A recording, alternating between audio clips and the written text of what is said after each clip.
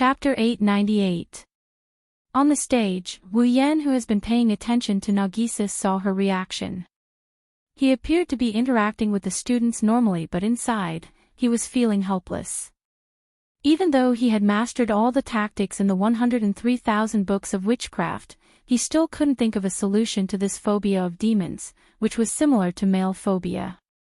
Although Xiao Nagisa was proficient in all the tactics in the 103,000 books of witchcraft, he still couldn't think of a solution to this phobia of demons. In the final analysis, this phobia of demons was caused by the owner's mental state. Unless Xiao Nagisa thought it through, nobody could solve this phobia of demons. In other words, Nagisa must have been traumatized by something related to the Nephilim in the past. That's why she developed this phobia of the Nephilim. Wu Yan has only known Nagisa for a few days. Logically speaking, there's no reason for him to cure her phobia of the Nephilim. There's no reason for her to accept him either. Nagisa rejected him because of this reason, but he was only slightly hurt. He didn't mind it too much. After all, 90% of guys would be upset if a cute girl hates them. But now, she's one of the students he's responsible for. For some reason, his cheap sister seems to care a lot about Nagisa. When he summoned his familiar, she even took the initiative to send Nagisa home. They seem to be getting along well. Nagisa. She's Kotori's only friend of the same age in Itagami Island. Even if they aren't close, at least they can get along peacefully, right? Thinking up to this point, Wu Yan glanced at Nagisa, who didn't even dare to look at him. An idea popped up in his mind. Oh, right. In front of the whole class, Wu Yan suddenly said something. I didn't come to Kai-Hai Academy until today, so I'm not familiar with this school and everything here. Usually, teaching is more or less a bit difficult, so I was wondering if I should find someone to act as my assistant and help me out. It's similar to a course representative. Hearing this, Misaki Sasasaki also felt that it was very reasonable and nodded. The students also had no objections and raised their hands in excitement. Sensei! Let me do it! Let me do it! Let me do it! Sensei! Pick me! No! It's me! Oh! Sasasaki was surprised to see the whole class raising their hands. It was as if she didn't know her students until today. He's so popular. Teacher Wu Yan. It was no wonder that Misaki Sasasaki was so surprised. Her students were not lifeless, and were even a little lively. However, such a lively scene was very rare. It had to be said that Wu Yan's previous performance was very impressive. It really made these young students have a good impression of him. After all, no matter which student it was impossible to like a teacher who was difficult to get along with. Wu Yan seemed to be shocked as well. He didn't expect himself to be so charming. He didn't even think about it, and he was slightly pleased with himself. However, he also had other plans. I am very happy that so many people are willing to help me.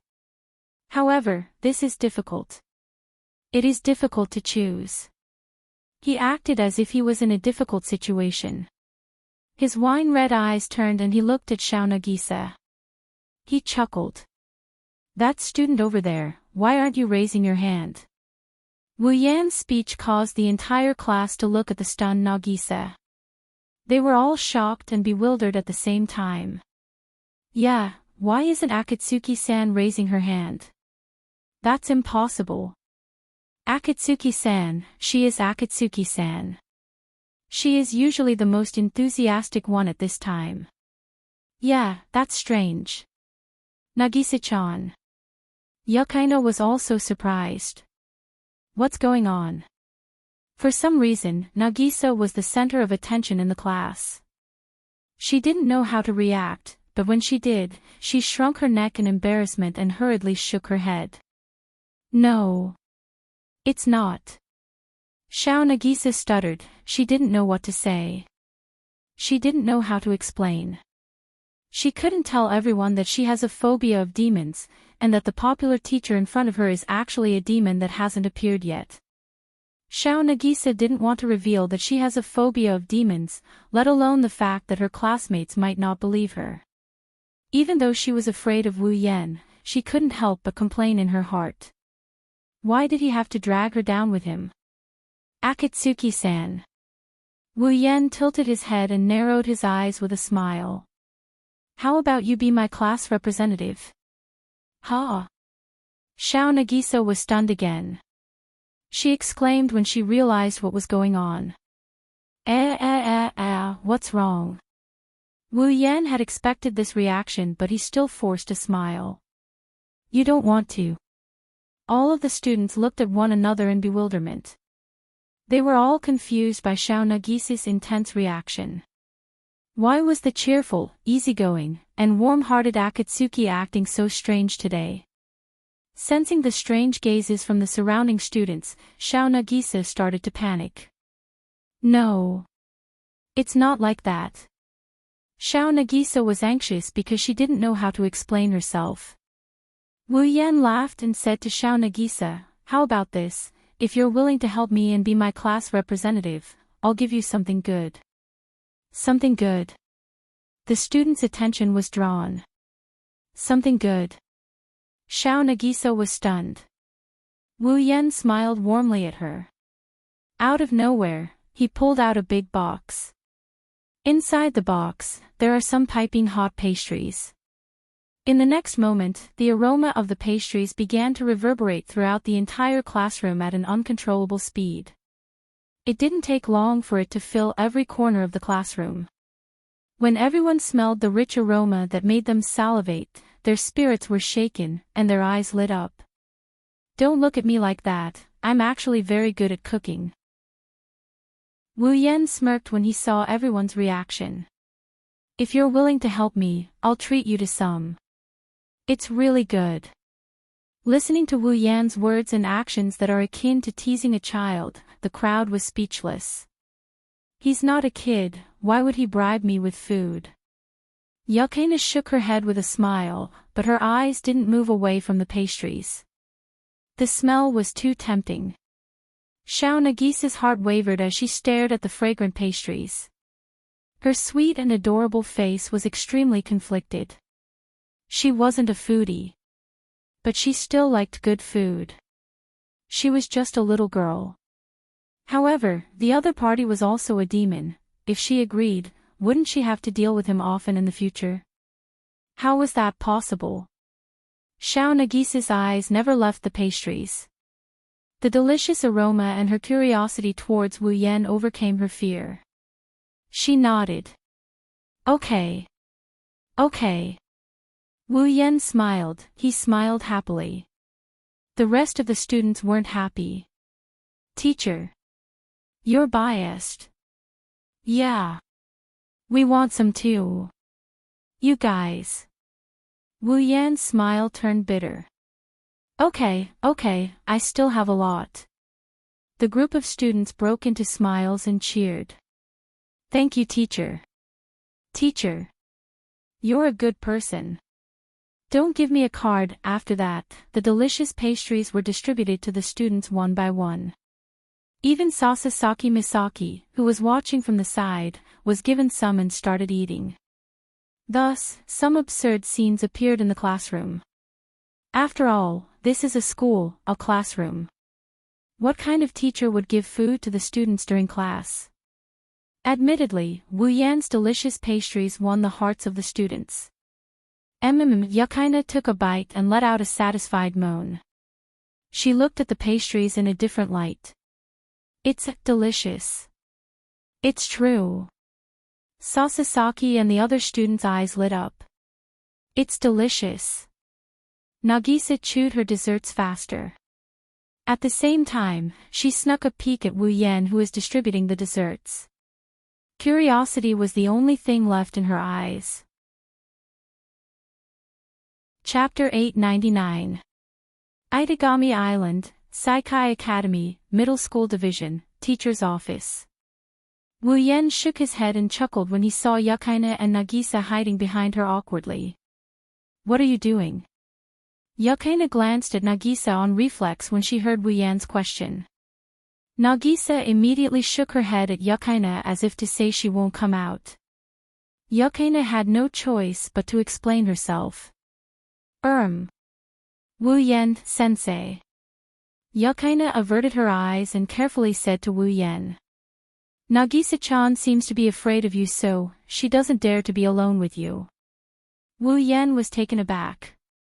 He glanced at Nagisa, who was looking at him curiously but still hiding behind Yukaina. He sighed. Well, you're right. Letting Akatsuki bring me around Saikai Academy is a bit too much for her. That. Nagisa also felt that her actions were a little hurtful. She blushed and murmured, I'm sorry. Oh. Wu Yan raised an eyebrow and smiled. You're finally willing to talk to me. This is already a huge improvement. Nagisa blushed even harder. She was even more embarrassed now. Although it was because she had a phobia of demons that she behaved like this. However, it was her fault for being so rude. Not only did Wu Yan not get angry, he even defended her. This made her feel bad. Of course, she was also happy. Ever since she developed her fear of demons, Nagisa couldn't even bear to look at the face of a demon, let alone talk to one. She hasn't interacted with demons for a few years now. Now, she can talk to her sensei who is a demon. Just like Wu Yan said, this is a huge improvement. Of course, at the end of the day, it's because of Wu Yan's harmless appearance. His kind behavior and the delicious pastries he had given her had left a good impression on Xiao Nagisa, and the curious, cheerful, and lively girl had changed her opinion of him. That was why she was able to improve so much. If it were another demon, Xiao Nagisa wouldn't be able to resist him. Nagisa would probably still be afraid. After all, even Wu Yan, who left a good impression on her, she couldn't be completely unafraid of him, let alone other demons. Yukaina looked at Wu Yan and then at Nagisa. Recalling the conversation between the two of them, she asked, could it be? You two already know each other. Wu Yan blinked and shrugged. Well, we kind of know each other. Although the process was quite frustrating. Wu Yan stood up and walked out of the office. He waved at Yukaina and Nagisa. Alright, come with me to the school. I'm curious about what this school has. Like a haunted lab or a dissecting course on beastmen. There's no such thing. Yukaina and Nagisa were frightened by Wu Yan's words. Yukaina and Nagisa screamed in unison. Wu Yan laughed. Oh. Nagisa finally walked out from behind Yukaina. She stuck her tongue out at Wu Yan's back. What a bad teacher. Yukaina laughed and shook her head, then pulled Nagisa's hand over. Let's go. I feel like Wu Yan sensei will cause trouble if we lose him. Indeed. He is indeed a teacher that can't be trusted. Xiao Nagisa nodded as if she was telling the truth. He's interesting, he speaks humorously, he's gentle, he doesn't cough in class, he doesn't bend his back, and he knows how to cook. He's a very nice person. Yukaina was speechless. She glared at Nagisa. If that teacher is so nice, then why are you so afraid of him? There are all kinds of reasons. Nagisa waved her hand and smiled awkwardly. She saw that Yukaina wanted to get to the bottom of this, so she quickly pushed her out of the office. Alright, let's go. I know, don't push me. Thus, a vampire, a sword sorcerer, and a young girl who had a phobia of demons started to wander around Kai-Hai Academy, forming a marvelous combination. Saikai Academy is a very normal school, at least it looks that way on the surface. Here, humans are the only ones to learn, unlike the demons in Itagami Island. Along the way, Wu Yan used the system to scan his surroundings. He thought he could find something, he found quite a bit, but most of it was within his expectations. 99% of the students here are normal. Their levels fluctuated between 10 and 10, but most of them are level 0. The ones with levels are those who do sports or join clubs. They're pretty good fighters, just like Chuju, who gained a certain level of strength from being a normal human. This isn't the first time Wu Yan sighed. As expected of a special demon city, even normal humans have a certain level of combat prowess. Although this level of combat prowess is nothing in the eyes of the demons, it doesn't diminish the strength of the humans in Itagami City. Being able to live together with demons is something to be proud of. Other than that, Wu Yan also noticed that a small number of people in Saikai Academy are above Tier 5. There are even a few Tier 7 existences. This group of people should have a certain level of attack mage skills, have practiced some kind of magic skill, or are natural overachievers. It couldn't be ruled out that they were attack mages hidden in the school, or attack mage officers assigned to Saikai Academy. In short, there are no demons in Saikai Academy, but it's a place full of crouching tigers and hidden dragons. However, Wu Yan wasn't surprised. Even the Tier 9 Natsuki is a teacher here. It's not hard to guess that there are some special people studying here. What surprised Wu Yan was that Yukai Nakimi isn't a normal student either. Yukai Nakimi, level 69. It was different from the thin and weak figure on the surface. In this thin and weak figure, there was actually a strength as high as the peak of the 7th order. Yukaina doesn't look like a demon, and normal students can't have this kind of strength. So Wu Yan guessed that Yukai Nakimi is also an attack mage. And her background isn't small either. One had to know that when Natsuki took him to participate in the test, he saw many other offensive mages. However, those offensive mages were all around the 6th step. Some of the 7th step ones were in their 70s or 80s. They couldn't compare to Yukaina, a 14-year-old girl who was already at the peak of the 7th step. Although, peak tier 7 strength is nothing in Wu Yan's eyes. What Wu Yan didn't know is that in the guitar case on Yukina's back, there is a weapon that even he can't ignore. With that weapon, not to mention a peak of the 7th rank, even a peak of the 8th rank or even a peak of the 9th rank would be killed by Yukaina if they weren't careful.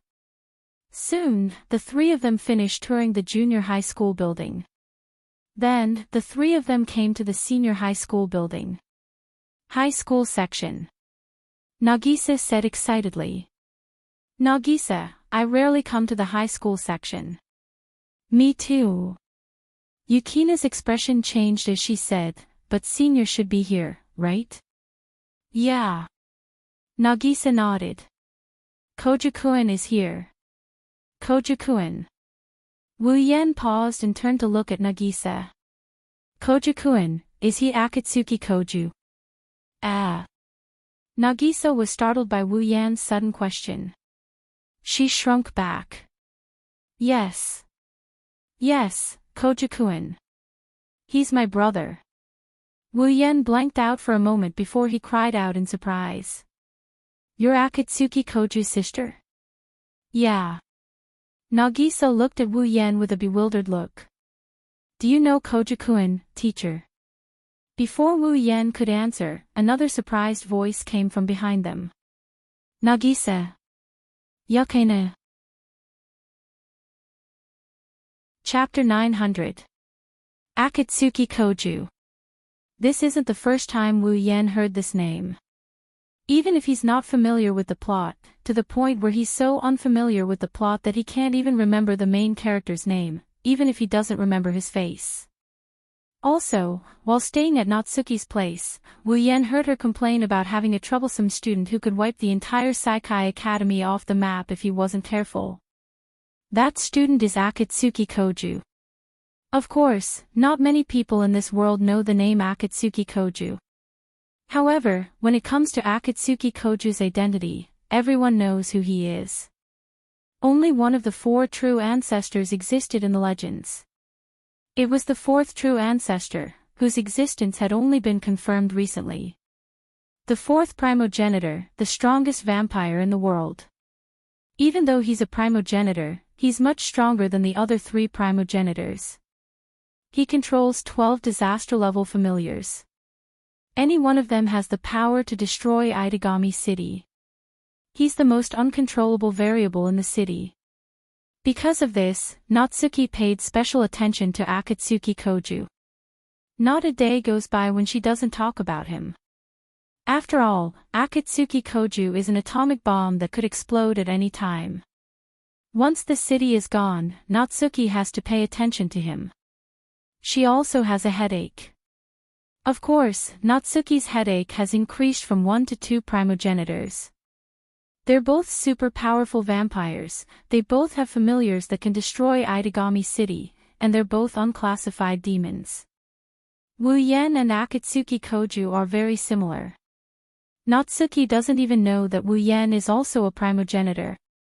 The difference is that as a primogenitor, Wu Yen has already shown his potential. Even though he's still not as strong as the other 3 primogenitors who have lived for God knows how long. But he definitely won't lose to anyone below primogenitor. This doesn't even include Ruby Mode and his familiars. In terms of familiars, Wu Yen only has 2, but he won't lose to anyone in terms of familiars, including the true ancestor. As for Koju, he was known as the world's strongest vampire ancestor, but in fact, he wasn't completely. Vampires were powerful because of their familiars. The same was true for the primogenitors, and even more so for the legendary 4th primogenitor. The 12 familiars that could rival Calamity Beasts were definitely at the pinnacle of their kind. The 4th true ancestor was the strongest in the world. But now, none of Xiao Guqing's familiars were under his control, and none of them were willing to listen to his orders. As the 4th ancestor's familiars, they hadn't fully acknowledged Xiao Guqing. If it wasn't for the fact that he'd gained control of one of the familiars a few days ago, Xiao Guqing wouldn't even be able to defeat an ordinary vampire. Wu Yen is qualified to be a true ancestor. Akatsuki Koju, on the other hand, is a half-baked true ancestor. This could be seen from the feedback from the system. Koju. What appeared in front of him was a boy wearing a high school uniform from Saihai Academy. He was wearing a white hooded jacket, and the hair in front of his forehead was the color of a wolf's body hair. It was slightly thin, and his handsome face was filled with laziness as if he was born like this. His eyes were squinting as if he was sleepy. He was about 16 or 17 years old, and there was nothing special about him.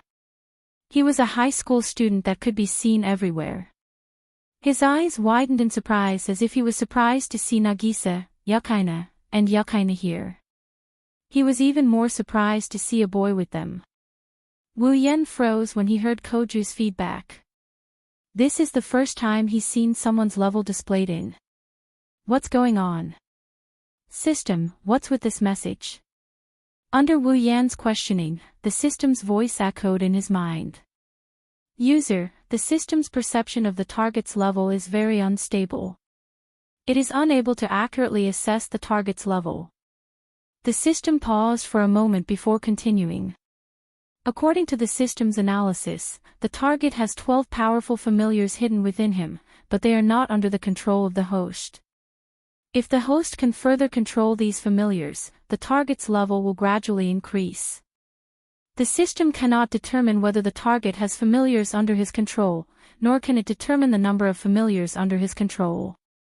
Therefore, it cannot determine the target's strength. Wu Yen understood what was going on. To put it simply, Koju was still an incomplete primogenitor. The familiars in his body weren't under his control, and each time he gained control of a familiar, his power would greatly increase. When that time came, his level would also greatly increase. In other words, Koju's level would increase as he gained control of the familiars in his body until he gained full control of all 12 familiars. Right now, Koju only had control of one familiar. He had many other disobedient familiars. The system could not determine whether these disobedient familiars were part of Koju's strength or not. Therefore, it could not determine his true level. Even the mysterious system could not do anything to the fourth true ancestor due to his half-baked skills. Wu Yan was speechless. Nagisa and Yukaina also noticed Koju. Ah! It's Guching-kun. Xiao Nagisa looked at her brother and waved at him happily. Kojo-kun. Good morning. Oh. Good morning. Koju instinctively replied, but quickly reacted and complained loudly. Now isn't the time to say good morning, is it? Why are you here? This is the high school division. Koju ran over and looked at Wu Yan in confusion.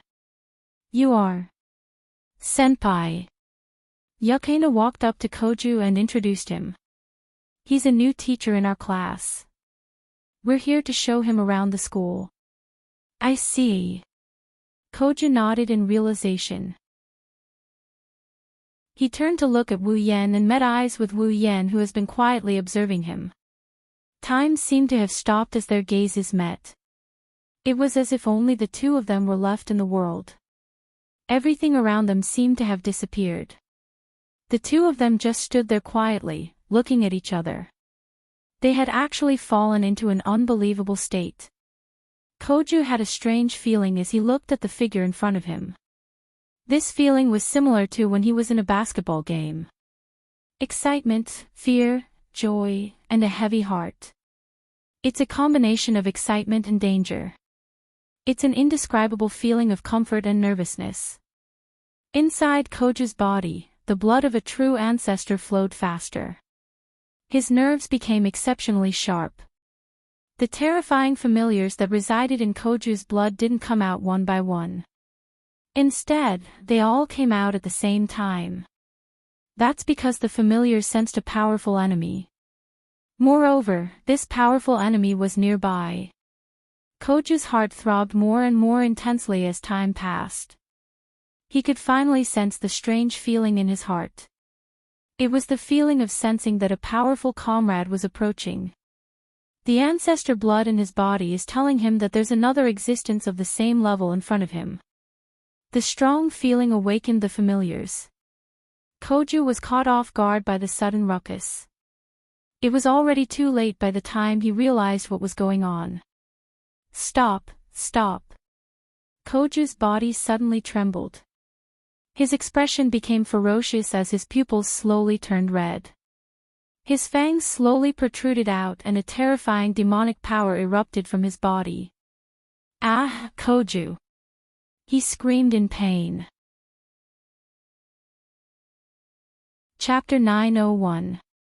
Ah! Without any warning, Koju let out a painful roar. His whole body seemed to be possessed by something.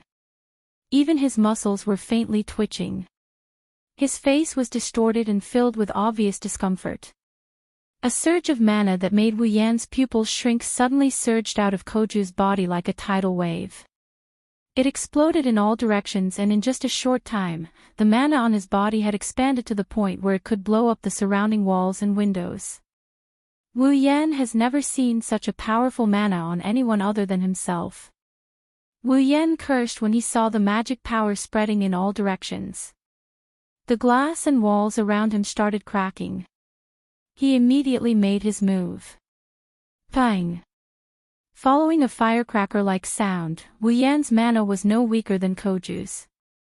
He moved his feet and a raindrop of light rippled from his body. Then, Wu Yan, Koju, Yukaina, and Xiao Nagisa all disappeared from the corridor. All that was left at the scene was a half-cracked corridor that hadn't collapsed in time and shattered glass all over the floor. It was as if a small bomb had just been detonated here. It was an indescribable mess. At the same time, in Saikai Academy. In a classroom. A hedgehog-headed boy with headphones was blasted by the noise from his own headphones. He pulled them out of his ears in discomfort. His face was pale and he couldn't stop panting. Just now, that was Gu Qing. He glanced at the direction of the cracked corridor and glanced at the students in the classroom. Then, he left his seat as if nothing had happened and rushed towards the corridor. That guy, could it be that he's met with some trouble again? Saikai Academy High School, a luxurious office on the top floor. Sitting in front of a spacious desk. Natsuki was enjoying a cup of Wu Yan's black tea she brought from home. She was enjoying a rare moment of leisure. When Koju's mana went berserk, Nayu abruptly stopped what she was doing and a grave expression appeared in her deep blue eyes. Natsuki stood up. She leaned to the side. A similar flash of light rippled from her petite body. He disappeared from the office in an instant, and when he reappeared, he was already in the hallway where Koju's mana had gone berserk. Two different types of magic. He looked around at the messy surroundings. Nayu narrowed her eyes and then closed them. Looks like Wu Yan's meeting with Koju is the cause of all this trouble. Natsuki sighed as she analyzed the situation. Really, troublesome juniors and troublesome students, both of them are so troublesome. I hope they can solve it themselves. After saying that, Natsuki teleported again and returned to her office. She started to leisurely drink some tea. In Kai-Hai Academy, almost everyone who sensed the abnormal magic power walked around this corridor until they couldn't find anything or were afraid of being discovered by others. Only then did they reluctantly return to their original positions. 15 minutes later, the situation here was discovered by the ordinary students, who reported it to the school teachers. The entire Saikai Academy fell into a small commotion. In the end, the cracked corridor was covered up with the unconvincing excuse of being in disrepair. Itagami Island, the area where Wu Yan summoned his familiar. A flash of light suddenly appeared in the middle of the junkyard. Then, 4 figures of different sizes appeared out of thin air. As soon as they appeared, one of the figures burst out with a violent gust of wind mixed with rich magic power, stirring up the deathly silent scene into a mess. Koju's voice was filled with uncontrollable pain. It made the hearts of those who heard it ache, but there was nothing they could do. He was already doing his best, but he still couldn't stop the vassal beasts inside his body from causing a ruckus. For the current Koju, controlling these familiars is as difficult as ascending to the heavens, it's impossible. As a primogenitor, he's not a primogenitor. He can force the familiars in his body to calm down, but when he's attacked by other familiars or suffers serious injuries, they'll instinctively protect him even though they can't be controlled. Since Koju can't control them, the method they use to protect him is too harsh. They'll just cause a ruckus and destroy everything around them. That way, the threat will disappear. However, this time is different. The familiars are causing a ruckus because they ran into a powerful enemy they haven't seen in a long time, one that isn't weaker than them. Others might not know what kind of existence Wu Yan is, but the familiars of a primogenitor are the first to realize that Wu Yan is a primogenitor. Thus, the familiars that have been sleeping in Koju's body for a long time got excited and started a rebellion. It's rare for a primogenitor of the same level to appear. The Calamity's avatars wanted to come out and fight. They wanted to vent their frustrations after being asleep for so long. Thus, Koju was dragged into this mess by a group of willful familiars. Along with the roar, a wild storm of mana swept out and filled every corner of the battlefield. Yukaina, who was caught off guard, finally realized what was going on. Senpai. Yukaina was shocked to see Koju's mana go berserk. What's going on? Yukaina didn't know whether to laugh or cry. I think it's because of me. Teacher. Yukaina hurriedly turned to Wu Yan and saw Nagisa who had fainted in his arms. Her expression changed. Nagisa-chan. Nagisa. Koju looked at Nagisa with difficulty. When he saw her faint, he didn't panic. Instead, he let out a sigh of relief. Koju knew that his sister was afraid of demons. That's why he hid his identity as the 4th primogenitor. Only a few people knew about it. If his sister knew that her brother was a demon, the consequences would be. Don't worry. Wu Yan seemed to know what the 2 girls were thinking. He placed Nagisa in Yukina's arms. "Akatsuki-san is just under hypnosis, it's nothing serious." Wu Yen smiled at Koju and Yukina. "After all, I'm sure you guys would have a headache if she were to see this, right?" Koju looked at Wu Yen gratefully, but he quickly bent over in pain. On the other hand, Yukina looked at Wu Yen with a serious expression. This teacher actually knows how to teleport magic, and it's so advanced that he was able to teleport the Berserk Koju, himself, and Nagisa together. Looking at the scene, it seems to be quite a distance away from Sai-Hai Academy. It seems like he's the reason why Akatsuki went berserk. The new teacher in front of him was definitely not an ordinary person. Who is he? Yukina became cautious, but she didn't question him. The most important thing right now is to stop Koju from going berserk. Otherwise, Itagami Island will be in danger. Fortunately, her weapon came in handy in this situation. Just as this thought appeared in his mind, Koju's condition changed again. "No! Go back!" Koju shouted himself hoarse, but it was clearly useless. Under everyone's gaze, Koju's mana turned into golden lightning. A blood-colored mist floated out of his body. Then, a giant lion wearing golden armor and golden lightning appeared in the air. "Roar!" The golden lion roared from within the lightning. Jijue Yukina's pupils shrank as she said in a serious tone, word by word. Fourth Primogenitor's fifth familiar, Lion's Gold. Chapter 902. Roar! Koju's eyes were uncontrollably dyed red, and his canine-like teeth protruded from his tightly clenched jaws. His body glowed red as if his skin was being torn apart. However, it wasn't blood, it was the sign of vassal beasts being released. Beep beep beep, a dazzling golden yellow lightning glow swelled, causing the atmosphere to become scorching hot. That glaring light covered the entire place, accompanied by a violent impact, as well as the explosive sound produced by the impact. The concentrated magic energy turned into a destructive thunderstorm. The uncontrollable lightning swept across the ground, and the shock wave turned into a violent storm. Koju's body was completely engulfed by the golden light, and dense thunderbolts were released indiscriminately in the surroundings. It was as if a colorless thundercloud had appeared out of nowhere. Itagami Island shook as if there was an earthquake.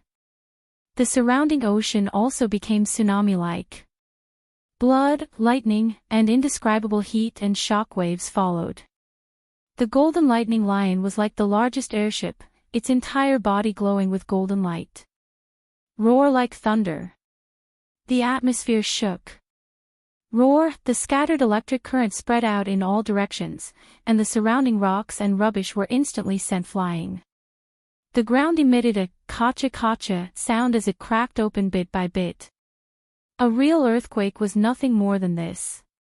This was the power of the world's strongest vampire, the fourth primogenitor's familiar.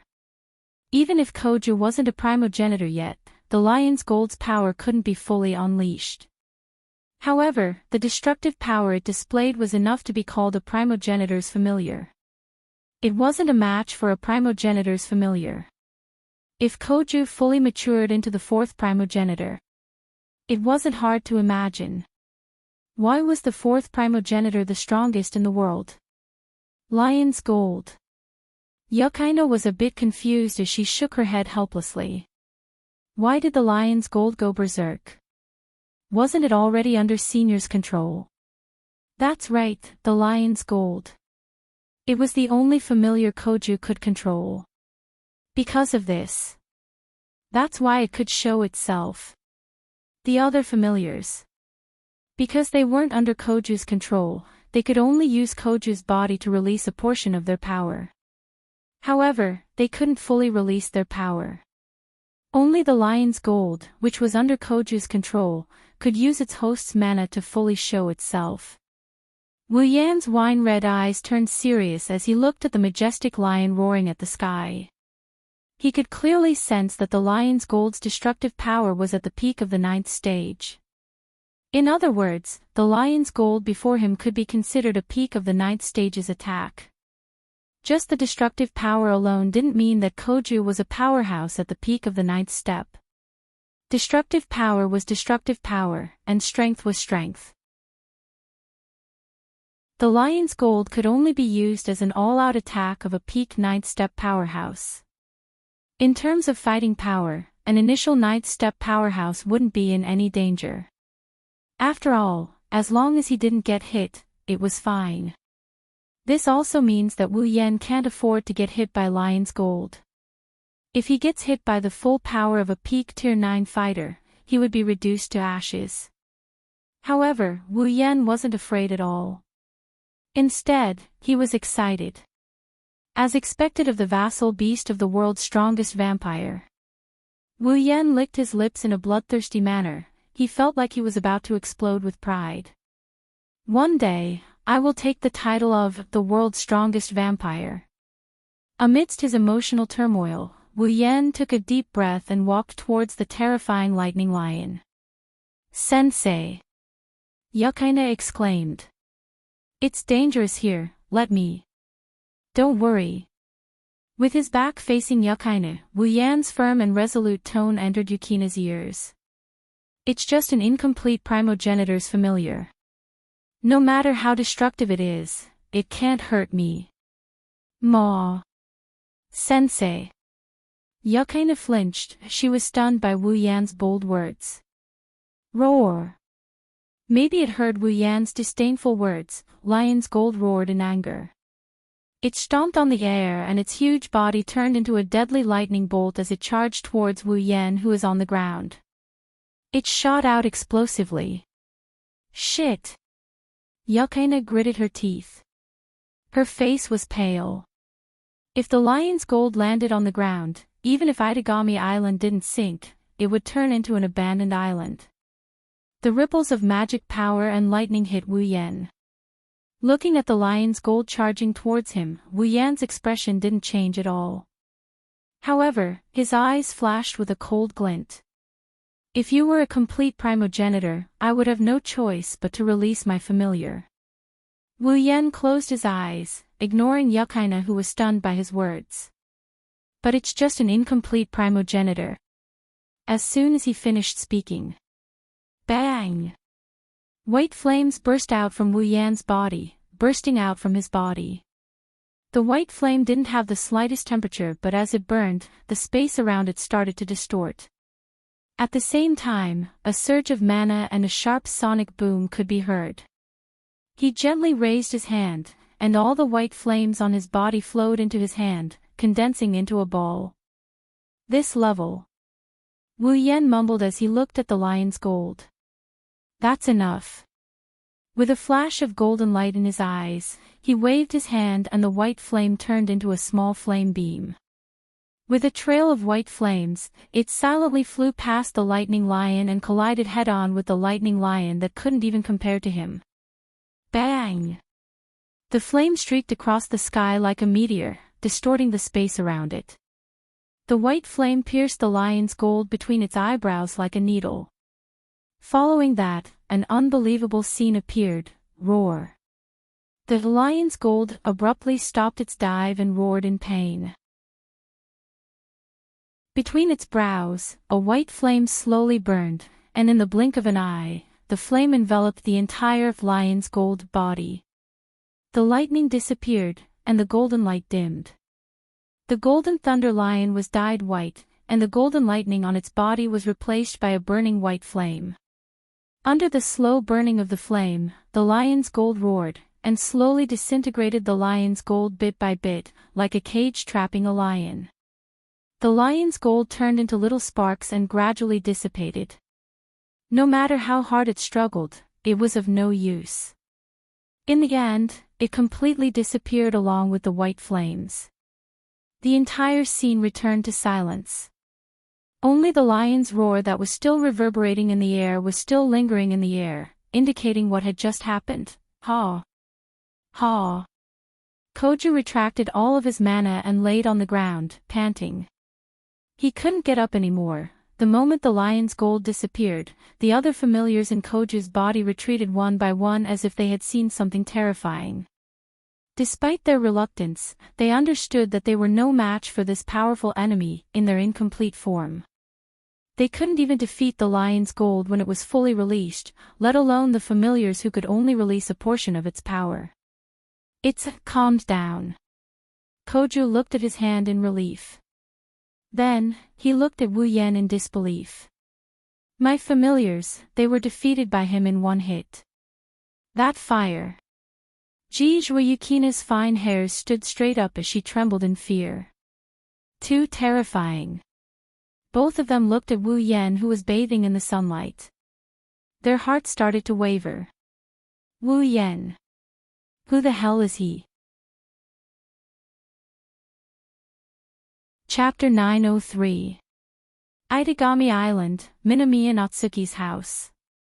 On the table in the hall, small plates of tea and pastries were placed all over the table.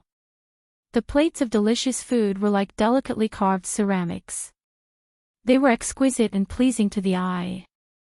In addition, the steam and fragrance wafting from the tea and pastries were enough to make one's heart itch with just a glance. Wu Yan was sitting on a sofa. Xiao Guqing and Yukaina were sitting across from him. Their faces were filled with hesitation and caution. Their eyes were glued to the refreshments on the table. From time to time, they would swallow their saliva. It seems like the temptation of the refreshments was affecting them. However, they didn't make a move. After all, they were in someone else's home, and they were brought here by their mysterious teacher, who had the ability to defeat a true ancestor's familiars with a single strike. Under such circumstances, it was natural for them to be cautious and cautious. As for Nagisa, she was happily sitting on the other side of the sofa. She was excitedly munching on the refreshments on the table. She was enjoying the red tea.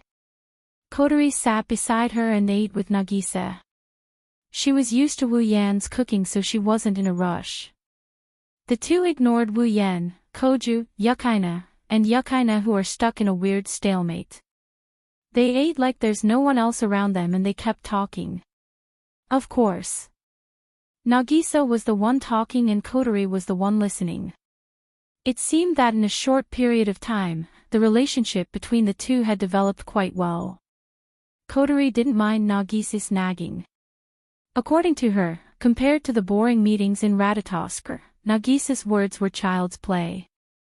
Wu Yan couldn't help but chuckle when he saw the two of them looking at the refreshments with a cautious look on their faces. All right. Go ahead and eat if you want. No need to be so reserved. Just treat this as your own house. Xiao Guqing and Yukaina were embarrassed. Kotori gave Wu Yan a disdainful look. How can you say something like that? This isn't your house. Wu Yan was embarrassed. He turned his head away. Xiao Guqing and Yukaina giggled. Their expressions were much more casual. After hesitating for a moment, the two of them finally couldn't stop themselves from salivating. She reached out to the tea on the table and pretended to be calm as she put it into her mouth and took a bite. Their eyes widened. They couldn't help but exclaim. Delicious. Right? Right? It's delicious, right? Before Wu Yan could say anything, Nagisa exclaimed. This taste. It's perfect. It's much better than Nagisa's. Nagisa was disheartened. I was confident in my cooking, but now... I'm defeated. As long as you guys like it. Wu Yan shrugged. I'm not afraid to tell you guys that my cooking skills were honed under the pressure of a bunch of foodies. It's definitely better than the ones sold in the shops. Humph. Kotori snorted and turned her head away to show that she wasn't a foodie. However, her behavior made it seem like she was trying to hide something. Xiao Nagisa and the others were trying hard not to laugh. Akatsuki Koju and Yukaina shifted their attention away from the refreshments. They looked at Wu Yan with a hesitant look as if they have something to say. I know what you're wondering. Wu Yan said. It's normal that you're curious. I'm not trying to hide it. I'm not a normal teacher. I'm an attack mage. Attack demon official. Koju was startled, but he soon understood. An attack mage like Natsuki-chan. Wu Yen nodded and smiled helplessly. Although I'm just an apprentice. But. Yukino looked at Wu Yen with a serious look. Back then, I remember you said something, if I'm not mistaken, it was release vassal beasts, right? That's right. Ignoring Koju and Yukina's shocked expressions, Wu Yen didn't try to hide anything. I did say that. I may be an attack mage, but I am also a vampire. Vampires? Yukina's expression turned strange. An attack mage vampire is like a pig holding a butcher's knife, so ridiculous that it makes people speechless. Wait. You're saying you're a vampire? Koju drew a sharp breath as he turned to Nagisa with an urgent expression. Then. Nagisa. Well, I've been troubled by this as well. Wu Yen smiled bitterly and glanced at Nagisa. Because I'm a vampire, Katsuki-chan has been avoiding me. I'm sorry, teacher. Nagisa lowered her head apologetically. Wu Yen waved his hand. You don't have to take it to heart. I more or less know about your situation. I'm already very happy to be able to sit and eat with me. Yeah. Nagisa. Xiao Guqing stood up and looked at Nagisa nervously. You know that Wu Yen sensei is a demon, aren't you afraid? Koju-kun, don't overreact. Nagisa blushed and pressed Xiao Guqing down. She felt that Xiao Guqing was making a fuss over nothing and was embarrassing her. It was no wonder that Koju had such a huge reaction.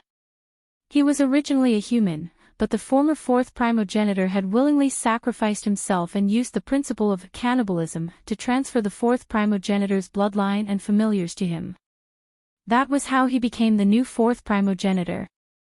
It was also because of this that he was unable to control his familiars. He was originally a human, but became the fourth primogenitor because of someone else's charity. Like a nouveau riche, the fourth primogenitor was the most powerful vampire in the world.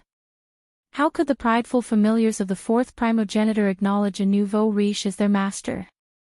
In order to control his familiars, Xiao Guqing had to feed on the blood of powerful spiritualists and sacrifice them to satisfy his familiars.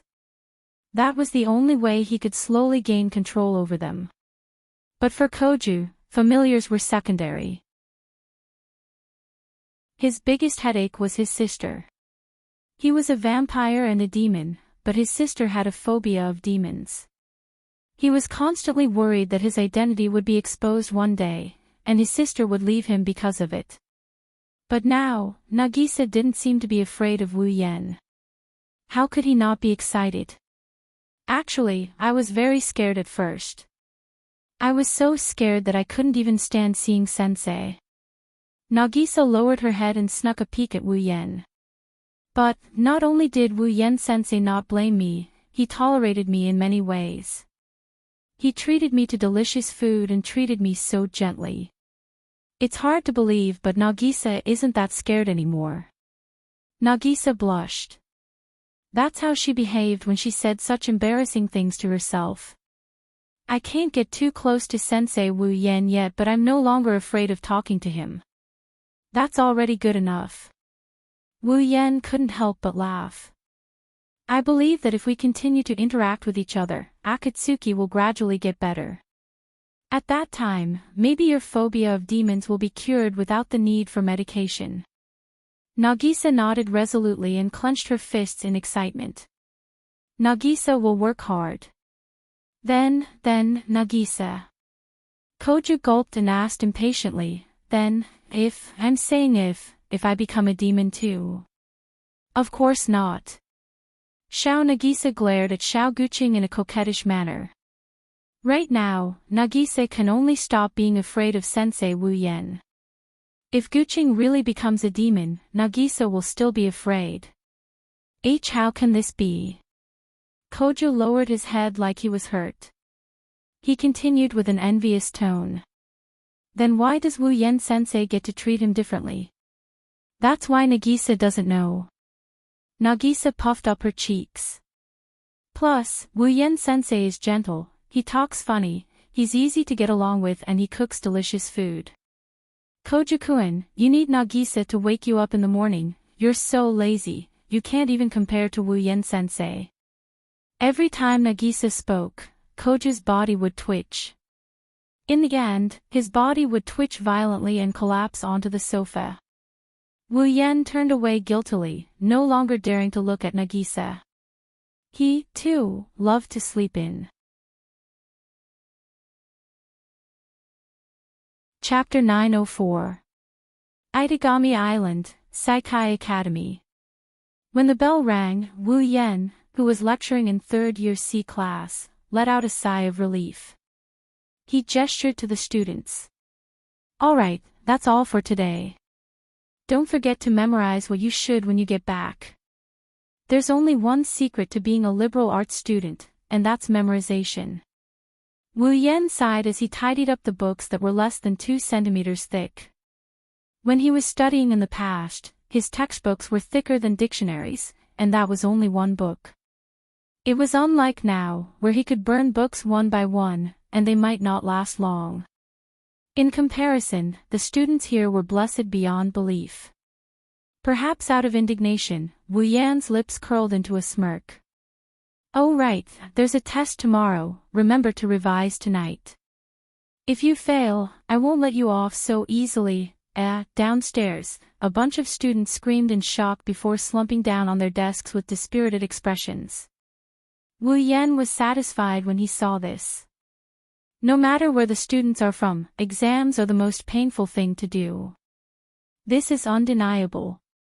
If you have anything to say, just tell Akatsuki classmate, don't come to me.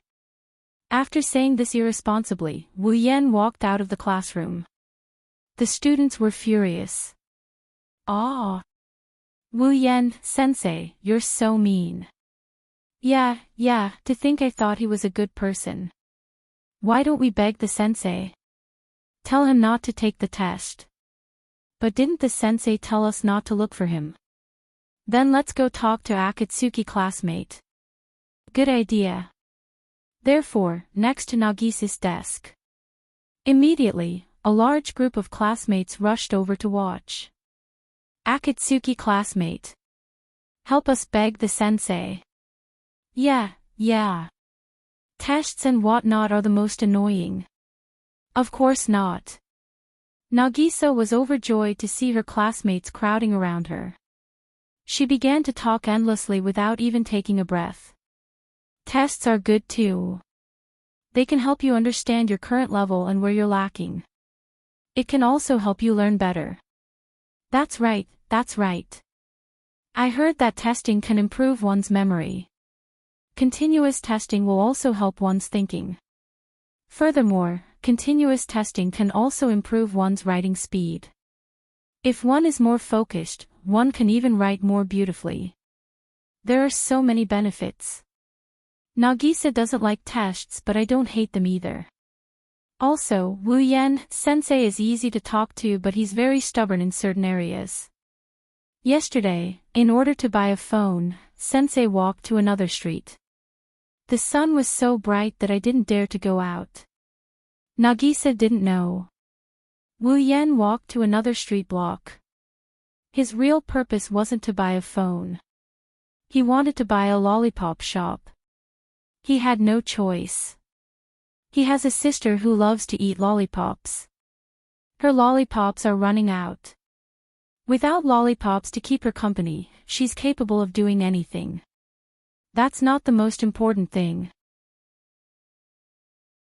Liking lollipops is fine, but liking only one brand of lollipops is too much. Since he doesn't know if there's a lollipop in this world, Wu Yan decided to take one step at a time. Otherwise, he might as well teleport and return home to enjoy the air conditioner. Why would he need to sunbathe in the sun at this point? It had to be said that it was a mistake for these students to talk to Nagisa. Under the bombardment of Nagisa's words, the students went from pleading for her to pleading for themselves, sweating profusely. In the end, they were still muddle-headed. If words were a type of power, Nagisa would be a god tier, no, a super god tier.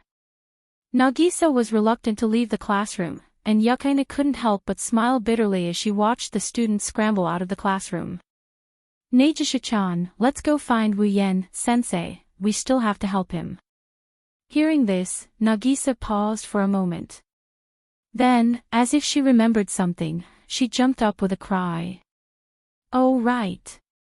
We still have to help him move.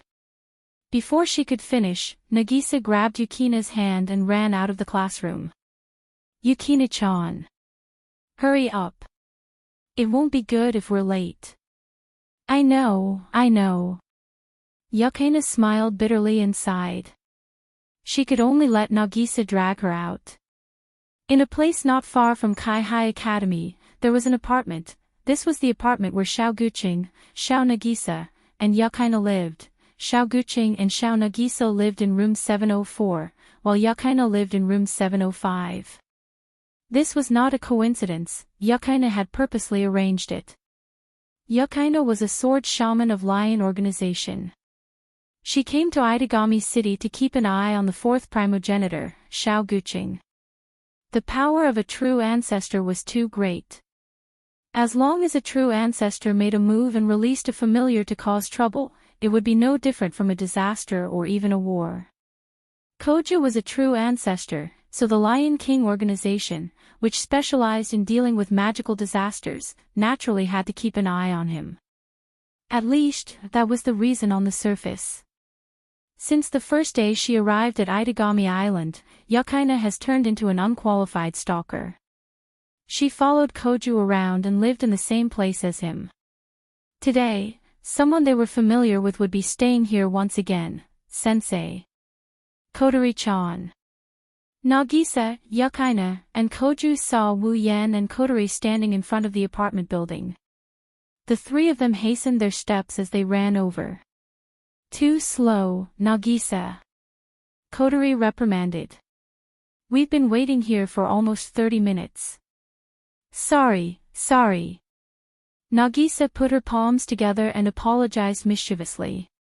I was having too much fun chatting with my classmates in class and forgot, please forgive me.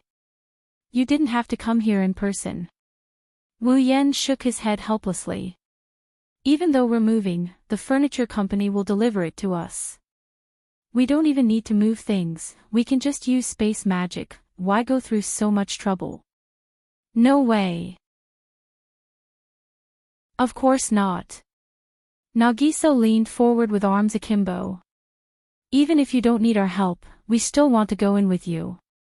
I didn't even know Yukina-chan was moving in, if I knew, I would have witnessed her move in. Witness what? Kotori laughed dryly. That's a little too much. Yes. Nagisa puffed up her cheeks. Anyways, we're all neighbors, we have to help each other. Yes. Everyone nodded helplessly. Then, Wu Yan led them upstairs. The reason they moved here is because of Kotori. Not long ago, Kotori and Yukaina were accidentally involved in an incident that was extremely dangerous to Itagami Island. In the end, Koju and Yukaina intervened and solved the problem. Koju successfully took control of his first familiar, Lion's Gold, and rescued an artificial life form with nothing in it. And now, this artificial life form was adopted by Na-yu. Just yesterday, it moved into Na-yu's home. That wasn't the problem. The problem was that this artificial life girl named Asteroidi, whether it was intentional or natural, was always naked when she came out of the bathroom or room, whether she was taking a bath or sleeping. She often ran around naked. How can anyone stand this? Even if Wu Yan is willing, Kotori and Natsuki won't be. However, Asteroidi has been lectured countless times by the others, but she's still stubborn. Left with no choice, Wu Yan decided to move out with Kotori. Natsuki is regretful that Wu Yan no longer cooks for her and makes her tea. Wu Yan mentioned this to Nagisa and Yukaina when they were at school. Nagisa said they can move in. As a result, today's incident happened. Chapter 905. Wu Yan and Kodori are living in room 703. It's only one wall away from Koju's house and one room away from Yukina's house. Wu Yan's house was the only place where he lived in date battle. In the other worlds, he lived in either a mansion or a large luxurious apartment. If it wasn't for Nagisa's invitation, Wu Yan would have bought a mansion even more luxurious than Natsuki's house. The house in this apartment was not very spacious, but there was no problem with 3 or 4 people living in it. In the case of only 2 people living in it, this ordinary house had no shortcomings. The only drawback was that it was a little high, but there was an elevator, so it did not matter. All right. After moving the last piece of furniture to its rightful place, Wu Yan clapped his hands and turned to everyone. Thank you for coming today. If you have time in the future, feel free to come over for dinner. Of course, I'll cook for you. Nagisa, Yukina, and Koju's eyes lit up when they heard Wu Yan's words. They coughed and they nodded while pretending to be serious. Wu Yan and Kodori almost flipped over with laughter. Then, we'll head back first. Nagisa waved at the two and said in a cheerful tone, I'll hold a welcome party for you, but sensei, you'll have to cook. How can you hold a welcome party and ask someone to cook for you? Wu Yan didn't know whether to laugh or cry. Well, forget about the welcome party. It's getting late and we won't be able to make it in time for dinner if we hold a welcome party. Come to my place for a meal tomorrow. Consider it a relocation banquet. You're right. Yukina looked out the window. The sky is still dark, but it's starting to get dark. It won't be long before night falls. Itagami City is like summer all year round. Usually, the night would come very slowly and the night would be very short. At this time, it was almost time to take a bath and sleep. Is that so? Nagisa was a bit disappointed, but she pulled herself together. Remember to cook a big meal tomorrow. I know. Wu Yan shook his head and gave Nagisa a teasing look. I just hope you won't be afraid to eat with me at the same table. I won't. Nagisa blushed and glared at Wu Yan. She looks like a puppy less than a month old baring its fangs at its owner. It's cute. Nagisa, it's time to go back. Koju saw the interaction between Wu Yan and Nagisa and quickly stepped forward. He pulled Nagisa's clothes and urged her to leave. There was a trace of jealousy in his eyes and he looked at Wu Yan with caution. Nagisa didn't notice anything. Wu Yan and Yukina saw the look in Koju's eyes and they exchanged a look. They were speechless. Senpai, he's a siscon. Yukina whispered and caught Koju's attention. Yukina, did you say something just now? You were too quiet, I didn't hear. No. Yukina shook her head and smiled awkwardly. Nothing. Oh. Koju looked at Yukina suspiciously and said goodbye to Wu Yan with Nagisa. Then, we're going back. Bye-bye. Sensei. Kodori-chan too. See you tomorrow. NN, bye-bye. Waving goodbye to the trio, Wu Yan watched them return to their own homes before closing the door with a chuckle. Koju, I didn't think he was a siscon. It's not that I can't understand. Kodori tore open her newly bought treasure and put it in her mouth. Nagisa is so cute. If I were her brother, I wouldn't want to marry her off. Oh. Wu Yan raised an eyebrow and put on a fake smile. I didn't think your relationship with Nagisa would improve so much in just a few days. Kodori glanced at Wu Yan and narrowed her red eyes. You're the same. A few days ago, you were Akatsuki classmate and now you're calling her Nagisa so intimately. Calling someone by their name is a way to improve their relationship. Wu Yan smiled and teased. Isn't that right? Kotori felt a chill down her spine when she heard Wu Yen calling her Nagisa. She shuddered and glared at Wu Yen. I don't care what you say, don't use that disgusting tone with me. Wu Yen sighed and changed his tone to one of melancholy. Kotori is cuter when she's in her little sister mode. Wu Yen sensed a sharp gaze on him. He looked over and saw Kotori gritting her teeth as she turned her head away.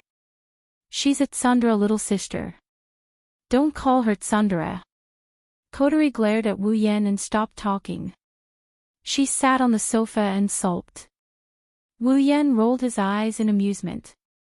He walked over to Kotori and sat down beside her. The moment he sat down, he heard a soft snort. Then, he heard something else. Stay away from me, seriously. Hey, Kotori. Wu Yen cut her off and looked up at the ceiling. When was the last time you were alone like this? Kotori was taken aback, her angry expression disappeared. She lowered her head and said softly, when you left that world. The night Wu Yen bade farewell to Kotori was the only person he said his goodbyes to. That was also the last time the two of them were able to spend time together in peace like this.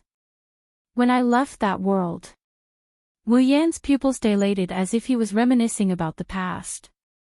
It's already been so long. It's been more than 3 years, that's you. Kotori couldn't help but blurt out. You spent 3 years in another dungeon when you were on a compulsory mission, but I spent less than a month here. Is that so? Wu Yen smiled bitterly. That's so unfair. It's not unfair at all. Kotori raised her voice slightly before lowering it again. Even if you spent more time than I did, but I miss you, Onie-chan, just as much as you do. Of course, Kotori didn't say that out loud. Wu Yen didn't use any mind-reading jutsu on her. However, he somehow heard Kotori's voice. He looked at her and he rubbed her little head that's covered by a black headband. Thank you for your hard work. Humph. Kotori turned her head away awkwardly. If you're talking about taking me away from that world, there's no need for that. I don't think it's hard work, in fact. I'm happy. Is that so? Wu Yen grinned and he whispered something that made Kotori flustered. Then, why don't you give yourself to me today? What are you talking about? Kotori jumped up, her face flushed red, but Wu Yen quickly caught her. She lost her balance and fell into Wu Yan's arms. Ah! Kotori screamed and before she could react, Wu Yen picked her up in a princess carry. Let go! Kotori yelled with her face flushed red. She struggled with all her might, her heart thumping wildly. That won't do. Wu Yen chuckled. You won't be able to escape today. If you try to escape, I'll take off your headband. No. No. Kotori let out a reflexive shout before lowering her head with a reddened face. However, she no longer struggled. If it's not me now. I can't. I cry easily when I'm white. I know. Wu Yen whispered into Kotori's ear again. So tonight, it's Commander Mode Kotori's turn. Kotori opened her mouth, she wanted to say something but Wu Yen sealed her mouth. Whoa! Kotori widened her eyes were wet. She looked at Wu Yan's face that was inches away from hers and closed her eyes. Not long after, their clothes fell to the ground, night fell. Chapter 906. Compared to daytime, Itagami City's nighttime is short. Therefore, the morning came very quickly. When the sky is bright and the sun shines down from the sky, the residents of Itagami City, other than those who have to wake up early, are still deep in slumber. More than 80% of them are still asleep. With the passage of time, the streets gradually became noisy. Trams began to move back and forth. Whether it was office workers or students, they were all preparing to travel day after day, year after year, with only one goal in mind, and that was to not be late. At the same time, Wu Yan's home. Because it was an apartment, the windows were usually opened in the sleeping rooms. There was very little sunlight in the living room. However, at this moment, even though there was no sunlight in the living room was already lit up. However, there were still 2 breaths of time left in the living room. Pieces of clothes were scattered on the ground, and there were even some underwear, which made the originally clean hall look a little sloppy. The sofa and the chair had been completely covered by a not very thick quilt, leaving only a soft armrest exposed to the air. And there. 2 heads are pillowed on the armrest, the body is covered by the blanket. At a certain moment, a soft groan came from one of the heads, breaking the silence. A pair of eyebrows frowned slightly, and eyelids trembled. Then, it opened its eyes rather lazily and with difficulty, revealing a pair of beautiful red eyes. The light shone into Kotori's field of vision, and the dazzling luster caused her to squint her sleepy eyes, which were rippling with traces of water. On her cheeks, circles of red that made people unable to look away were all over her face. It was as if she had just had a very happy dream. But of course, that wasn't the case. Her consciousness returned to her mind. Kotori looked around in a daze. The black headband on his head moved like a rabbit's ears. Then, she felt her body. It's soft and numb. A strange sense of comfort spread throughout her body. Kotori, who was still in a daze, thought that she had accidentally fallen asleep while taking a bath last night, and that she had been soaking in the water for the whole night. Only when she heard a familiar breathing sound did Kotori snap out of her daze, and her memories returned to her mind. The blush on her cheeks quickly spread, dyeing her face a shade brighter than her hair. Kotori squealed as she felt the warmth of the embrace. She remembered Wu Yan is still asleep, so she shut her mouth and held her breath, not daring to make a sound. She got up from the sofa in a flustered manner. She wanted to jump down, but she's naked right now. If she jumped down, she would lose all her light. She suppressed the urge to run away and she tightened the blanket around her. When she saw Wu Yan sleeping soundly, she sighed in relief. Her face is still as red as ever. Kotori was embarrassed when she recalled yesterday's craziness. It's not that she didn't think she would have such a day, but she didn't think her first time would be in the living room, on the sofa. This made Kotori feel all kinds of shame, all kinds of unbearable shame. It's all because of this despicable brother. Kotori glared fiercely at her older brother. Her brother's joyful sleeping posture was imprinted in her watery eyes. While she was furious, she also felt a little powerless. In the end, she was being shy while the one who was playing the naughty trick was sleeping soundly. What the hell was going on? Kotori bitterly smiled and she sighed. She struggled free from Wu Yan's arm around her waist and she wanted to leave. But the doorbell rang at this time. Kotori-chan. Sensei. Good morning. Nagisa's cheerful voice entered Kotori's ears. It's almost time to go to school, sensei. Rustle, rustle, rustle. Nagisa. Kotori panicked. She hurriedly got up, picked up the clothes on the ground, and ran back to her room. But before she could do anything, another voice was heard. It was a weak male voice. It was Koju's voice. The door isn't locked. As soon as he said that, a soft cracking sound came from the door, and Kotori froze on the spot. It's true.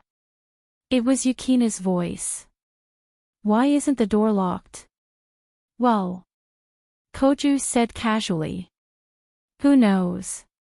The door was slowly pushed open under Kotori's stiff gaze. Koju's figure gradually appeared outside the door. He only spoke when he had one foot in the door. I'm coming in. Wait, senpai. Kojo-kun, don't enter someone else's home. Nagisa and Yukina wanted to stop him, but it was too late. Koju had already walked into the living room and turned his head around. In a second, Koju's gaze would sweep across the living room and he would see the intimate scene between the two. Including Kotori, who has exposed her bare shoulders. At this critical moment, Kotori's eyes turned sharp. She quickly grabbed the 2 hairpins she used to fix the curtains on the table and threw them at Koju's eyes with all her strength without using her sprite form. Koju only had time to hear a slight sound as a pair of hairpins pierced his eyes. His vision turned dark as he felt a sharp pain in his eyes. He let out a miserable scream and fell to the ground. What's wrong, senpai? Kojo-kun. Nagisa and Yukaina jumped in fright when they heard Koju's scream. Panicked footsteps were heard and before Kotori could stop them, 2 figures appeared in the living room. Kotori's face turned as red as blood. Senpai, Kojo-kun. Nagisa and Yukaina were stunned when they saw Koju rolling around on the floor. They were also stunned when they saw the messy clothes on the floor and the sofa. Kotori. Nagisa and Yukaina. The 3 girls stared at each other, they didn't say anything. The atmosphere was eerily silent. Nagisa. Kotori felt her throat dry up but she still forced a smile. She tightened the blanket around her and let out a laugh that sounded worse than crying. It's not what you think. There are many, many reasons. Nagisa and Yukaina stayed silent. They looked at Kotori, who was blushing as she stuttered her words. Then, they looked at Wu Yen, who was snoring next to her. Their clothes were scattered all over the floor, including their undergarments. Their gazes swept across the room in a single second. Anyone with a bit of experience would be able to guess what was going on.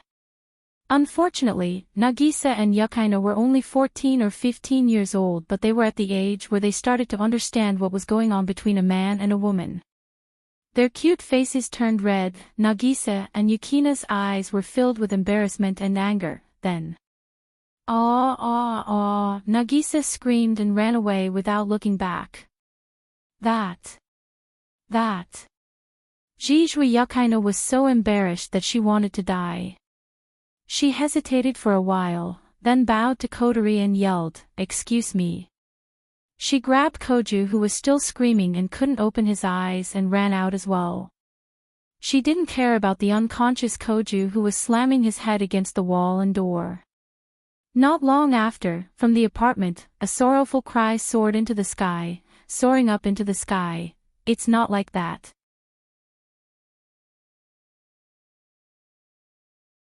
Chapter 907.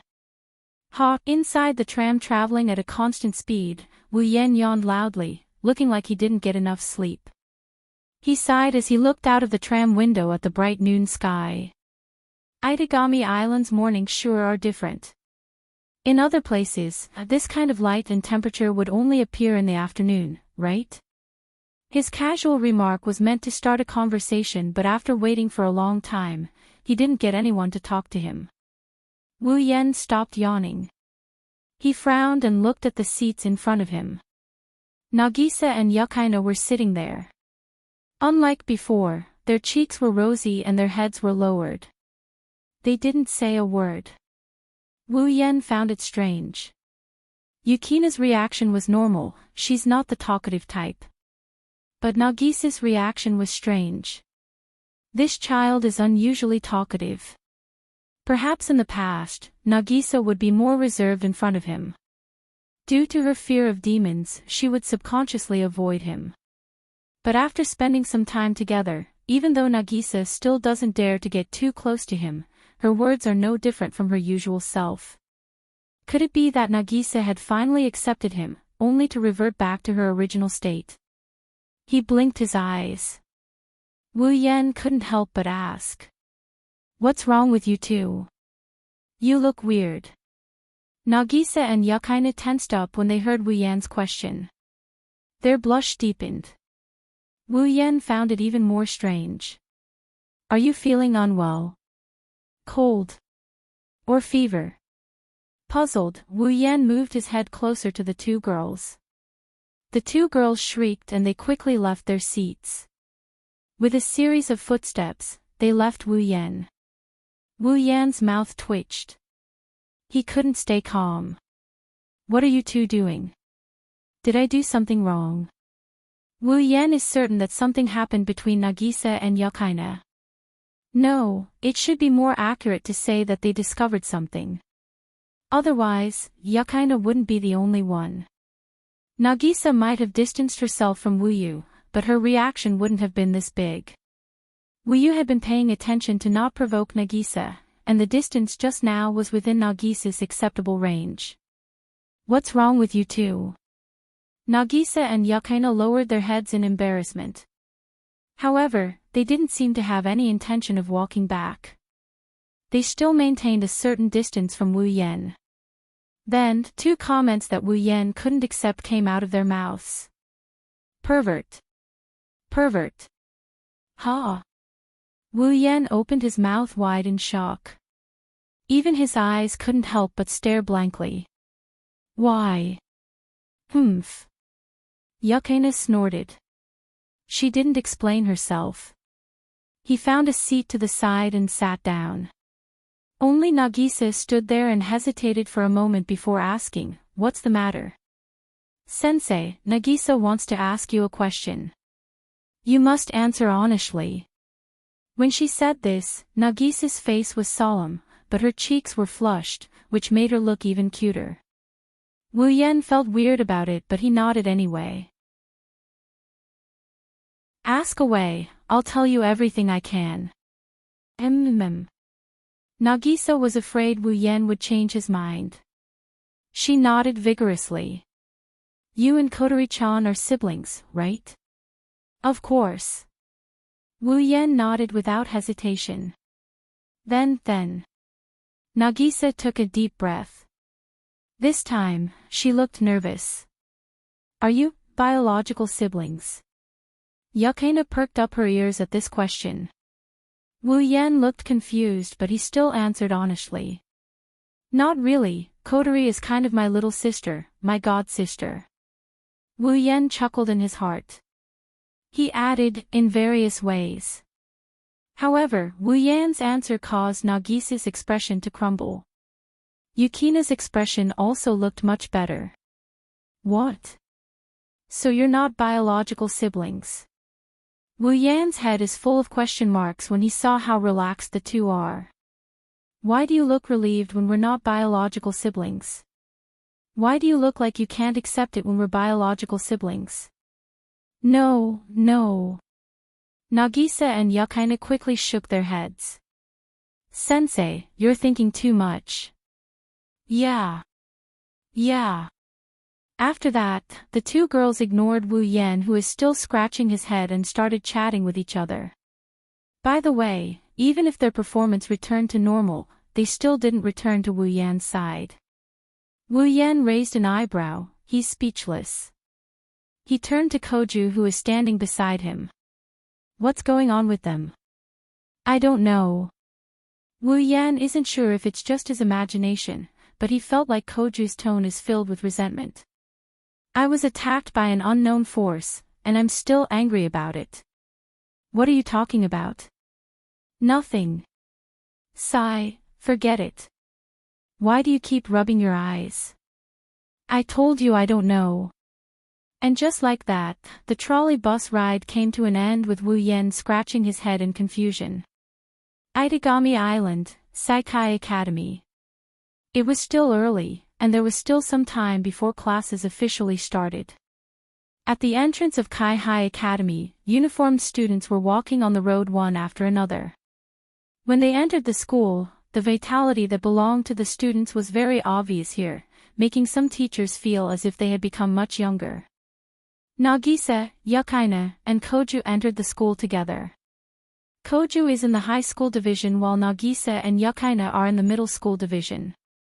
Wu Yan is also teaching in the middle school division, so the three of them decided to separate from Koju. Oh. At this moment, an immature yet dignified voice floated in front of the four of them. The four of you coming to school together is quite an unexpected combination. Wu Yan and the other three were startled. They looked up and saw a petite girl with long straight hair dressed in a black goth costume holding a black lace fan. She looked at the four of them with an inexplicable smile. Ahaha. Wu Yan laughed dryly and mumbled. What could be more surprising than a teacher who is less than 1.5 meters tall and 26 years old? Natsuki. The three of them could not help but burst into laughter when they heard this. Even Na Yu had to choke back her laughter. The smile in her eyes vanished as she snorted coldly. Well, now that I think about it, this combination is more suitable than expected. A perverted senior who laid his hands on a junior and a perverted teacher who laid her hands on a student. Who laid her hands on a student? Koju shouted angrily. As a teacher, don't say weird things like that, Natsuki-chan. As soon as she said that, Natsuki smacked Koju's head with her fan, causing the half-baked ancestor to rub his head in a tragic manner. Don't add the word chan to a teacher's name. Natsuki looked at Koju with an extremely dissatisfied expression. Koju, who had suffered another heavy blow, could only nod with an aggrieved expression. Oh. Wu Yan was surprised and looked at Natsuki with a half-smile. Natsuki-chan, that sounds nice. If you dare to call me that, you're dead. Natsuki looked at Wu Yan with an expressionless face. However, the anger and threat in her eyes are clear as day. If you don't want to be an attack mage trainee for the rest of your life, forget what just happened. Okay. Wu Yan raised his hands in surrender. I promise I won't call you that. Natsuki nodded in satisfaction. She turned around and walked back to the school building. She said to Wu Yan, "Oh right, come find me tonight." Oh, Natsuki said. Nagisa and Yukaino looked at Wu Yan like he was an animal. Wu Yan's heart skipped a beat. Is there something you need? Yes. Of course I have something to talk to you about. Natsuki didn't care about the curious gazes around her and left after saying that. There's work, don't be late.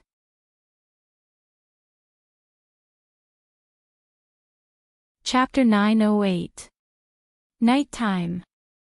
Nighttime in Itagami Island isn't peaceful. Demons are mostly active at night. After all, during the day, they have to undergo research in Itagami City. Nocturnal demons are quite common among the demons, especially the vampires. They prefer to be active at night. Therefore, even though Itagami City's nighttime isn't considered the demon realm, the exposure rate of demons at night is much higher than during the day. Naturally, the nighttime when there are a large number of demons moving about is a lot less peaceful. However, this isn't the real problem of Itagami Island's nighttime. The real problem is that at this time of the year, the criminals are also unusually active. Tonight, in a dilapidated warehouse at the edge of the artificial island, Itagami Island, a group of beast men from the demon race are having an undisclosed meeting. Standing at a vantage point in the warehouse, Wu Yan's wine-red eyes seemed to be able to see the secret meetings going on in the distance. He didn't know how long it took before he looked at Natsuki, who is standing beside him with a parasol in hand. It's not the right time to do so. Is this the job you were talking about? Natsuki nodded in agreement. Her deep blue eyes sparkled in the darkness of the night like a pair of stars, beautiful as a painting. Don't think this is just a small meeting.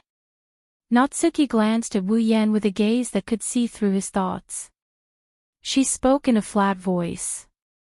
It's just a group of beast men having an illegal activity. It's not something that requires us to show up. However, the beast men there aren't ordinary people. Black Death Emperor faction. Natsuki's gem-like eyes flickered. She sounded a little concerned. That's a group of extremist beast men. Their ultimate goal is to kill the first true ancestor and seize control of his territory. They want to break the Treaty of Sanctum. Wu Yan felt a little relieved after hearing Natsuki's explanation. The Treaty of Sanctum is the treaty that maintains the coexistence between humans and demons. It's the foundation of the Demon Special District. If the Treaty of Sanctum is broken, in that case, humans and demons no longer got along well, and demons no longer appeared in people's lives openly was secondary. If the impact was serious, it was very likely that the demons and humans would become enemies from now on. It might even trigger a war between humans and demons. In other words, the actions of this Black Death Emperor faction, the existence of the Demon Special District, the existence of Itagami City, and even the entire situation. I have no choice but to take this seriously. His expression gradually turned grave. Wu Yan's eyes also became serious. Seeing him like this, Natsuki laughed and shook her head. Even though the opponent is Black Death Emperor faction, you don't have to be so serious. The ones here are just the lower level members. Plus, even if Black Death Emperor faction is here, Itagami City isn't a place that can be easily bullied. Natsuki paused and looked deeply at Wu Yan. I also don't think that the Black Death Emperor faction has the ability to make you take them seriously. Wu Yan's expression crumbled. He rolled his eyes at Natsuki, but she only chuckled. Our goal this time is to take down the Black Death Emperor faction's officers. It would be best if we can get information from them about the mastermind behind this riot, Christopher Kardashian. The location of Gardos. Natsuki raised her head, her voice became low. And their goal, Wu Yan nodded. He and Natsuki looked at the warehouse in the distance. Smoke rose from the corner of the warehouse. Flames blew away the doors of the warehouse. The sound of explosions echoed. Under Wu Yan and Natsuki's gaze, the heavily armed Itagami City guards launched a surprise attack. The rusty iron pillars creaked under the weight of the heavy load, and the stacked wooden boxes swayed under the dim moonlight. Faint gunshots echoed in the air like firecrackers. The Itagami City guards are armed with special firearms and bullets. They can seal off the demon's regenerative ability and easily break through the demon's demonic energy.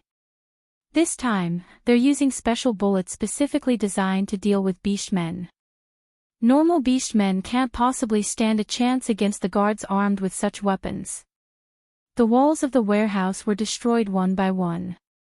The orcs, who were once invincible in the eyes of ordinary people, could not even put up a fight against the guards. Screams of agony and gunshots rang out.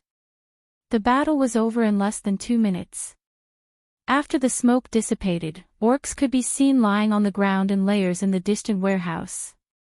There was no blood on their bodies, but there was light smoke rising from their bodies, indicating the damage they had suffered. The beastmen that fell here were all unregistered demons that hadn't been registered.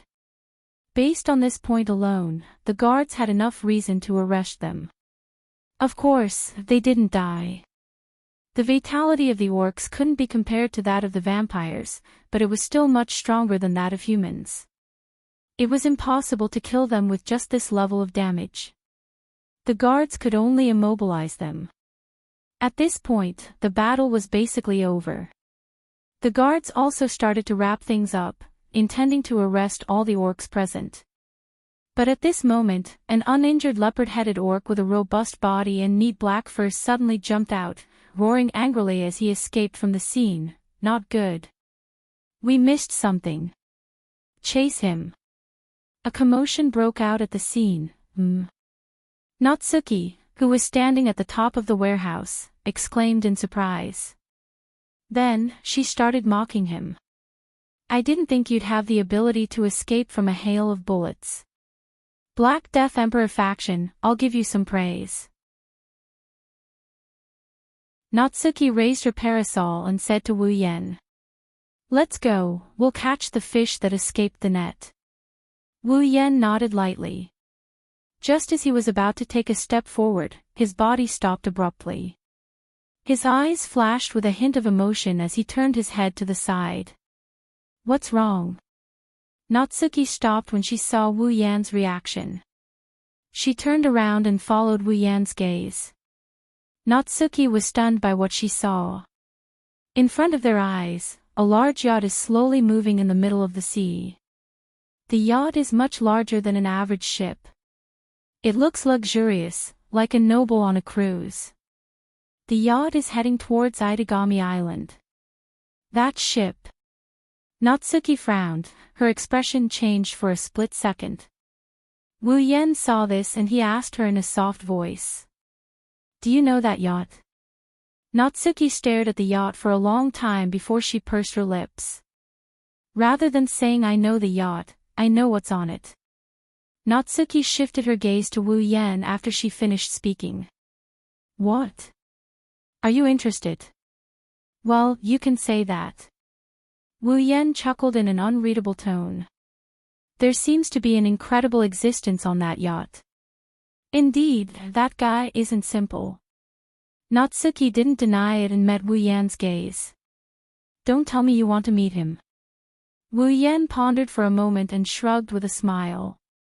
You can say that. I'm interested in an existence that can make my blood flow a little more active. Active? Natsuki narrowed her eyes and said seriously. Just active. Wu Yan didn't answer Natsuki, he waved at her. I'll leave that to you, I'll go take a look. Wu Yan disappeared after saying that. Natsuki stood there quietly. She ignored the fleeing beastman. She kept looking at the direction Wu Yan disappeared in. Her eyes were filled with emotions that no one could tell what she was thinking. Active, is it? Nayu muttered as if she was sleep-talking. Not long after, Nayu returned to her original state. She turned around and faced the direction of the escaping beastmen.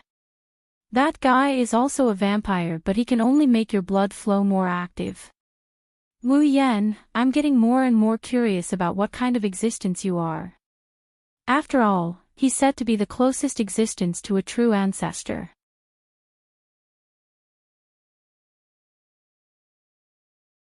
Chapter 909. In the middle of the night, a large yacht broke through the waves and slowly approached the man-made island called Itagami City. Oceanus Grave. That's the name of the yacht.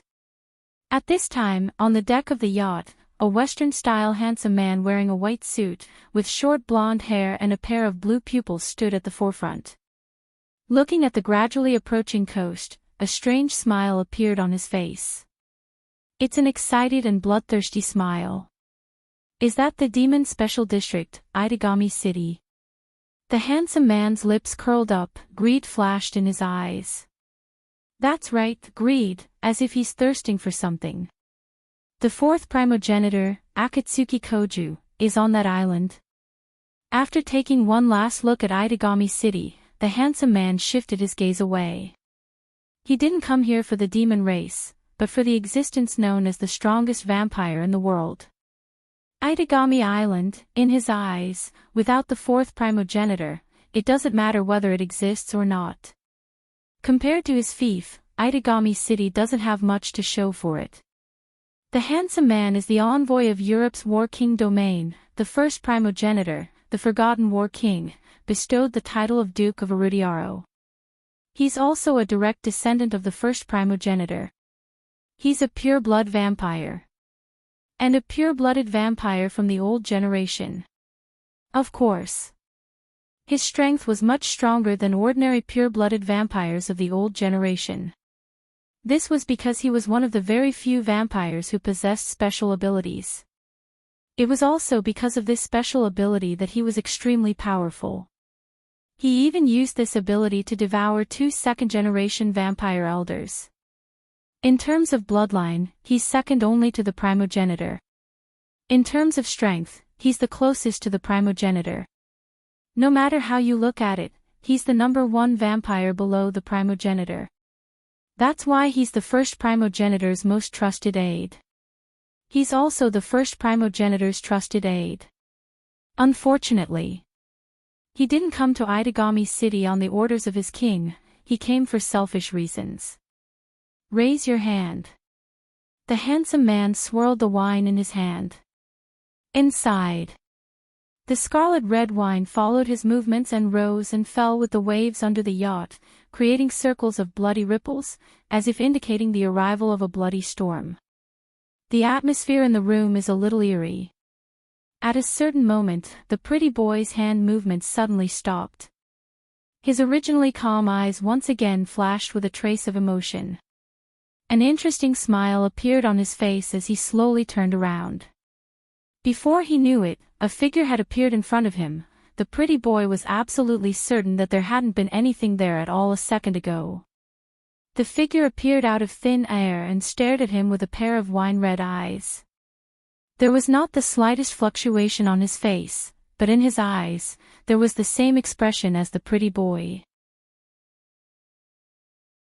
That expression was interesting. The newcomer is Wu Yan. Was that a spatial teleportation magic? The handsome man chuckled. Are you sure? Wu Yan looked at the handsome man. Maybe it's a space-type superpower, or maybe it's atomization. Unfortunately, I know a witch who specializes in this kind of magic. The handsome man shook his head. That's why I'm quite familiar with spatial teleportation magic.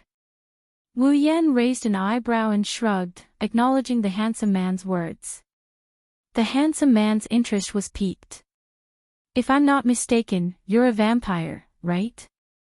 The handsome man asked with interest.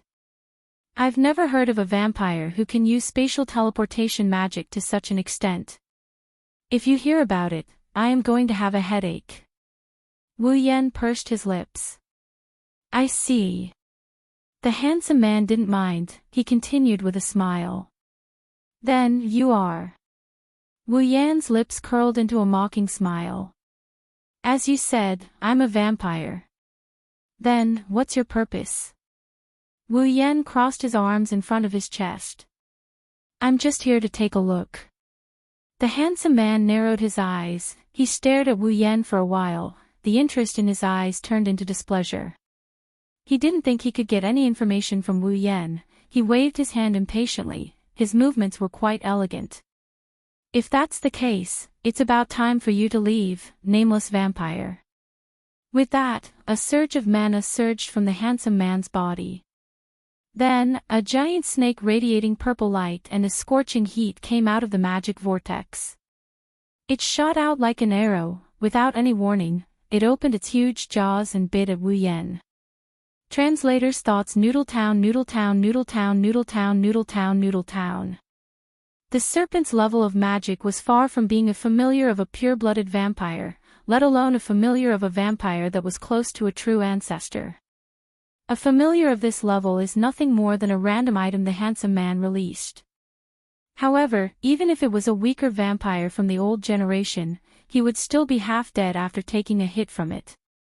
If a human was hit by it, let alone an ordinary human, even a powerful attack mage would not be able to escape death. Obviously, in the pretty boy's eyes, Wu Yan is just a stray dog that barked a few times during a journey.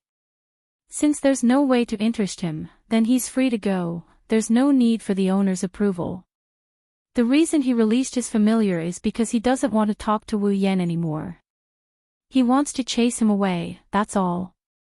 As for Wu Yan's survival, it has nothing to do with him.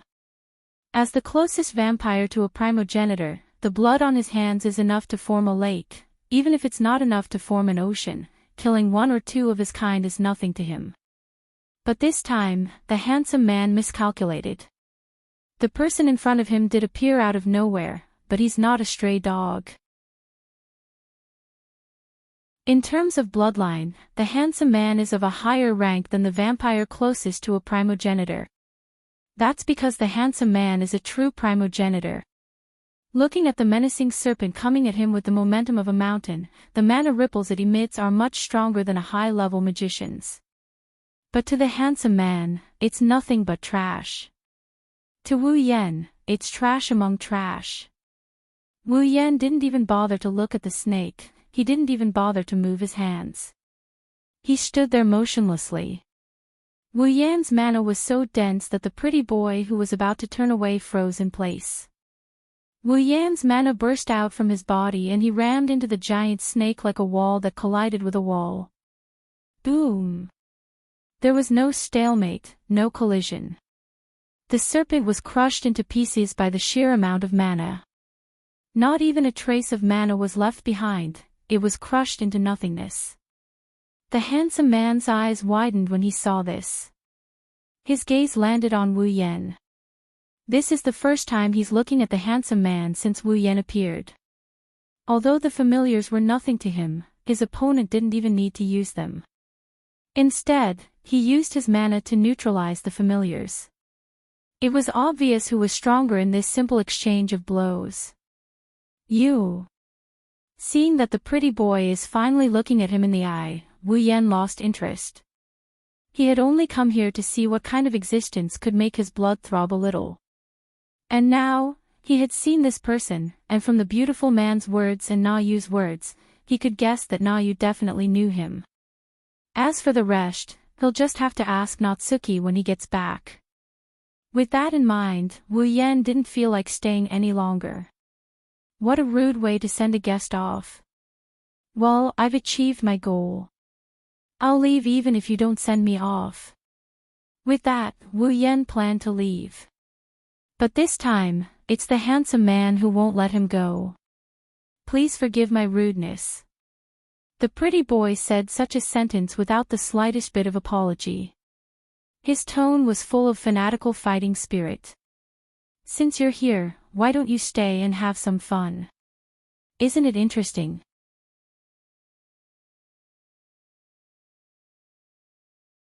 Chapter 9-10. Interesting, isn't it? Unlike his previous tone which was like a formality, at this moment, the pretty boy's words carried a clear fanaticism that reverberated back and forth along with his voice, sending chills down one's spine. It was as if he had found something very valuable, and did not conceal his thoughts at all. His eyes were filled with a glint of pleasant surprise. It was obvious that the pretty boy had completely taken note of this vampire who had appeared out of nowhere. Wu Yan was just about to teleport away when he heard the other party's words. His mana stopped moving and he frowned as he looked at the pretty boy. When he saw the fervent fighting spirit in the pretty boy's eyes, he bitterly laughed. I almost forgot that you're an old vampire as well. The lifespan of a vampire was too long. For those old generation vampires who had lived for an unknown amount of time and were bored to death, fighting was a very good way to pass the time. The handsome man in front of him was one of them. Looking straight at the pretty boy with a smile on his face, Wu Yan shook his head. In his eyes, the system's perception flashed. Dmitri. Vatler, level 83. The handsome man, Vatler, didn't know his identity was exposed. He opened his arms as if he wanted to hug the ocean. He smiled brightly. My name is Dmitri.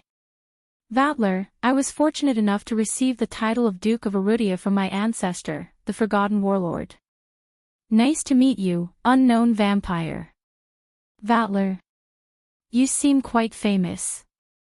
Wu Yan smirked as he waved his hand. I don't have a background as big as yours. Well, just call me Wu Yan. Wu Yan. Vatler lowered his head as he tried to recall if he had heard this name before.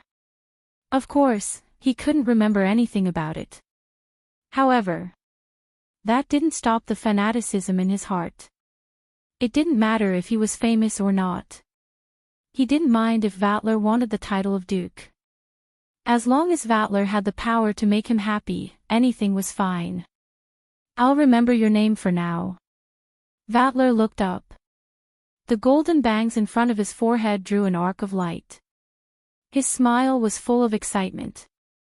As for whether I'll remember it or not. His voice grew louder. Vatler laughed. That depends on whether you can survive or not. Mana surged out of the white suit, and the sudden burst of mana caused the fragile deck to crack. The scale of the mana was at least 10 times stronger than the familiar he released earlier. Once he decided to attack, Vatler wouldn't show any mercy. As a battle maniac, this was the most basic principle of his life. Sagara! Vatler called out. The familiar in his blood awakened and took form in his mana. Orochi coiled out of his body like a sea serpent covered in blue scales. Its sinister snake eyes stared at Wu Yan's as it hissed. Hiss, the screeching sound turned into a sonic wave. Along with the turbulent airflow, it blasted at Wu Yan. His hooded black coat fluttered in the wind, his hair fluttered in the wind. Around him, pieces of the deck started cracking as the pieces were sent flying. They broke through the air and landed on the hull of the ship behind him. Like bullets, they shot holes in the hull with smoke coming out of them. Only a familiar like this was worthy of the title of the strongest vampire below the primogenitor. Saw. Vatler licked his lips as a cruel smile appeared on his face. Let's begin. Leisure activities for the journey. His hair and clothes fluttered in the wind. Wu Yan ignored the wind that could blow a giant away. His gaze was fixed on the sea serpent familiar. He sized it up and smiled. Looks like this trip wasn't all for nothing. Unlike Vatler's violent mana, Wu Yan's mana surged like water from a dam. It enveloped his entire body. At least I can confirm that you're no ordinary vampire, Vatler. Same to you. His smile widened, then turned cold. Go. Sagara. Hiss. The blue sea serpent hissed. Vatler's mana surged. The sea serpent opened its mouth and shot out a high-pressure jet of water. It reached Wu Yan in the blink of an eye. Wu Yan narrowed his eyes. His body shifted. Bang! The mana around him twisted and turned into a white flame. It replaced the flow of mana and protected Wu Yan. Chi! The high-pressure water flow hit the white flame head-on. The collision of water and fire made a slight sound. Thick white smoke rolled up from the contact between the two at an extremely fast speed. In a moment, it had already spread to the entire deck. In an instant, the entire huge yacht was shrouded in white smoke. Vatler's body flickered with blue mana and blew away the smoke. He raised an eyebrow when he saw Wu Yan's white flame. He managed to block Sagara's attack without even using his familiars. Or is the flame your familiar? Vatler's face didn't reveal the slightest bit of doubt as he asked the question. Instead, there was only joy on his face. Which one is it? The white flames enveloped Wu Yan's body in a gentle manner. His unfathomable smile could be clearly seen in the flames. Why don't you take a guess, Vatler? Just what I wanted. Vatler grinned. The blue light around him expanded. Non-to-awe. Ba non-to-awe. Amidst the blue light, two serpent bodies armed with sharp blades appeared amidst the distortion of magic power and entangled with each other. Controlling three familiars at once. Wu Yan narrowed his eyes. His expression turned serious. Most vampires could only control one familiar beast at a time.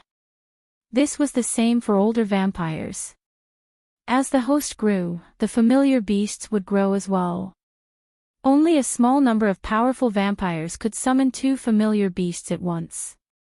As for controlling three at once, not even pure-blooded vampires of the older generation can do it. This Vatler. Wu Yan sighed. Of course, it wasn't out of fear. He's releasing three familiars on a fragile yacht. Isn't he afraid of destroying the ship? You don't have to worry about that. Vatler seemed to have heard Wu Yan's mutterings. He brushed his bangs away without a care. I still have a few good subordinates on this ship. It won't be a problem for them to protect this ship. Your Excellency, just go all out. Otherwise, it will be meaningless. Well, that has nothing to do with me. Wu Yan shrugged. It's not like the ship is mine. Before he could finish his sentence, the three ferocious snakes opened their huge mouths one after another. Mana whirlpools fluctuated inside, and the atmosphere surged over as if the three snakes were devouring the air. With a swing of their bodies, three shockwaves swept out at the same time, bombarding the white flames. Bang! In an instant, the white flame swelled slightly and wrapped around the three vortexes. It attacked them like sulfuric acid and completely disintegrated them. Amazing! Amazing! LoveLore wasn't surprised that his attack was ineffective. Instead, he covered his face and laughed maniacally. I didn't think I'd get such an amazing gift the moment I got here. LoveLore's smile widened. He pulled his hand out of his pocket and raised it above his head. A strange wave of mana was emitted from his palm, instantly surging into the two giant snakes armed with blades. You have the right to make me use this ability. Look closely, this is the trump card I rely on to survive. LoveLore laughed excitedly. Two giant snakes armed with blades flew into the sky. Their slender bodies intertwined with each other and they merged into a flaming silver dragon under Wu Yan's astonished gaze. Hiss! The silver dragon hissed at Wu Yan. Fused familiars. Wu Yan was shocked.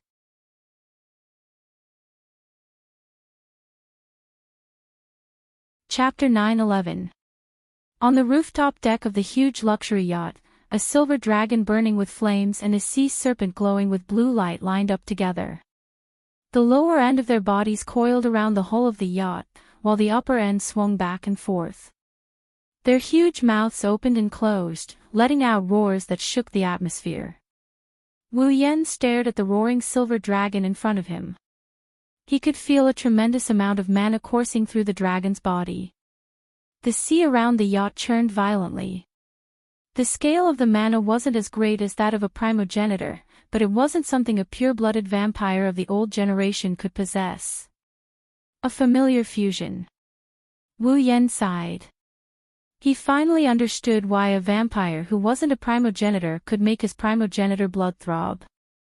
With the ability to fuse familiars, LoveLore had surpassed ordinary vampires. He was close to the level of a primogenitor. If not for his bloodline, if LoveLore was a primogenitor, then with his ability to fuse familiars, he would be the strongest vampire outside of the fourth primogenitor who had awakened. LoveLore. Wu Yan repeated the name several times. He chuckled. It was a strange laugh. Hiss. As though it was infuriated by Wu Yan's laughter, Silver Dragon shot out of its body without any warning. Its flaming body was like a train on fire. Amidst the sonic booms that caused the air to tremble, it charged forward like a meteor falling from the sky. It was heading straight for LoveLore. Wu Yan finally made his move in the face of the familiar's attack. Raising his right hand, the mana in his body flowed faster along with his blood flow. The white flames on his body rippled like water and surged towards Wu Yan's hand. At this moment, the color of the white flames on his hand turned darker and darker. Thawed. It was like swatting a mosquito. The hand covered in white flames swatted across the air. In an extremely casual manner, it slammed into the huge body of the fused familiar. The silver dragon's roar came to an abrupt halt. Its ferocious eyes still reflected Wu Yan's figure. The white flames on its hand burned fiercely. LoveLore charged towards the silver dragon. The white flames on its body completely replaced the flames on its body. Then, the familiar disappeared. That's right. It disappeared. Ugh. LoveLore's pupils shrank. He couldn't react in time. Suddenly, he let out a muffled groan as if he had suffered a heavy blow. The magic power in his body leaked out. That flame. LoveLore's gaze landed on the white flames in Wu Yan's hand. He finally realized how extraordinary they were. You fused my familiar. LoveLore's frenzied expression was gone. LoveLore's eyes flashed like lightning as he stared at Wu Yan. You, who are you? Are you?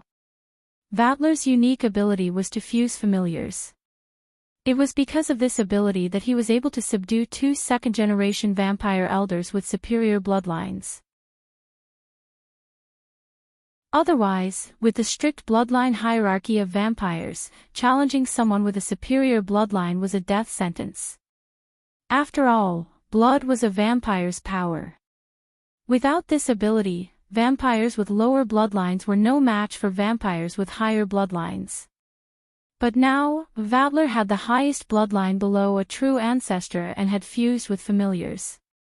Apart from a true ancestor, no other vampire could be stronger than him. Wu Yan, on the other hand, can wipe out his familiar. This proved that either he also had a special ability, or his bloodline was far superior to his. A primogenitor. Only a primogenitor could have a higher bloodline than Vatler. But that was impossible. There were only 4 primogenitors. Wu Yan couldn't help but snicker when he saw Vatler wavering.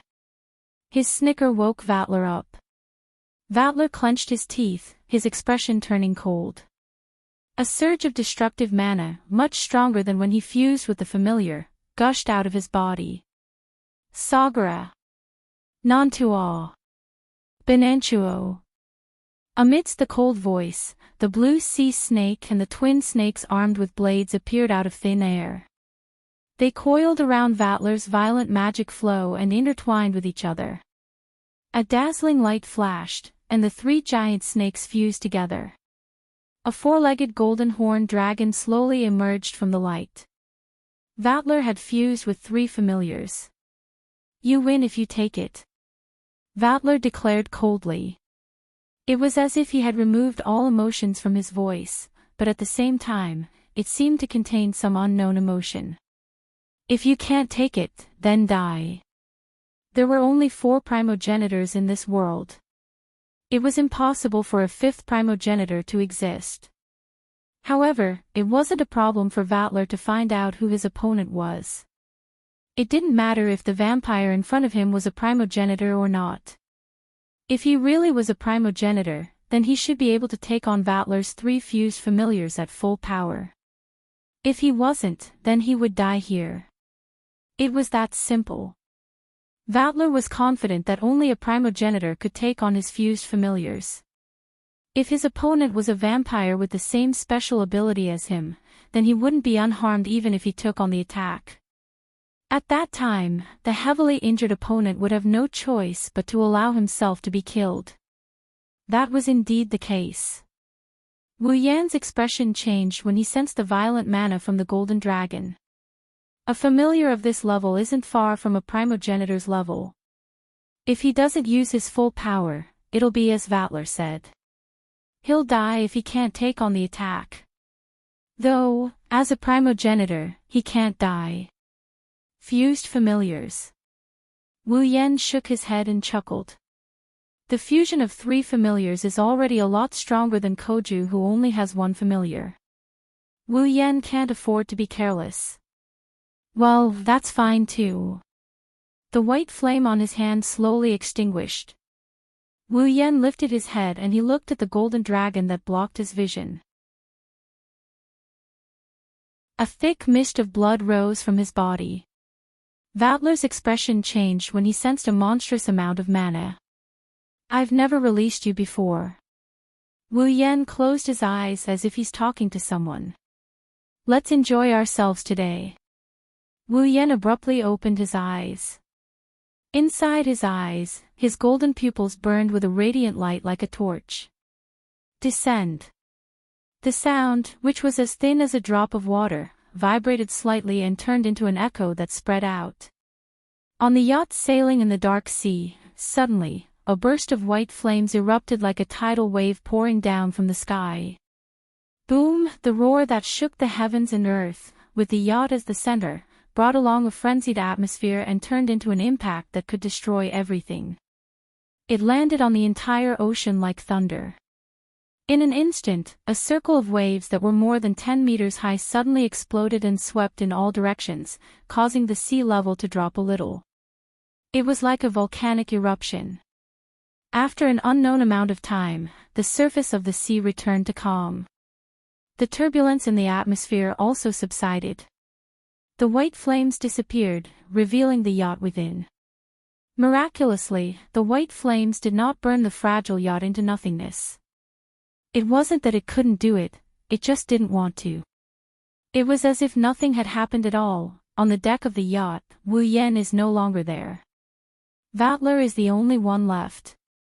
However, he doesn't look as carefree as before. His clothes are tattered and his skin is rotten. The skin on his face is gone. All that's left is a bloody, tattered body that looked like it was skinned alive. Ha ha ha. Ha ha ha ha ha. Vatler didn't care about his recovering body. He laughed like a madman. His laughter was filled with joy and mockery. The fifth primogenitor. Ha ha ha. Spitting out blood, Vatler ignored his panicked subordinates who ran in from the entrance. He used a voice that only he could hear and a laughter that everyone could hear.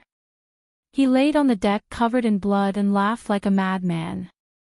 The yacht is still cruising towards Itagami Island.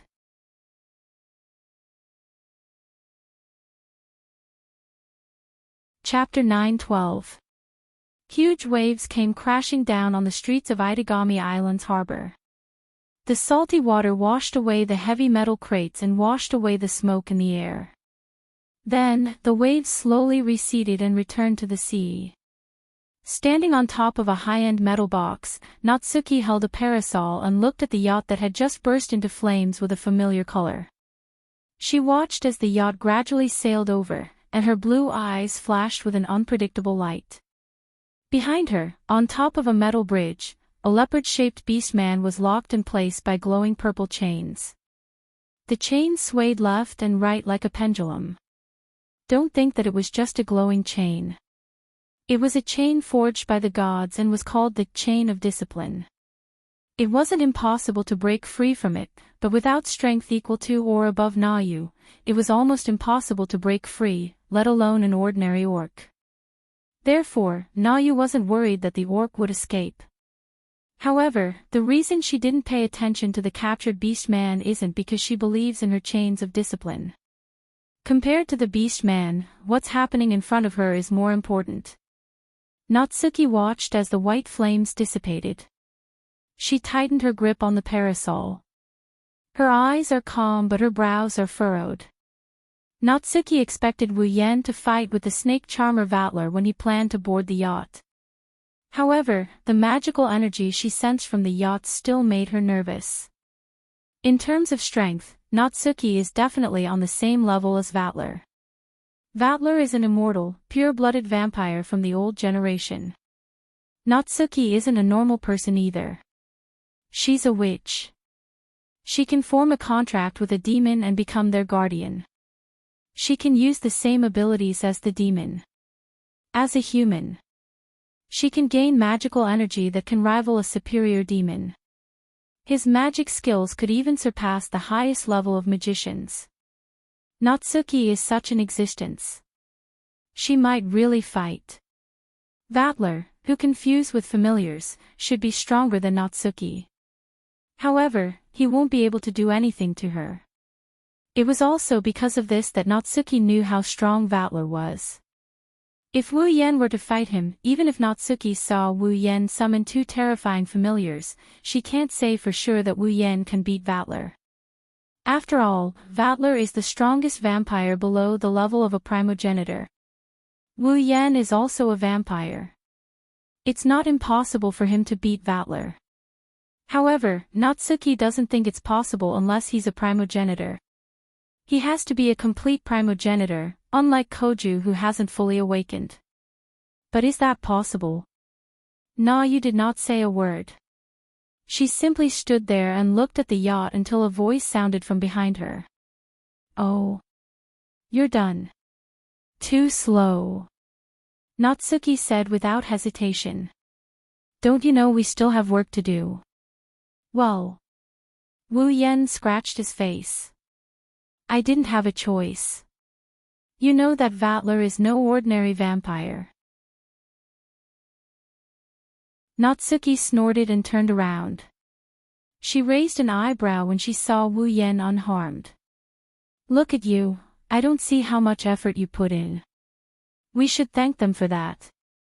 Wu Yan couldn't help but grin at this point. I thought I understood them well enough. I didn't expect them to be stronger than I expected. Without them, I wouldn't have been able to beat Vatler without paying a price. Natsuki narrowed her eyes. She looked at Wu Yan with an unfathomable gaze. You're saying you can beat Vatler even without familiars? Wu Yan's smile froze. He looked at Natsuki. Would you believe me if I said yes? Vampires' strength lies in their ability to control familiars. Without familiars, vampires are nothing. Now, Wu Yan is saying that he can defeat Vatler, the vampire closest to a primogenitor, even without a familiar. He might even become a laughingstock if this gets out. Natsuki couldn't bring herself to smile. Natsuki lowered her head in silence. Wu Yan looked at her without saying anything. At some point, Natsuki pursed her lips and walked towards the beast man. It doesn't matter if you believe me or not, just don't cause trouble for me. Wu Yan blinked and shrugged. The beast man who was hanging on the bridge was slowly released by the chains that seemed to have a mind of their own. He collapsed in front of Wu Yan and Natsuki. Natsuki knocked on her parasol when she saw the leopard-headed beast man. When we get back, let's have the guards interrogated and see if they can find out why the Black Death Emperor faction is here. Interrogate. Wu Yan rubbed his chin and he suddenly said. Rather than letting the guards interrogate him who might not be able to get anything out of him, why don't I do it? You? Natsuki flinched, she asked in confusion. You know how to interrogate. I don't know how to interrogate. Wu Yan walked in front of the leopard-headed beast man and flicked its head. However, I do know how to read memories. You know how to read memories. Natsuki's eyes lit up. If that's the case, then the Black Death Emperor faction's purpose in coming to Itagami City might be revealed. It's not a very advanced tactic, it can only be used against opponents far weaker than the user. Wu Yan smiled at Natsuki. Now that we are using it against this average beast man, it should come in handy. Natsuki nodded and she backed off. She wanted Wu Yan to deal with this. Wu Yan didn't hesitate. He extended his hand and he closed his eyes. He started channeling his mana and a magic formation that looked like a coat of arms appeared on his palm. It glowed faintly and a magic formation that looked like an emblem appeared on his palm. Wu Yan reached out and grabbed the leopard-headed beastman's head. The faint light shone brightly. Natsuki tilted her head to avoid the blinding light. Soon, the light dimmed. When Natsuki looked back, Wu Yan had let go of the leopard-headed beastman's head and opened his eyes. However, his brows were deeply furrowed.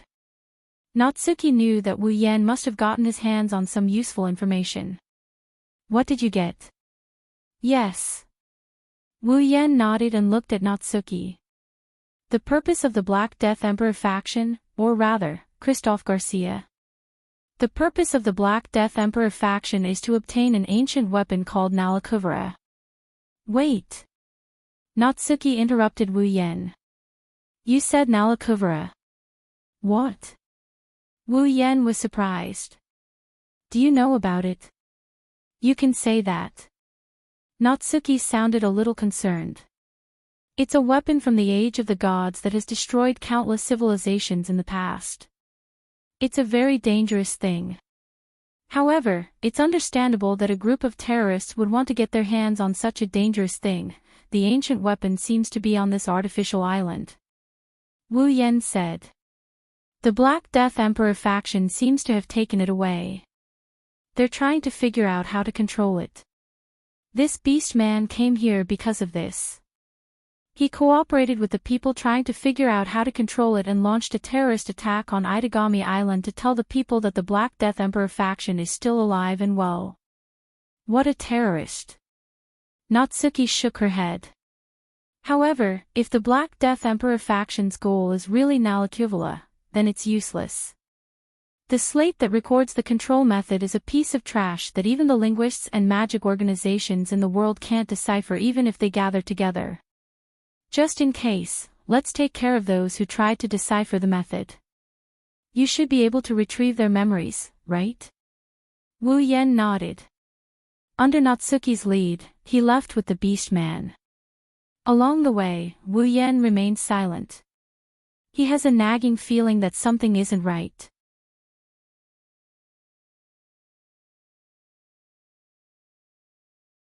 Chapter 913. Itagami Island, Southern District, Residential Street.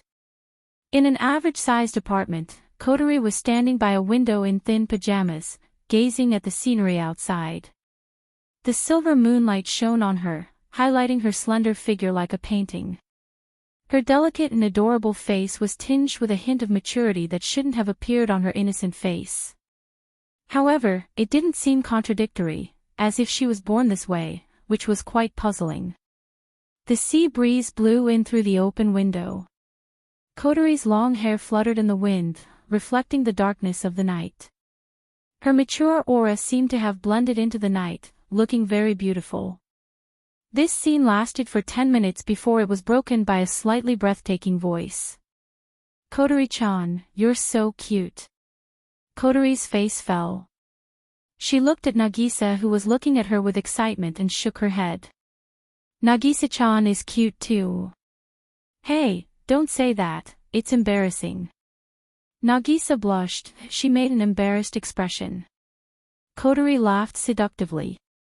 You're the one who made fun of me first. I didn't make fun of you. Nagisa retorted. Nagisa is telling the truth. She turned around and looked at Yukaina, who was sitting across from her, and asked, Isn't that right? Isn't that right? Yukina-chan. Yeah. Yukaina nodded without hesitation. Kotori is cute. Oh. Kotori didn't deny it, she dragged her words. Her smile was seductive as usual. What about Nagisa?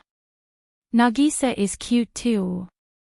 Nagisa blushed and puffed up her cheeks in embarrassment. She quickly changed the topic. You're right. You're right. You're right. You're right. Oh right, Kotori-chan, is sensei back yet? Kotori's smile faded and she nodded. He said he had work to do and went out with Natsuki. Indeed. Yukaina thought about what happened in the morning and said, This morning, I was in a very bad mood.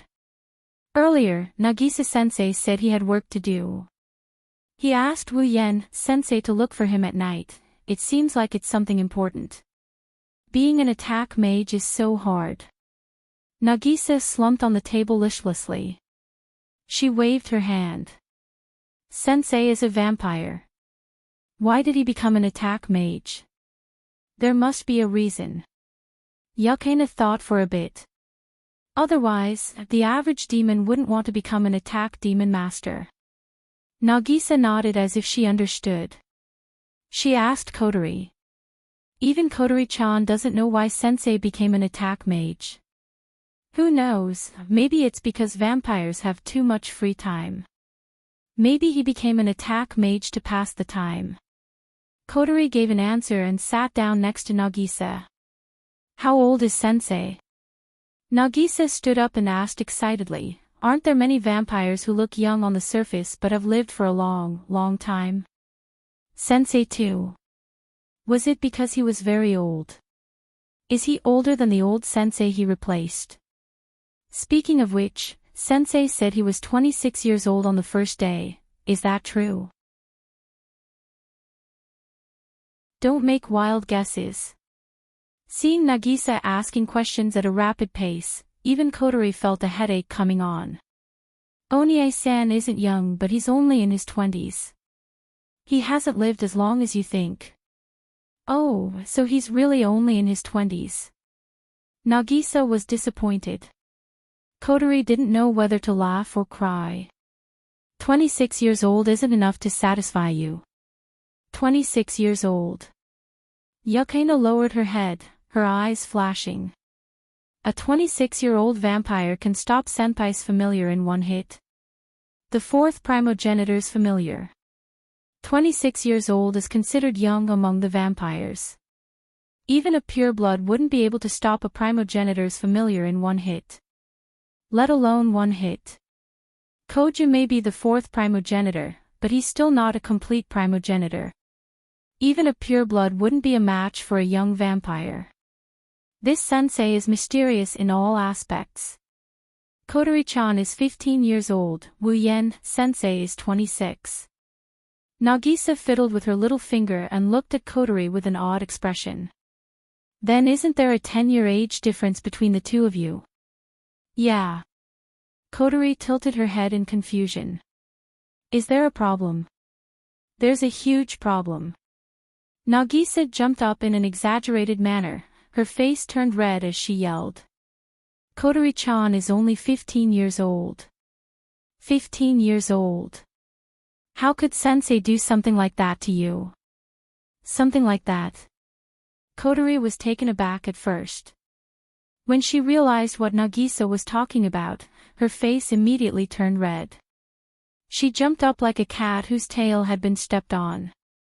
Nagisa-chan. It's a misunderstanding. It's not what you see. Kotori-chan. Don't try to lie to Nagisa, I'm not a child, I don't know anything. As a young girl, Nagisa was embarrassed to talk about this, but she still said. Nagisa noticed, Kotori-chan, your posture when you walked today was very wrong. Kotori was instantly dumbstruck. Her pretty face was dyed a bright rose red, and there were even tears at the corners of her eyes. She shook her head with all her might. That's. Look. Look. Nagisa pointed at Kotori's face as if she discovered a new continent. Don't try to deny it when your face is so red. Kotori whimpered, she couldn't say anything else. She lowered her red face in frustration, her heart was filled with hatred. It's all that damned Koju's fault, how dare he barge in like that? Does he think he can just barge in without locking the door? Do you think you're the main character? You'll get benefits for barging in, don't let me catch you, or else. Koju, who was showering in his bathroom, felt a chill down his spine. Nagisa-chan. Yukaino was already embarrassed. She pulled back Nagisa, who was about to attack again. Stop it, it's so embarrassing. But I'm curious. Nagisa was shy, but her shyness didn't cover up her curiosity. She crawled to Kotori's side and asked in a mosquito-like voice. Hey, Kotori-chan, how does it feel to be with your brother? Ugh. Kotori let out a strange cry, and her eyes were already circling. Finally, she couldn't hold it in any longer, and her head tilted back as she fainted on the ground. Kotori-chan. Two cries of surprise rang out from room 703 of the apartment. On the other side, in a hidden research facility. Is this the tablet that recorded the method to control Nalakivula? Wu Yen narrowed his eyes as he handed the tablet over to Natsuki. Natsuki took out a picture of a tablet with unknown characters written all over it. Natsuki glanced at it and ignored it. Don't mind it, no one can decipher it anyway. Is that so? Wu Yan had a different opinion. If no one can decipher it, why would the Black Death Emperor faction take such a huge risk to snatch these ancient weapons that can only be used as display items? If you can understand the thoughts of terrorists, then there wouldn't be so many terrorists in the world. Natsuki shook her head and raised the photo in her hand. At the very least, I don't know who would be able to decipher something that even so many magic organizations and linguists can't, if only that were the case. Wu Yen sighed and looked at Natsuki. Natsuki, think about it again, is there really no one in Itagami Island who can decipher it? Of course not. Natsuki was about to insist, but she suddenly froze. She seemed to have thought of something, and her expression froze. No, maybe someone can decipher it. What's wrong? Wu Yan asked. Did you discover something? It's just a guess. Natsuki frowned and turned to Wu Yan. Tomorrow, I will continue to track Kristoff. Gardos, you will stay in school. School? Wu Yan was confused. Why do you have to stay in school? Just do as I say. Natsuki didn't explain. Looking at Natsuki's pensive expression, Wu Yan didn't want to ask any more questions, so he agreed.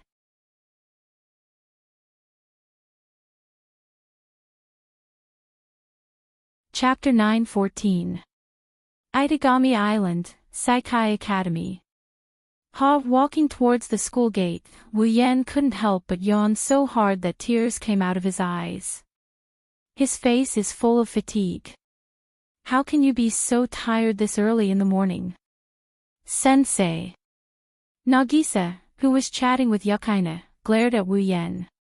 She huffed. Get your act together, the tournament is just around the corner. Sensei, if you act like this, the students will lose their confidence. I didn't have a choice, we stayed up way too late last night. By the time we got home, we didn't have much time left to sleep. Plus, I'm not good at dealing with the morning anyway. Wu Yan scratched his cheeks, he sounded a bit helpless. Then, he gestured to the side with his lips. Plus, I'm not the only one who's tired this early in the morning. Nagisa and Yukaina turned to Wu Yan's side. They saw Koju yawning while wearing a hoodie. He looked listless and the two girls were a bit annoyed. What? Sensei is a vampire, it's fine if he's tired this early in the morning, but why is Kojo-kun like this too? Nagisa ran up to Koju. She put her hands on her hips and pointed at Koju's nose. You're a high school student in the prime of your life, don't act like an old man. Is it appropriate to call me in the prime of my life? Koju complained. He's a vampire. Am I not a vampire? Ha. What did you say? I can't hear you. It's nothing. Koju glanced at Wu Yan and he sighed in an annoyed manner. Why could Nagisa accept this vampire as her teacher but not her brother who had turned into a demon? Even if there's a difference in treatment. Does she like men who can cook that much? Nagisa must be a foodie, right? Nagisa narrowed her red eyes. She stared at Koju's face. I feel like you're thinking about something rude. You brat, do you know how to read minds? Sensei, your thoughts are too easy to read. Yukaina shook her head. She picked up her guitar bag and looked at Wu Yan who is still yawning. She hesitated for a bit before asking. Is it a very troublesome job? Sensei looks really tired. Well, it's not really that troublesome. To be honest, last night's work was pretty easy to deal with. Wu Yan waved his hand and helplessly continued. If I didn't get into a fight with that snake charmer, I might have been able to go home earlier. Snake charmer. Ah. Slapping his cheeks, Wu Yan tried his best to cheer himself up. He's a very troublesome fellow in all aspects, speaking of which. Wu Yan recalled what Natsuki said to him last night. He lowered his voice and he told Yukaina. Something might happen in our school recently. Jijua, you should pay more attention to it. Yukaina said. Yukina's expression froze and she moved closer to Wu Yan. Sensei, did you find out something? Actually, I'm in the dark as well. Wu Yan rubbed his forehead. Last night, Natsuki specifically told me not to leave the school if there's nothing important. Since she said so, she must have discovered something. Just in case, I'll tell you about this matter first so that you can be mentally prepared. Yukaina told Wu Yan about her true identity when he met Koju for the first time. Koju's familiar went berserk. That's why Wu Yan is here to remind her of her identity. Yukaina knew that Wu Yan was an attack mage. Even if he was just an apprentice, his words wouldn't be baseless. She nodded solemnly. I'll keep an eye out for you, sensei. That won't be necessary. I'll engrave a sensing spell in the school. If anything happens, I'll know. Wu Yan looked at Koju. His mouth twitched. Jizhua, you'd better pay attention to the fourth ancestor. I have a feeling that if anything bad happens in the school, even if he isn't the source, he'll be the first idiot to jump into the trouble, said Jizhua. Yukaina laughed dryly but nodded in agreement. With Koju's personality, or rather, his physique, it was absolutely possible that something like this would happen. I say. At this moment, Nagisa's voice sounded in front of them. Her tone was a bit strange. You two, you seem pretty close. Wu Yan and Yukaina froze up. They turned to look at Nagisa and Koju. Nagisa's and Koju's strange expressions fell into their line of sight. They realized that they were too close to each other because they wanted to talk about something they didn't know. No, to be more precise, Yukaina almost fell into Wu Yan's arms. Ah! Yukaina jumped away in shock. She saw Nagisa's and Koju's strange expressions, so she tried to explain. No. It's not like that. Yukina-chan. Nagisa interrupted Yukaina with a serious look. She also gave Wu Yan a look of disdain. That won't do. Don't forget, Kotori-chan will be sad. It's a misunderstanding. It's a misunderstanding. Yukaina blushed as she tried to explain herself. However, that only made Nagisa more suspicious. She also looked at Wu Yan like he's an animal. You're so bad. Not only did you hit your sister, you even hit your student. Wu Yan avoided Nagisa's aggressive glare. He sighed in a tired manner. So what if I hit my sister and my student? I even hit my loli. Whoosh. Suddenly, a subtle sound of something breaking through the air suddenly came from the side of the four of them. Against the whistling atmosphere, one or two soft roars, it shot out explosively. Its target is none other than the quarreling Wu Yan and company. Careful. Yukaina cried out when she heard the sound. Wu Yan was the first to notice it and he hugged Nagisa. He took a step and leaped forward. A second later, a few thin arrows flew past the four and headed straight for Koju. Why me? Koju only had time to say that before the arrows arrived in front of him and headed for his chest. Senpai. Yukina's expression changed and she grabbed the zipper of her guitar bag. Pang. Before Yukaina could do anything, Wu Yan appeared in front of Koju with Nagisa in his arms. With a wave of his hand, he deflected the arrows and they exploded into specks of starlight. The specks of light condensed into two black envelopes and landed in Wu Yan and Koju's hands. Then, the light disappeared. What was that? Nagisa's face paled. She was shocked by the sudden turn of events. She didn't resist, she grabbed onto the corner of Wu Yan's shirt. Her eyes were filled with panic, she didn't know how to react. Sensei. Senpai. Yukaina ran to their side. Are you guys okay? I'm fine. Koju wiped the sweat off his forehead and raised the envelope. But what is this? Yukaina finally noticed the envelope in Koju's hand, but her expression changed when she saw the seal on it. That seal. Wu Yan frowned. He looked at the envelope in his hand and he opened it up. Koju and Yukaina moved closer to Wu Yan and looked at the envelope. Yukaina was shocked. Duke of Arudiaro, Dimitri. Invitation to Vatler's party. Vatler. Wu Yan's eyes flashed with helplessness as he tore the envelope apart. That snake charmer, he really didn't learn his lesson.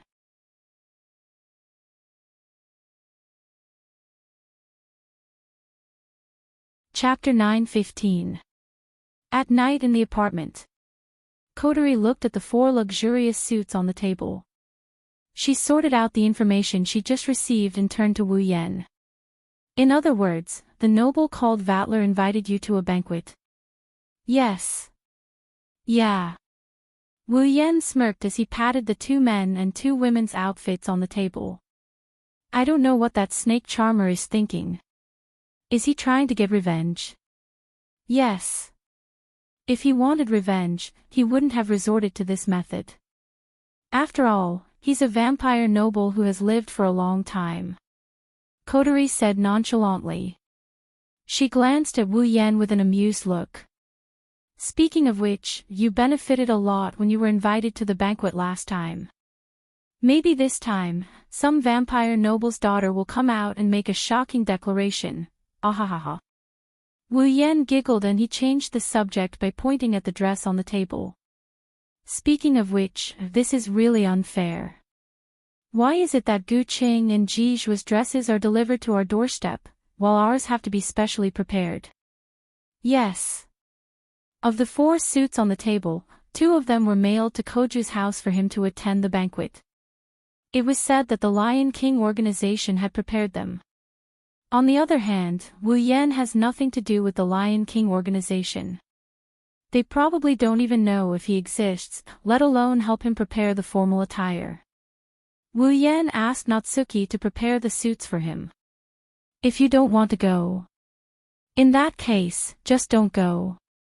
Kotori spun the jewel in her mouth and said. Nothing good will come out of this party. Just don't go. You're right. Wu Yan tapped the table and sighed. But it's still better to go. More or less, we should figure out the other party's purpose, is that so? Well, I don't care anyway. Don't talk like you don't have anything to do with it. Wu Yan picked up a suit and stuffed it into Kotori's arms. You're coming too. Ha! Kotori hugged the suit. Why do I have to go too? Is there a way? She pointed at the letter that was crushed to pieces. Wu Yan said. They want me to bring a dance partner. I see. Kotori was enlightened. She looked at Yukaina and Koju, who were both embarrassed and angry. Then I can roughly guess why the 2 of them are like this. Koju lowered his shoulders and pulled a long face. Why am I so unlucky? Wasn't it just because he accidentally saw Jimo's measurements on her dress? I can't help it. Senpai. Yukaina clenched her fist and smacked him on the head. Forget what you saw. Yes. Is it really okay? Nagisa, who had been silent all this time, finally spoke. The other party is a noble vampire from the warlord realm, right? Why did Kojo-kun, Yukina-chan, and Kotori-chan have to go? Won't it be dangerous? Well. Wu Yan smiled bitterly and said to Nagisa. Kotori is going as my dance partner and the other party is a noble. It's going to be a big event, so it's necessary to bring a subordinate. I don't know many people in Itagami Island, so I can only ask Koju for help. Ji Zhua is Koju's dance partner. Yes. Nagisa, you see, if Wu Yan sensei goes alone, won't he be at a disadvantage? Koju wasn't happy about being treated as a subordinate, but he didn't want to expose his identity. He had no choice but to swallow his pride. If I don't help sensei, he'll be too pitiful. But Nagisa didn't feel at ease. Her face was full of worry. If there's any danger. Nagisa. Koju didn't know what to say. He knew that Nagisa had developed a phobia towards demons after almost dying from their ambush. Demons were a synonym for danger and disaster in her heart. It was normal for her to be worried about them. From this perspective, Nagisa's acceptance of Wu Yan's existence is inconceivable. The atmosphere became heavy. Wu Yan looked at everyone and shook his head with a bitter smile. He reached out and patted Nagisa's head. Don't worry.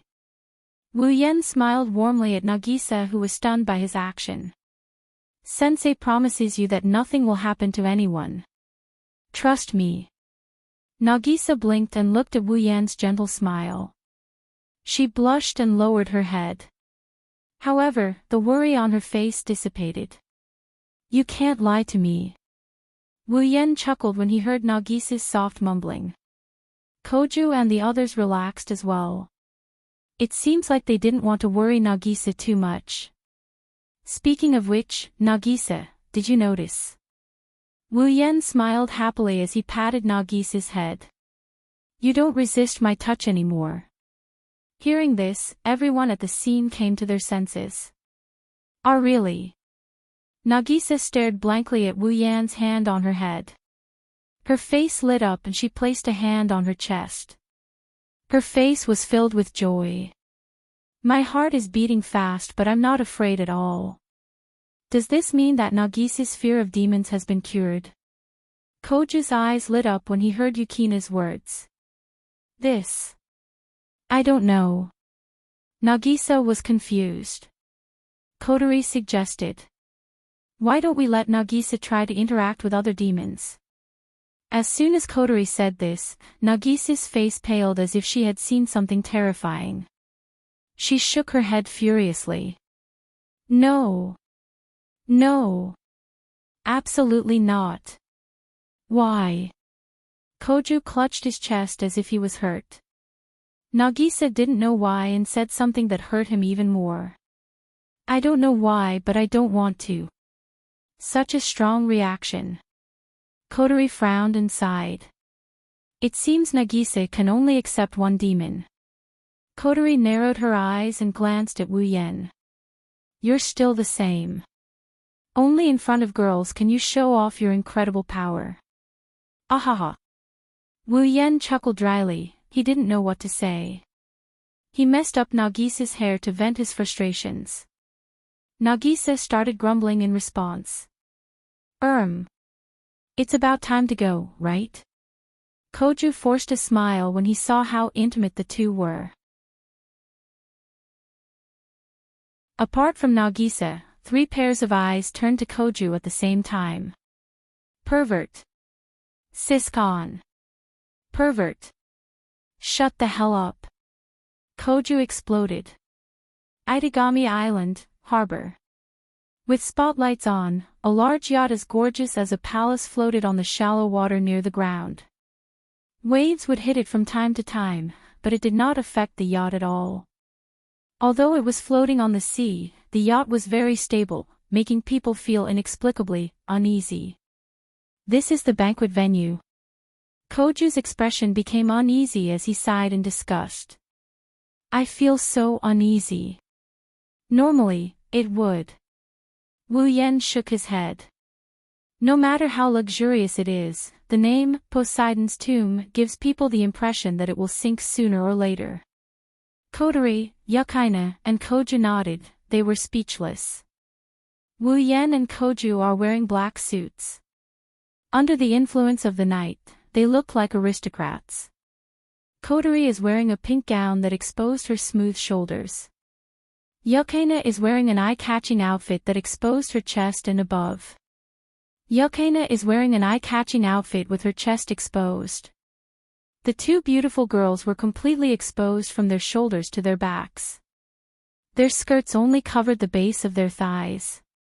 Their snow-white and slender thighs were not covered in the slightest. The thin fabric completely revealed the 2 girls' slender bodies. It was both sexy and beautiful. Anyone who saw this scene wouldn't think that they were only 14 or 15 years old. Even Koju was dumbfounded. Senpai. Yukina narrowed her eyes and looked at Koju cautiously. Please don't look at me with that perverted gaze. I'm not. Koju retorted, the other 3 were speechless. He's used to it.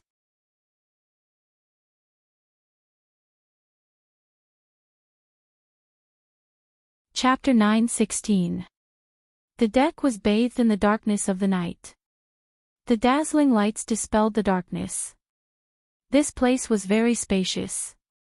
Not only was there enough space for about 100 guests to move freely without hindrance, there was even a swimming pool in the middle. Tables were scattered around, and delicious dishes and colorful wines were placed on the tables. Amidst the laughter and chatter, the food entered the mouths of everyone present. Wu Yan, Kotori, Yukaina, and Koju were standing at the entrance. Wu Yan looked at the deck and scanned the deck. Then, where are the vampire nobles in the Battle Monarch's domain? Koju said impatiently. As an ordinary high school student, he had never experienced such a situation. He would rather go home and watch TV than attend a social meeting. Yukaina is in a similar situation.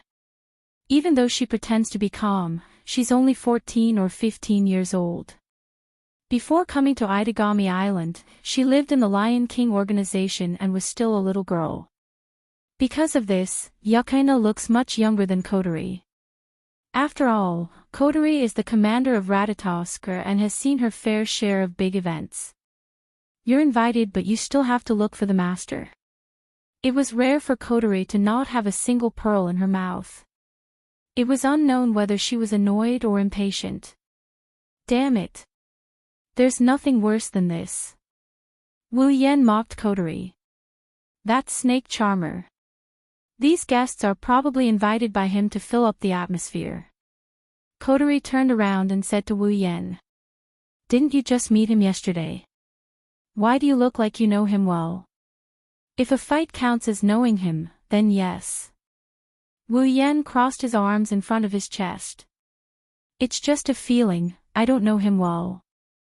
Don't mind it. Anyway, let's get this over with. Koju's annoyance turned into annoyance. I can't stand staying here any longer. That Vatler something. Where is this place? Let's go up. Looking up, Wu Yan looked at the top of the yacht. That's the only place I can think of. Observing the ordinary people here from a high vantage point, as expected of a noble, with that, Wu Yan didn't stay any longer. He headed to the top deck with Kotori, Yukaina, and Koju following behind him. It was different from the lively banquet below. There were no lights on the top deck, nor were there any luxurious food or wine. It was just a cold deck. This was where Wu Yan and Vatler had clashed last night. Although the battle had only happened last night, it was still too late. However, the broken deck had been completely repaired, and it was impossible to tell that this place was still in a dilapidated state yesterday. Looking around, there was no one around, and the sounds of the banquet below could not reach here. Only the sound of waves could be heard. Where is he? She looked around at the empty space around her. Koju and Yukaina were at a loss. Wu Yan and Kotori looked in the same direction, an imperceptible light flashed in their eyes. Let's end our game of hide-and-seek here, Vatler. Wu Yan closed his eyes, his voice echoed clearly. Unlike you who is bored to death, I have a lot of things that I need to do. As cold as ever, Wu Yan. Just as Wu Yan finished his sentence, a series of light footsteps could be heard coming from the dark corners of the deck, drawing everyone's attention as they got closer and closer. Under the watchful eyes of the crowd, a beautiful young man in a pure white Western-style suit appeared in front of the crowd. His blonde hair fluttered in the wind, and his blue eyes were wide open. Vatler looked at Wu Yan with a mischievous grin. Then, he turned to Koju with a bright glint in his eyes. He placed his hand in front of his chest and he bowed like a noble. Nice to meet you, Koju, no, Yibwa of Yinguang, my favorite fourth primogenitor. Ha! Koju's expression froze. He looked at Vatler, who was smiling at him. He shuddered and took a step back out of reflex. Favorite. Kotori and Yukaina raised an eyebrow. They looked at Koju with a meaningful gaze. Yukina's expression changed completely. She looked at Koju as a pervert before, but now she looked at him as a pervert. Senpai, I didn't know your perversion wasn't limited to gender. Stop imagining things. Koju's hair stood on end as he yelled at the top of his lungs.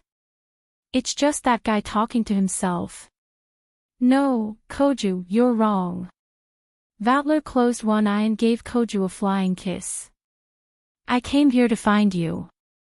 Kotori and Yukaina moved away from Koju, even Wu Yen couldn't stand it and turned around.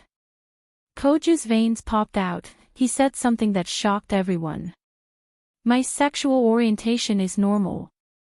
I don't like men. I like men.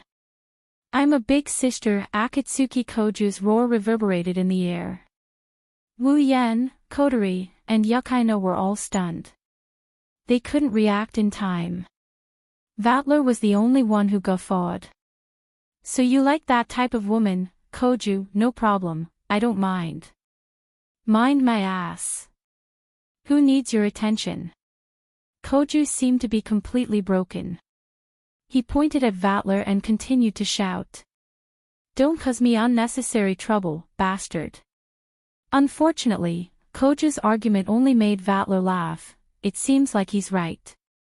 Wu Yen, Kotori, and Yukaina moved further away from him. You. As expected. Koju.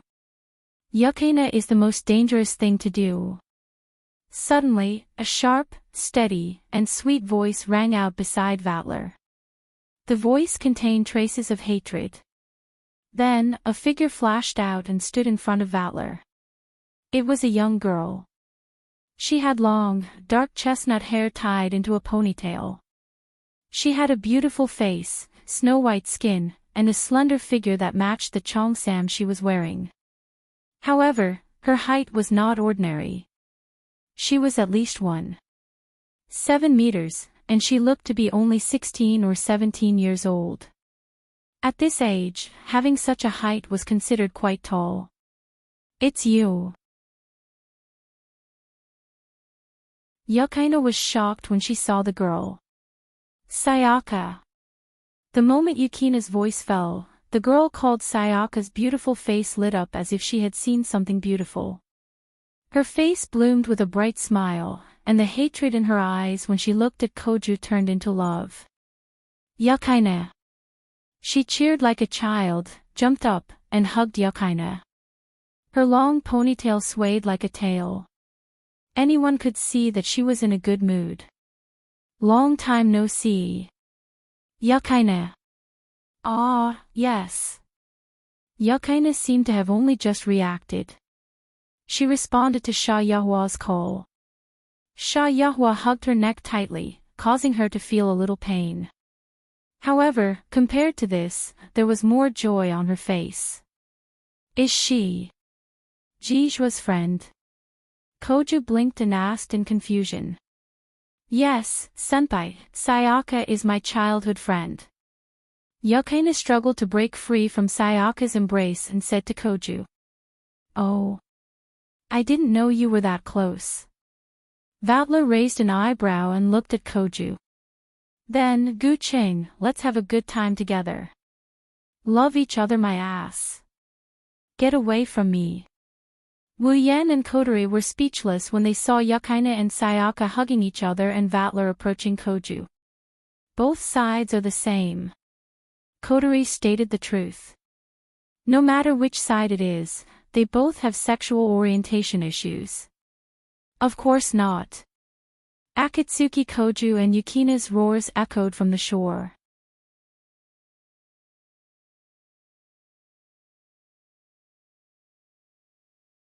Chapter 9:17. Vatler. Wu Yan sighed when he saw the situation getting worse. He finally opened his mouth to speak. Let's make it clear here. Why did you invite us here? Wu Yan's words made Gu Qing and the others stop what they were doing.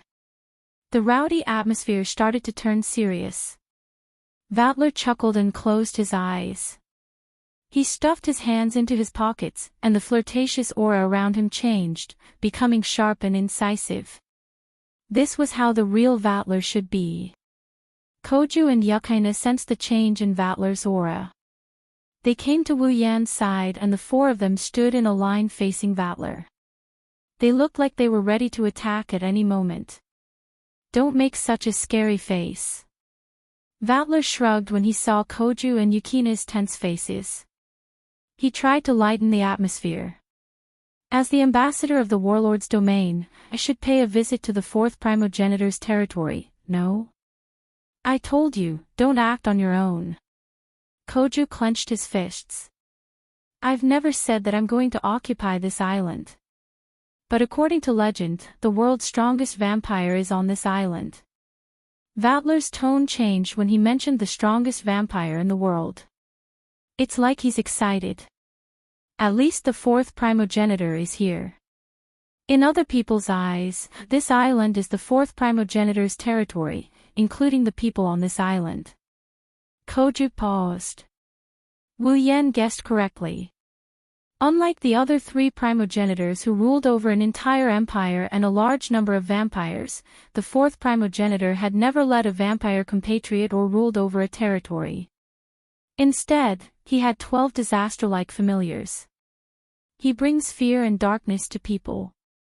However, a true ancestor was a true ancestor after all.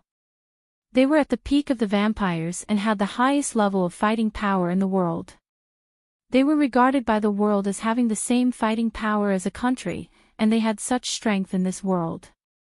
Ruling over a territory is a piece of cake for them. They have the right to create an empire. The other three primogenitors created their own empires. Koju, as the fourth primogenitor, is considered to be a primogenitor who wants to rule over a territory. Koju lives in Itagami City. It's understandable that people would think of Itagami City as Koju's territory. Vatler looked at Koju's frozen expression and raised his head in delight. Then, he looked at Wu Yan with an even more joyful expression. An uncontrollable smile appeared on his face. To the world, this is the territory of the fourth primogenitor because the fourth primogenitor lives here. But Vatler clutched his head as he stared at the expressionless Wu Yan. He started laughing. If people know of your existence, won't this knowledge be preserved? Other than Wu Yan and Kotori, Koju, Yukaina, and Sayaka frowned. What does that mean? Gu Qing couldn't help but ask. Oh. Vatler looked at Gu Qing in surprise. Gu Qing, don't tell me you don't know what kind of existence this person beside you is. Wu Yan. Sensei. Koju subconsciously looked at Wu Yan. Yukaina and Sayaka did the same. Koju and Yukaina have been wondering about Wu Yan's identity for a long time now. Despite being only 26 years old, he possessed unimaginable power. Not only could he casually challenge the vampire nobleman to a fight, but he could also defeat the Lion's Gold, the fourth primogenitor's familiar, without even summoning his familiar.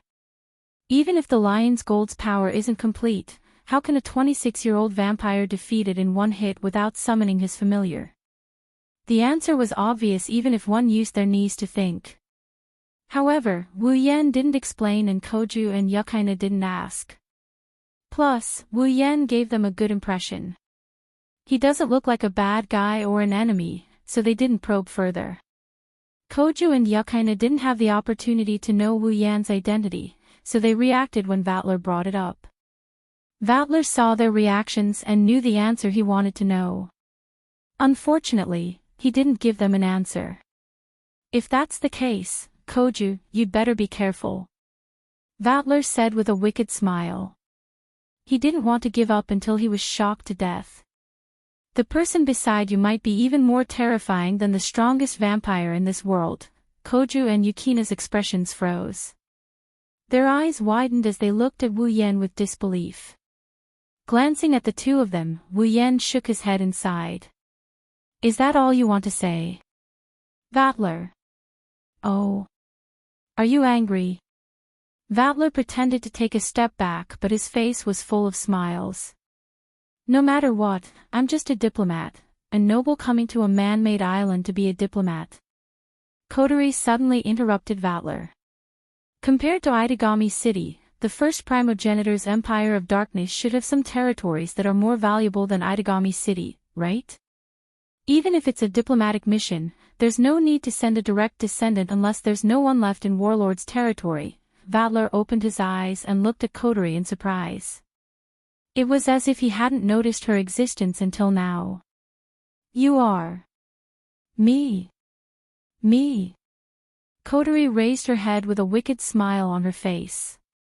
I might be even more terrifying than the two vampires you're worried about. That's interesting. LoveLore froze for a moment before laughing. Since this terrifying existence has already said so much, it would be a form of sophistry if I continue to hide it. LoveLore walked to the railing and looked out at the ocean. Christoph Kardashian. Christoph Kardashian. Coterie, Koju, and Yukaina were stunned when LoveLore mentioned the name. Wu Yan, on the other hand, understood what happened after LoveLore spoke. LoveLore. Wu Yan took a deep look at LoveLore. Your goal is the ancient weapon in the Black Death Emperor faction's possession, the Nalakuvula, right? Black Death Emperor faction. Koju exclaimed. Nalakuvula. Yukaina furrowed her brows. You already know that much. LoveLore smiled, his eyes suddenly burning with passion. That's right. It's a weapon from the Age of Gods that destroyed countless civilizations. I heard it has the power to kill a primogenitor. I'm very interested in that power. Could it be? Yukaina gasped as she thought of something. You're doing this that's how it is. LoveLore finally laughed out loud without holding back. Isn't it interesting to fight with a primogenitor killing weapon? Stop joking.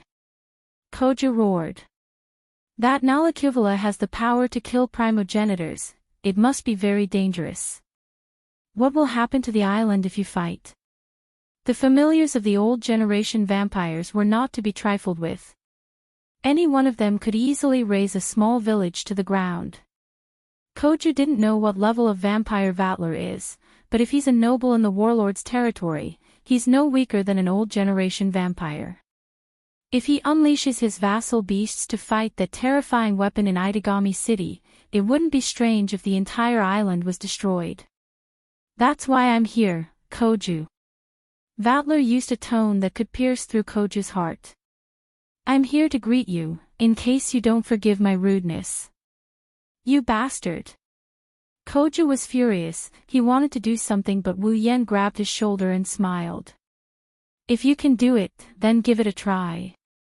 Wu Yan said with an indifferent smile. The smile on LoveLore's face froze for a moment, but it quickly reappeared. Coterie and Koju stared at each other in silence. Koju and Yukaina opened their mouths as if they wanted to say something. But in the end, they didn't say anything and remained silent.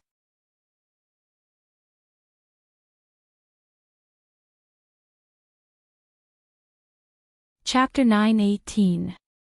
Itagami Island, Southern Residential Area. On the way home, the full view of the apartment appeared in front of everyone's eyes. However, no one present reacted to it. As they walked into the apartment, they remained silent, as if they were thinking about something. This scene had been going on ever since LoveLore got off the yacht.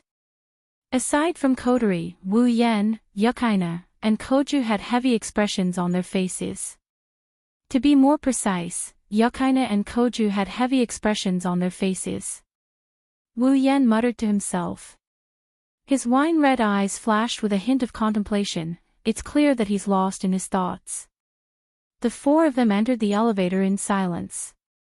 Their bodies rose along with the elevator. When they were about to reach their destination, Yukaina couldn't help but ask Wu Yan in a worried tone. Sensei, is it really okay? The silence was broken. Coterie and Koju looked at Wu Yan. Wu Yan snapped out of his daze but he didn't hear what Yukaina said. What did you say? Sensei. Yukaina looked at Wu Yan with an accusatory gaze and sighed. I say, is it really okay to just leave it be like this? Duke Iridiaro's goal is to protect Itagami Island. It's dangerous. Yeah. Koju, who had been holding back, finally lost his temper. If that LoveLore guy really does fight with that Nalakuvula thing, he'll be the first to die. Then what should this island and the people on this island do? You guys. Wu Yan shook his head and patted Yukina's head. Aren't you guys being a little too worried? Too worried? Yukina and Koju froze.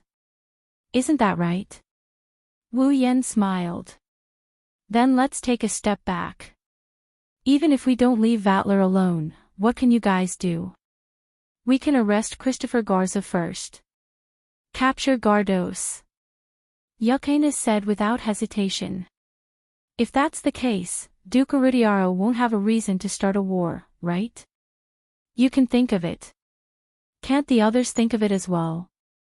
Wu Yan pursed his lips and he told Yukina. He's still the leader of a terrorist organization. If he's that easy to capture, we wouldn't be having such a headache. But that's enough. Wu Yan interrupted her and he rubbed her head. Don't underestimate Itagami Island. One of you is the fourth primogenitor and the other is a sword shaman from Lion Organization. But there are plenty of capable people in Itagami Island. You're just students. Even if the sky falls, there will be someone stronger to hold it up. At least, I'll be here. Vatler won't go too far. Smiling warmly, Wu Yan lowered his voice. His tone gave Yukina and Koju an indescribable sense of security. You guys just have to live your own lives. If there's really something I need your help with, I'll give it to you. If you really need help, I won't hold back. So don't overthink it. Hearing this, Yukina and Koju looked at each other. Their emotions calmed down a little, and a smile appeared on their faces. Both of them are people with a strong sense of justice, but like Wu Yan said, they're still students. They haven't even reached adulthood yet. It's not right for them to shoulder the responsibility of saving the demon race. Even if their identities were extraordinary, abilities were just abilities, right? Wu Yan's words gave them a sense of security. I understand, Sensei. Yukina nodded solemnly. If you need our help, please don't hesitate. Ah. Wu Yan smiled. Even if it's free labor, I won't let it go. How direct. Koju didn't know whether to laugh or cry. He looked at Wu Yan and he hesitated for a bit before asking. By the way, Wu Yan sensei, Vatler said you're more terrifying than the fourth primogenitor. What did he mean by that? Yeah, sensei. Yukina hesitated, but she still asked anyway. You, who are you? You believe Vatler's words. Wu Yan scratched his face and glanced at Koju. If he's talking about the fully awakened fourth primogenitor, you wouldn't believe me if I said I'm on par with him. Is it strange if I say the fourth primogenitor is more terrifying than him? Koju was speechless. Yukina sensed that something is wrong, but she didn't know how to ask. She looked like she's in a dilemma. Wu Yan found it funny when he saw her like this. He rubbed Yukina's head and started rubbing her head. Don't think too much about it. Go home and rest. I know. Don't mess up my hair. Yukina covered her head in embarrassment. Wu Yan rubbed her head even harder. Kotori looked helpless. Wu Yan and Yukina didn't notice that while they were having fun, the camera in the elevator was recording their every move. It wasn't just recorded in the control room, it was also recorded in the mind of a girl with a ponytail sitting on the top floor of a building not far away from them. Gritting her teeth, the girl looked at the image in her mind, and a trace of hatred came out of her mouth. How dare he rub my Yukina's head like that? None of the vampires around Yukina are good people. The next day, the sun shone brightly. That vampire noble really didn't do anything to you. Didn't he suck your blood? I heard vampires have an urge to suck blood because of that. That Vatler guy, did he do anything strange to you? Wu Yan and Yukina were sweating profusely as Nagisa interrogated them. They looked at her serious and curious eyes. They couldn't bear to push her away. They shook their heads helplessly and smiled bitterly. He really didn't do anything. Wu Yan pushed Nagisa's body away. He looked like he was catching his breath. Plus, that urge is only for the opposite sex, right? You should ask Yukaina about that. Sensei. Yukaina panicked when she saw that Wu Yan was trying to get her into trouble. Duke Arudiaro wouldn't be interested in me. Even if he was, it would be for senpai. Kojo-kun. Nagisa panicked. Kojo-kun is interested in men. That. Yukaina awkwardly giggled and she looked at Wu Yan with a pleading look. Wu Yan rolled his eyes and he snickered. We don't know, but Vatler is very interested in the ancient city. As for the ancient city, Wu Yan purposely dragged out his words as if there's something he can't say. Nagisa's mind was in a mess when she heard this. I didn't expect Kojo-kun to have that kind of interest. Nagisa clenched her fists and shouted. No. Nagisa has to ask him when we get back home. Wu Yan and Yukaina reflexively took a step back. They gulped and crossed themselves as they prayed for Koju's safety. Hopefully, he would be able to hold on under Nagisa's relentless interrogation. At the same time, a large vehicle that could fit many people was parked at the gate of Kai-Hai Academy. In the car, a man in military uniform with a dignified appearance who looked a little old, but his thin eyes were full of light, rolled down the window and looked at the buildings in Kai-Hai Academy. He turned around and looked at the two hairy orcs behind him. The Witch of the Void, Natsuki Minamiya, should be at our base by now. The only one who can threaten us in this academy is that vampire called Wu Yan. You two, hold him back while I bring the one who can decipher the tablet. This. The two beast men looked at each other.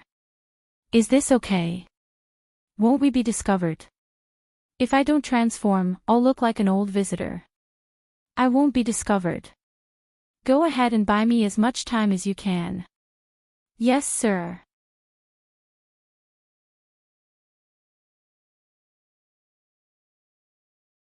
Chapter 919.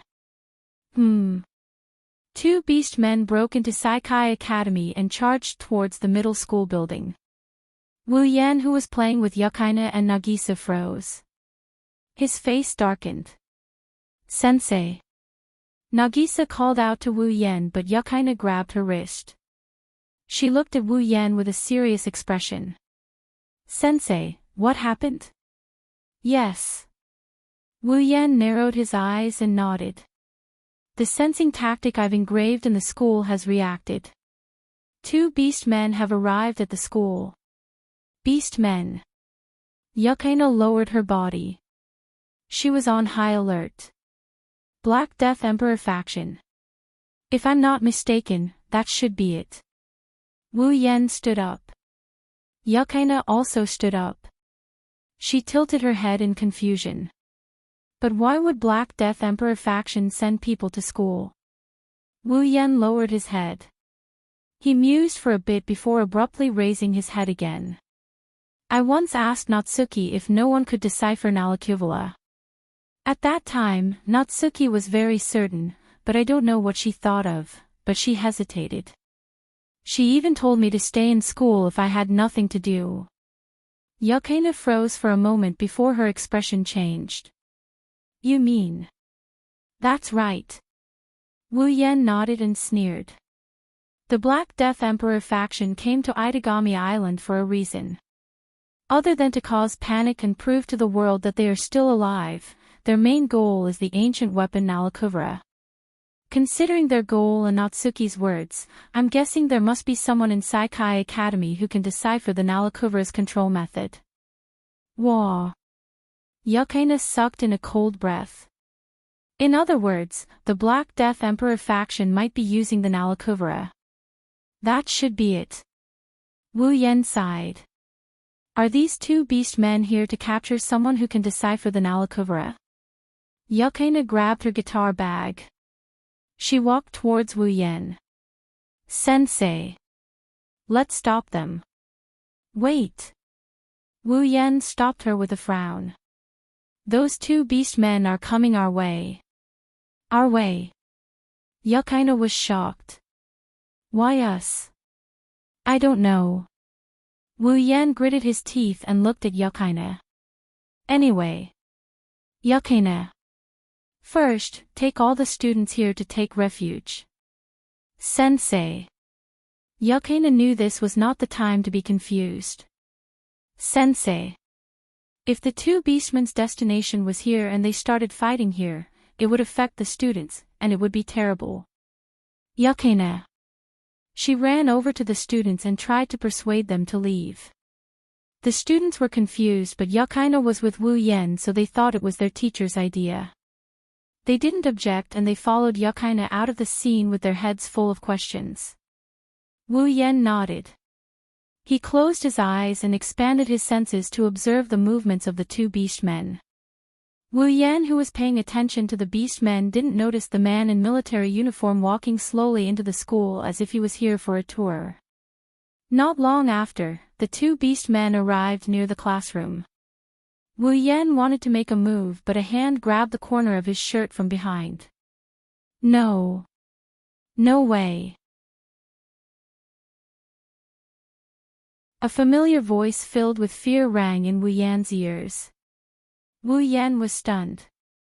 He turned around and looked behind him. Nagisa was trembling violently. Her face was as white as a sheet. It was as if all the warmth in her body had left her. She was the one who grabbed Wu Yan's shirt. Nagisa. Wu Yan was shocked. Why didn't you leave with Yukaina? Sensei. Sensei. Nagisa shook her head as if she didn't hear Wu Yan. Sensei. I'm scared. I'm scared. Looking at Nagisa's pale and fearful face, Wu Yan's heart throbbed with pain as he cursed inside. This situation was exactly the same as when he first arrived at Itagami Island and got into a fight with two vampires. Nagisa was afraid of demons, so she didn't react in time and tried to escape. Yukaina, who thought Nagisa was following her, left her behind. Wu Yan panicked when he sensed the two beastmen approaching the classroom. Bang! With a dull thud, two orcs covered in black fur and wearing beast heads violently kicked down the door of the classroom and barged into the scene with pistols in their hands. Ah! The appearance of the two beastmen finally ignited the fear in Nagisa's heart. Shut up! The two beastmen raised their pistols and aimed at Nagisa. They were worried that her screams would attract the attention of others, but Nagisa couldn't hear them. She clutched her head and screamed in terror. No! No! Shut up! The orc's finger was already on the trigger. Nagisa! Wu Yan hugged Nagisa tightly, exposing his back to the two beastmen. He ignored them and shook Nagisa's shoulders. Calm down. Calm down, Nagisa. Ah. Just like the first time they met, Nagisa couldn't calm down. She kept shrieking in terror.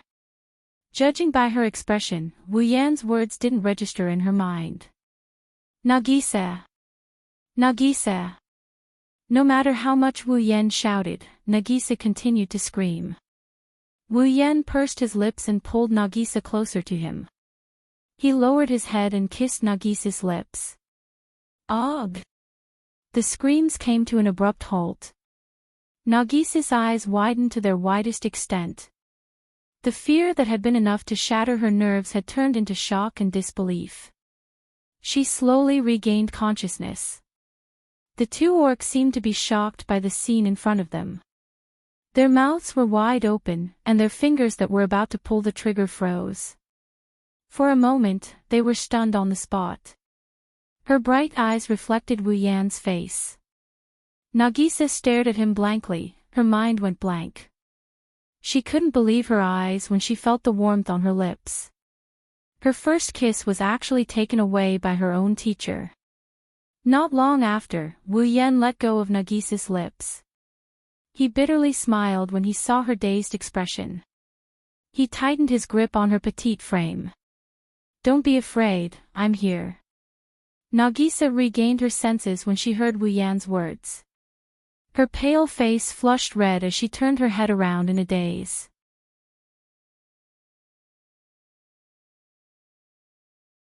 She had completely lost her ability to think, she could only nod her head out of reflex. The two beast men also regained their senses.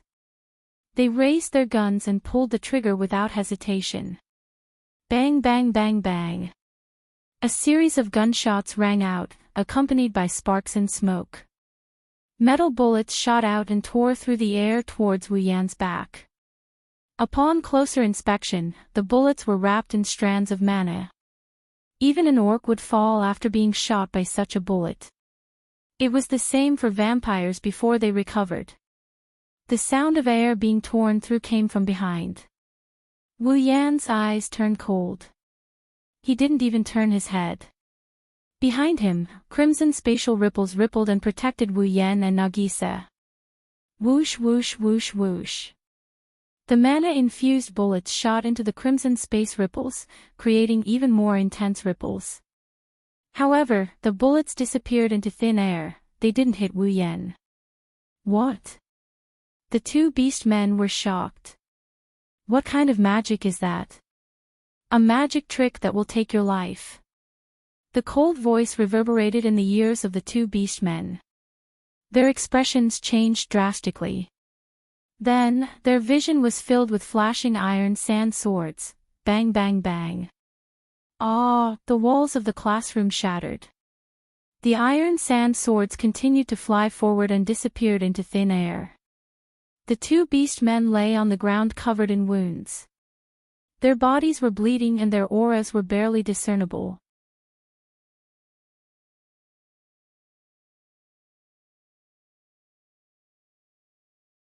Chapter 920. Bam!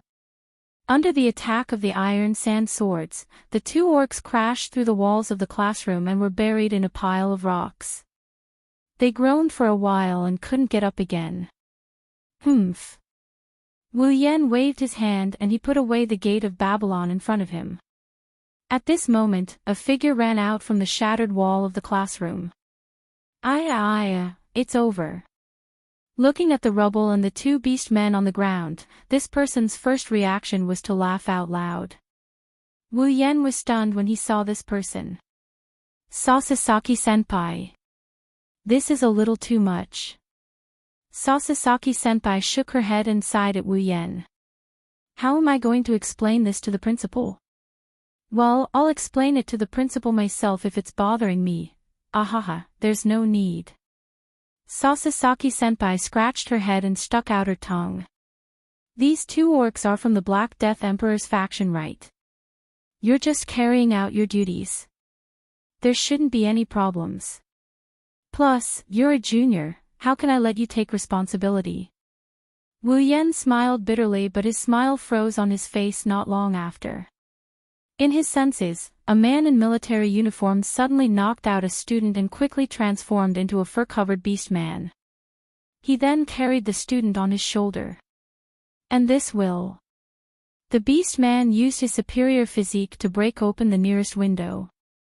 He jumped in front of a car and before Wu Yan could react, the car sped away from Saikai Academy. At this point, Wu Yan understood. These two orcs were just bait to distract him. The other orc was the real person who came to Kaihai Academy to kidnap the one who could decipher Nalakuvala's control method. But how did they know he was the one who would hinder them? Moreover, judging from their carefully designed kidnapping plan, they also knew that he had a tactic that could sense the situation of the entire Rainbow Sea Academy. Otherwise, they wouldn't have acted so purposefully. Could it be the Black Death Emperor's faction? They had information on him all along. Thinking of this, Wu Yan cursed in his mind. He didn't bother explaining himself and handed the stunned Nagisa to Sasasaki-senpai. Sasasaki-senpai. Sorry for troubling you, Nagisa. He left this sentence behind. Wu Yan teleported and disappeared. Sasaki-senpai, who didn't know what Wu Yen was capable of, was shocked. Is that the same type of magic as Natsuki-senpai? Sasaki-senpai chuckled. Could it be that he hit it off with Natsuki-senpai? Senpai. Nagisa stared at the direction Wu Yen disappeared and clasped her hands together. It's fine, it's fine. Sasaki-senpai patted Nagisa's shoulder and comforted her with a smile. He's an attack mage. Even if he's just an apprentice, he shouldn't have a problem dealing with a few orcs. After all, he's a newbie recommended by Natsuki-senpai. Nagisa nodded with a heavy heart. It's unknown if she took Sasaki-senpai's words to heart. She's the only one who knows. Her heart is in a mess. Her face is hot. The artificial island, Itagami Island, is actually made up of 4 large floating structures. They are located in the east, south, west, and north of the city. It's a place for humans and demons to live. Other than the 4 large floating structures, there are many other smaller artificial areas around the island. They are used for other purposes. For example, there's a waste disposal chamber for non-flammable trash. These small attached islands were called artificial islands. Back when Wu Yen summoned his familiars for the first time and led the Berserk Koju to an uninhabited area, it was one of these artificial islands. Today, on one of the artificial islands on Itagami Island that is under construction. It has a radius of about 5 kilometers. It's a square-shaped island that juts out from the sea to dispose of trash. A fierce battle is going on. On the flat and spacious island, the ground was covered with thick steel plates. The helicopters crashed onto the steel-like ground one by one and burst into flames with loud explosions. Some vehicles were unfortunately caught in the smoke and turned into a pile of wreckage, emitting fire and smoke, indicating the fierce state of the battle. It's a battle between the Black Death Emperor faction and the Special Forces. Smoke and gunshots reverberated in the surroundings. On the artificial island that was under construction, the cranes and surveillance towers collapsed like rotten wood. Some of the larger cranes and surveillance towers even turned into the most lethal weapons. They smashed towards the humans and orcs who were fighting amidst the frantic roars of the orcs. Around them, several armored vehicles with thick armor plates stood there. The special zone guards were hiding behind the armored vehicles. They were using special bullets to deal with orcs to shoot forward. Behind some obstacles in front of them, there were also guns fighting back against the special zone guards. The fierce gunfight evolved into a stalemate between the two sides. For a while, no one could tell who was the winner. On the side of the wreckage of the destroyed helicopters and armored vehicles, some injured people were hiding here. While enduring the pain of their wounds, they were trying to find ways to move their bodies so that they could participate in the battle and give their team a boost of strength. However, in this battle of attrition, the number of injured soldiers will only increase. Until there are casualties. Even so, it would be difficult for this battle to come to an end unless one side was completely defeated. Holding a parasol in her hand, Natsuki's black gothic dress fluttered in the wind. She stood very close to the battlefield and witnessed everything with her own eyes. She didn't make a move to capture the beastmen. No one knows what she's thinking. She kept looking forward with her usual calm eyes. Even when bullets flew past her, she didn't react. If Natsuki was willing to make a move, this battle will end in a short time. But she didn't. She already knows there will be more troublesome things to come. That's what she needs to deal with. Humph. Nayu let out a soft snort when she saw a rather large black shadow appear amidst the black smoke of war in front of her. So it still ended up like this. At the same time, in a deserted alley not too far away from the artificial island, Wu Yen is looking at the area where black smoke is billowing out from. His face is devoid of any emotion. In fact, his pair of wine-red eyes, there is a trace of uncontrollable rage. When he was still in Kai-Hai Academy, the Black Death Emperor had kidnapped the student who could decipher Nalacuvala's control method before he could react. However, the other party's mode of transportation was merely a vehicle, while he had teleportation magic. Under the circumstances where he could teleport, he could catch up with the other party in a matter of seconds. If that was the case, the Black Death Emperor faction's wishful thinking would be completely destroyed. But now, the Black Death Emperor's people had probably brought him to their temporary headquarters to decipher the method of control. That's why Wu Yen is so angry. Turning around to look at the battlefield, Wu Yen coldly looked at a spot not far away from him. His voice dropped to a freezing point. Have you planned this from the start? Vatler. Ha. Vatler raised his sunglasses and smiled evilly in front of Wu Yen. Don't be so angry. Isn't it fun? Vatler spread his hands and smiled without remorse. After all, if you mess up the situation, it won't be fun anymore.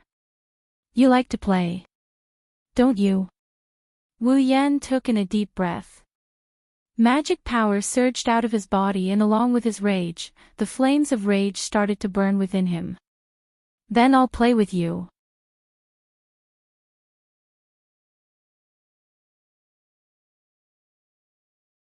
Chapter 921. I've been wondering. Wu Yan's mana surged like a tidal wave. His body looked like it was coated with a layer of light, it shined brightly.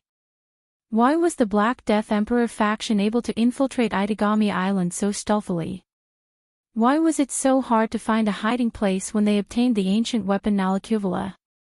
And why was the Black Death Emperor faction able to act so purposefully in Saikai Academy?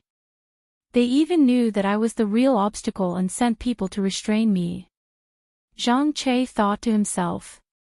As if he wanted to vent something, Wu Yen spat it out word by word. Vatler, you're the one behind all of this, aren't you? Vatler is a noble from Warlord Domain. He came to Itagami Island as a diplomatic envoy. As a diplomatic envoy, the yacht Vatler was staying on was strictly protected. Even the special forces couldn't search the yacht without solid evidence. The Black Death Emperor faction was a terrorist from the warlord's territory. Their goal was to overthrow the first true ancestor, so Vatler and the Black Death Emperor faction were enemies. But because of this, if Vatler provided shelter for the Black Death Emperor faction and let them hide in his ship, then they would be the safest. As long as Vatler provided a hiding place for the Black Death Emperor faction, everything would make sense. I'm afraid so. You were the one who leaked my information to the Black Death Emperor faction, right? He stared at Vatler intently. Wu Yen said coldly. Vatler chuckled and put on an annoying smile. He then shook his head and said in a regretful tone, "You misunderstood me. The Black Death Emperor sect is an enemy organization of the Battle King's land. I am a noble of the Battle King's land, and I am a noble of the Battle King's land. How could he possibly help his enemy?" This explanation was indeed very convincing. Who would provide help to their enemies? However, Vatler's next sentence completely destroyed this excuse. I just didn't think that there would be a terrorist hiding on my ship. Vatler smiled, his words infuriating. When I noticed it, the Black Death Emperor faction had already attacked me. I couldn't beat them, so I had to abandon the yacht and escape. That's how lucky I am.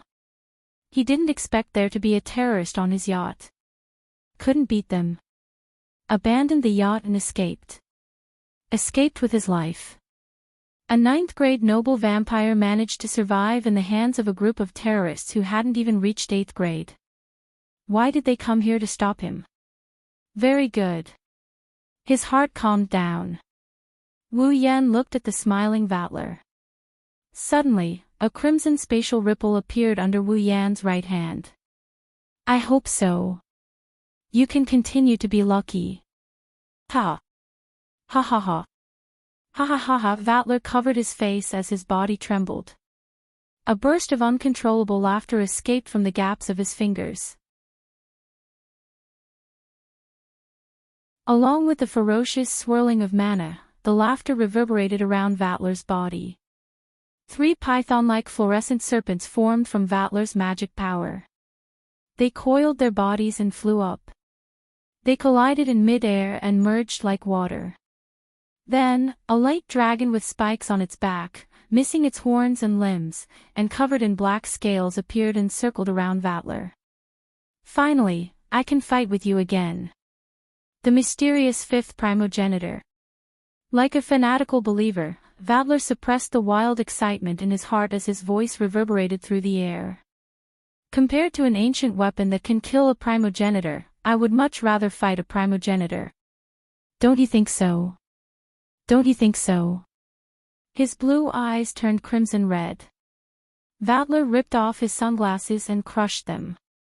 He stared at Wu Yan with a look of ecstasy on his face. Come. Let's continue where we left off last time. Not over. Wu Yan snickered. He held the gate of Babylon in the palm of his hand. A red spear came out of the gate of Babylon and landed in his hand.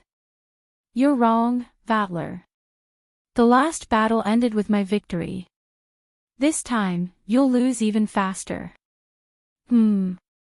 Vatler paused. He looked at the red spear in Wu Yan's hand. What is that?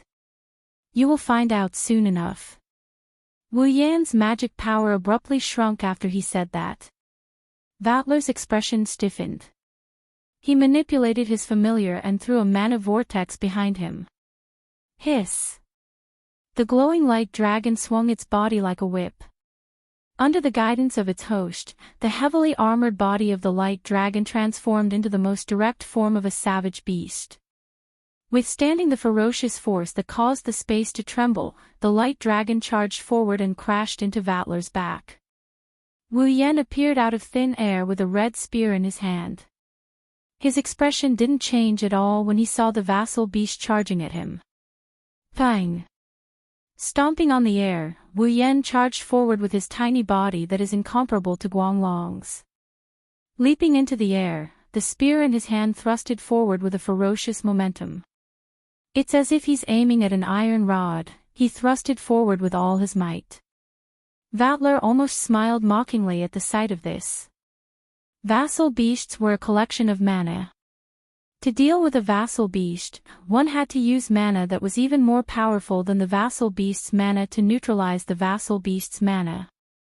It wasn't that there weren't any methods that were effective against mana in this world, but there weren't many of them. Vatler, who had lived as a vampire for a long time, knew almost all of them. However, he had never seen this red spear before. However, Vatler did not hold back. Let me have a taste. The blood of the 5th primogenitor. What does it taste like? As Vatler roared, the light dragon charged forward and collided with the red spear that was as thin as a needle.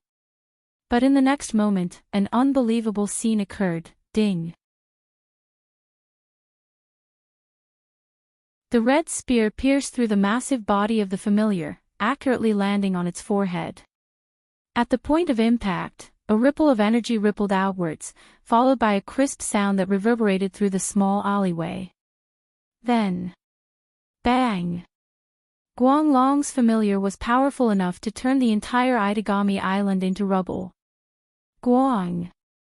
It disintegrated into nothingness. Wu Yan blocked the vassal beast of the vampire who is said to be the closest to a primogenitor with a single strike. What? Vatler's smile froze on his face. The impact created a tornado that blew away everything in its path. Wu Yan charged forward with the red spear in hand. His expression didn't change. He arrived in front of Vatler. Raising his head, Guanglong stared at the stunned Vatler. He gripped the spear with both hands and thrust it at Vatler. Bang!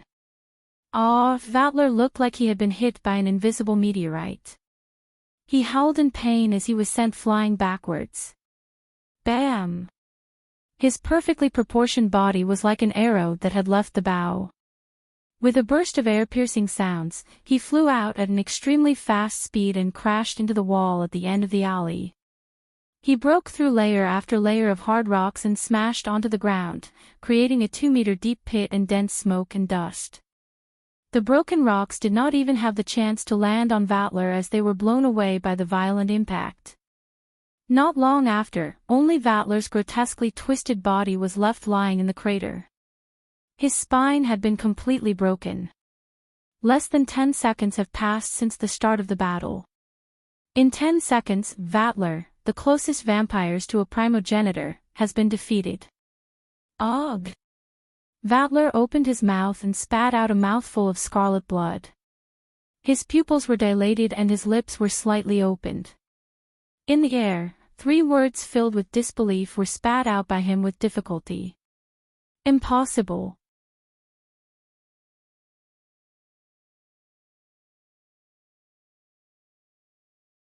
Chapter 9:22.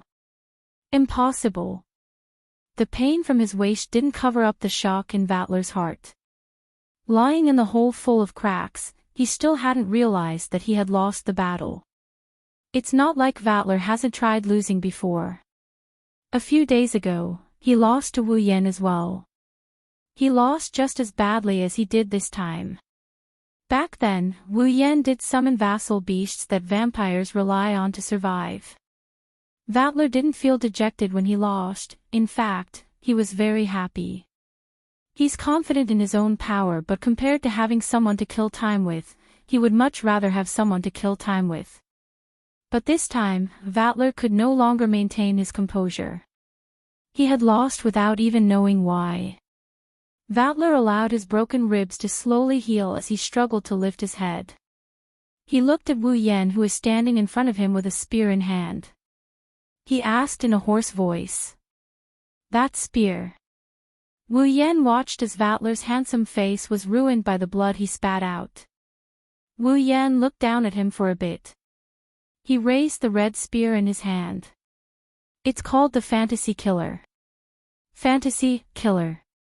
That's right. That's right." Wu Yan caressed the spear and explained, as the name suggests, it's a killer that kills all illusions. It's a killer that can wipe out all illusions. It has the effect of erasing all abilities, such as superpowers and magic. Wu Yan looked at the stunned Vatler and smirked. Of course, that includes familiars made of magic. A superpower that can obliterate everything. Vatler stared at the spear in Wu Yan's hand. He laughed out loud in a mocking manner. He was so happy that he looked like a madman. Ha! So that's how it is. And here I thought that the Lion King Organization's 7 assault demon subduing machine gun, that is engraved with the divine spark vibration wave driving tactic, is already the nemesis of us vampires. I never thought that there would be such a weapon in this world. Erase all abilities, ha ha ha. The 5th true ancestor that appeared out of nowhere, and this divine weapon that appeared out of nowhere. Vatler coughed a few times and twisted his body. He did not care about his broken waist and forced himself to get up. He knelt on one knee and stared at Wu Yan with his crimson eyes. "Who are you?" Following Vatler's question, the crowd fell into a deathly silence. He glanced at Vatler, who was still recovering. Wu Yan snorted. "Do you care? I thought you were happy as long as there was someone to play with." Ha! Ha! Vatler paused for a second, then forced an ugly smile. He laughed. "You're right. My divine weapon, the Fantasy Killer, defeated me in one hit. Interesting, isn't it? You're the one who got careless." Wu Yan coldly said. "If you didn't think too highly of yourself and underestimated the Fantasy Killer, you wouldn't have lost so quickly." Indeed, Vatler had lost so quickly because he didn't know what Fantasy Killer was capable of. His most powerful familiar had been destroyed in an instant, catching him off guard. If it happened again, even if Wu Yan used the Fantasy Killer, it wouldn't be easy to kill Vatler, who was 1 or 2 levels higher than him, in 10 seconds. Vatler snickered in response to Wu Yan's statement.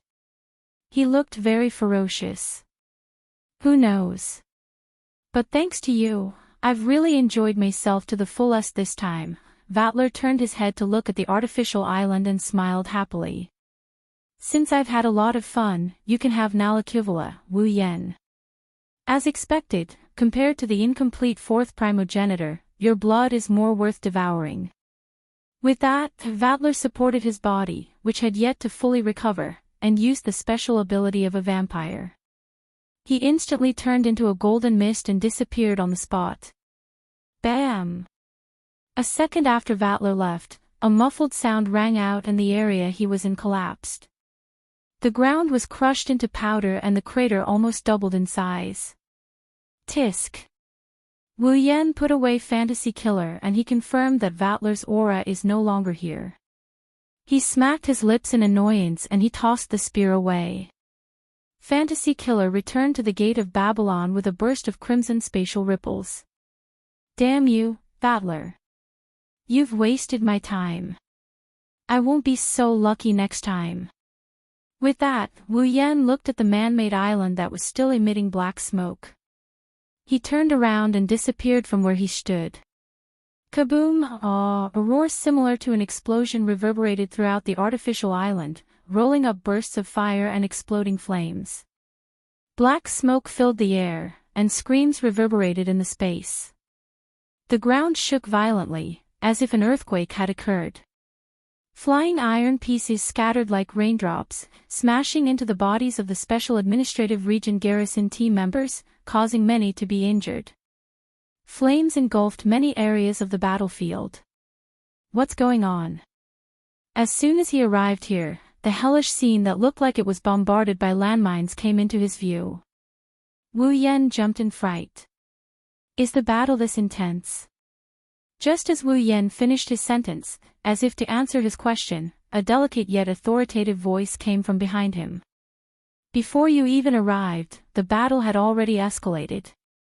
Natsuki walked out of the void behind Wu Yen with a parasol in hand. She glared at him with a displeased look. Didn't I tell you to stay in school? Why are you still here? Why is this happening? Hearing Natsuki's words, Wu Yen knew that she's not blaming him for leaving the school without permission. She's just unhappy that he allowed her students to be abducted by the Black Death Emperor's men. Normally, Natsuki looked like she didn't care, but in reality, she loved her students very much. She was a classic example of a responsible, caring, hard-spoken, soft-hearted teacher. It's all Vatler's fault. Wu Yen bitterly laughed after he spat out those words. Besides, if you knew someone in the school could decipher Nalakivola's method of control, why didn't you tell me so I could protect her? Natsuki said unhappily, I don't know much either.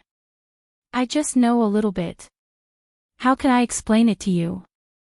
Wu Yan's bitter smile deepened. Natsuki lifted her head and looked ahead. Enough talk, they're here. Fine. As soon as he finished speaking, a loud voice and a huge figure appeared from the thick black smoke in front of them. Amidst the mechanical sounds of rising and falling, a strangely shaped machine about 7 to 8 meters tall, with a black gold body and 6 mechanical legs, walked over clumsily. It was like a huge mechanical spider wrapped in armor. Its hemispherical head was buried in an oval body, and there were 2 tentacle-like hooks on its front end. The 6 legs covered in heavy mechanical armor moved forward. Along the way, the wreckage of the buildings and armored vehicles were crushed under its trampling. A dazzling red beam shot out from the center of its crystal-like head and swept across the front. It easily tore apart the ground of the artificial island covered in steel and caused a series of explosions. Unlike its clumsy body, the strange-looking 6-legged mechanical spider released a red beam of light at the speed of light. It swept across everything in front of it. Anything that was hit by the beam of light, such as the ground and armored vehicles, were easily cut apart like thin paper. Then, they were blown away together with the intense explosion of flames. Debris and metal shards flew everywhere. Such destructive power far exceeded the standard of normal weapons. It was even stronger than tanks and fighter jets. It was comparable to familiars.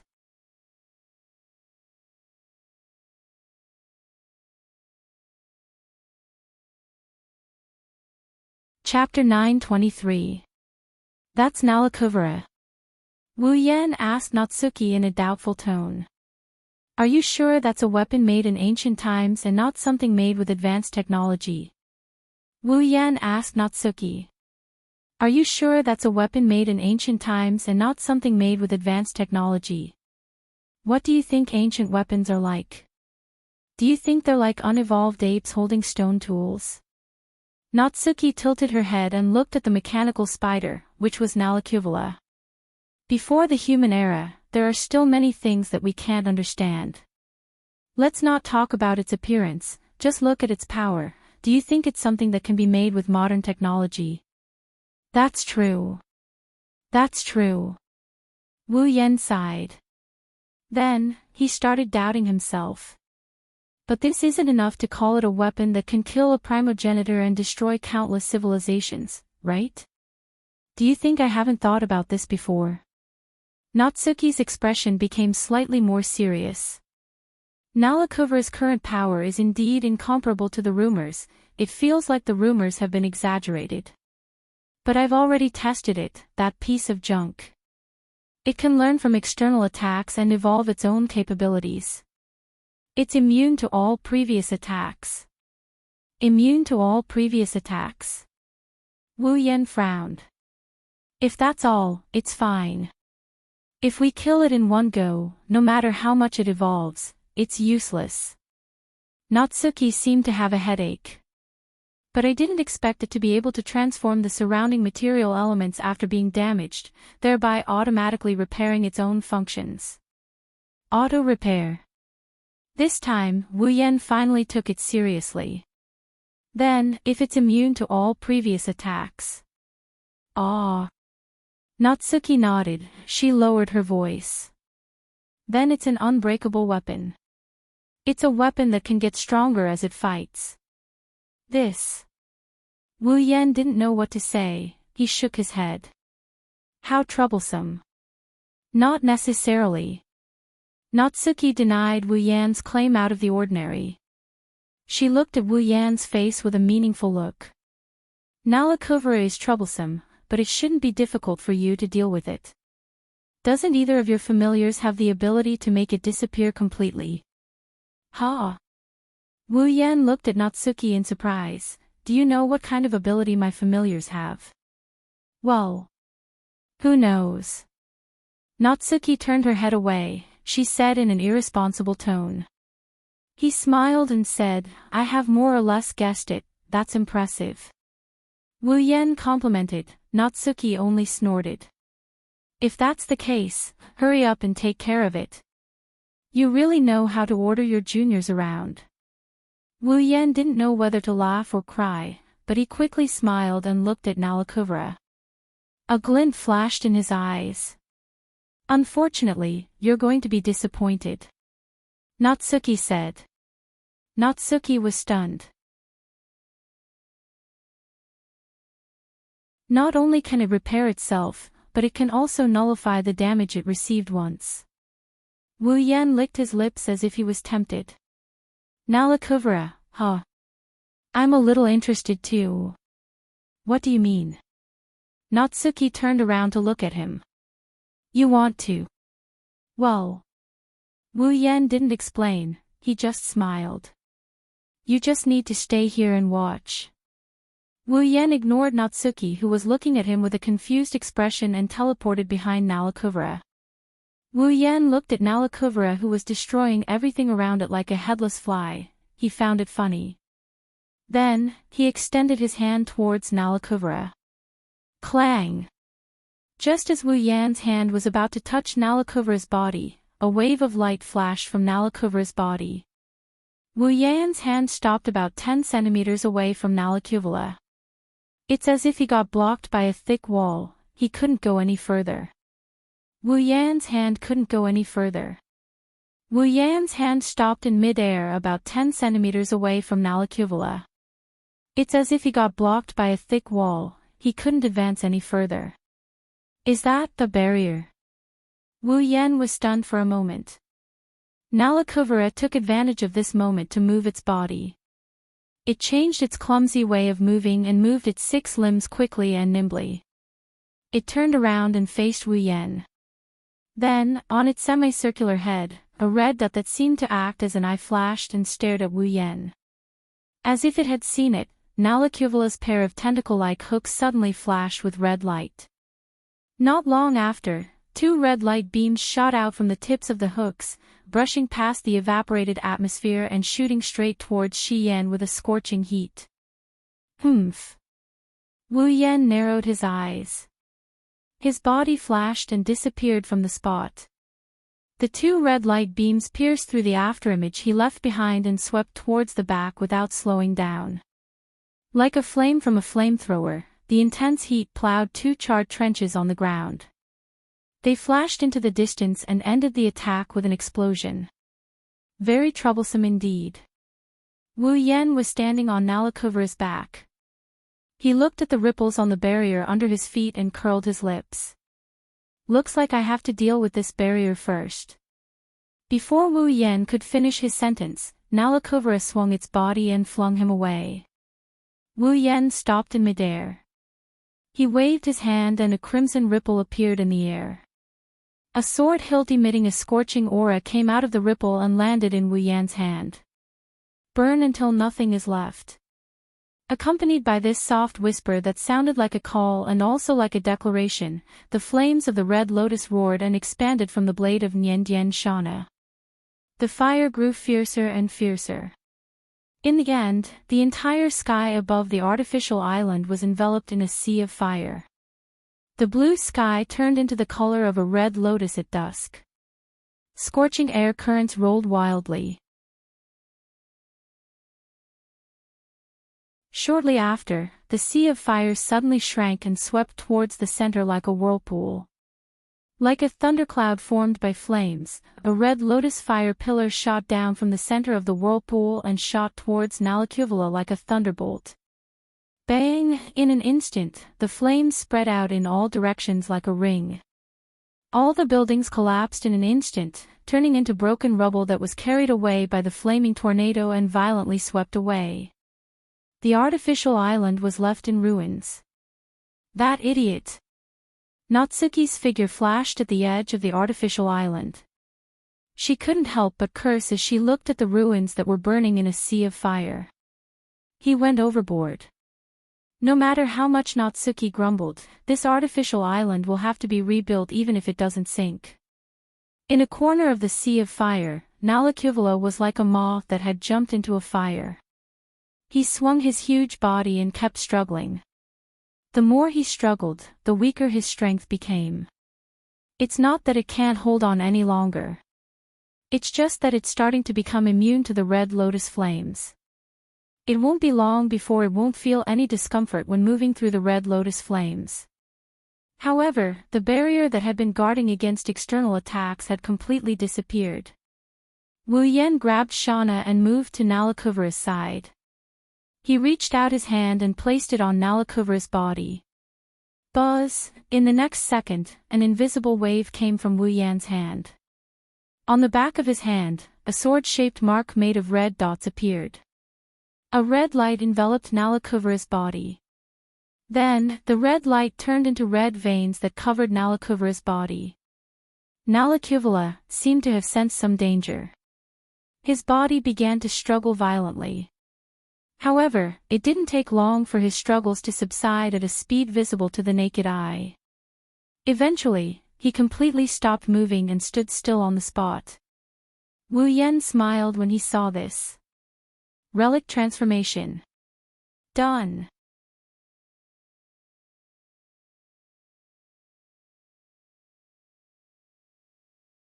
Chapter 924.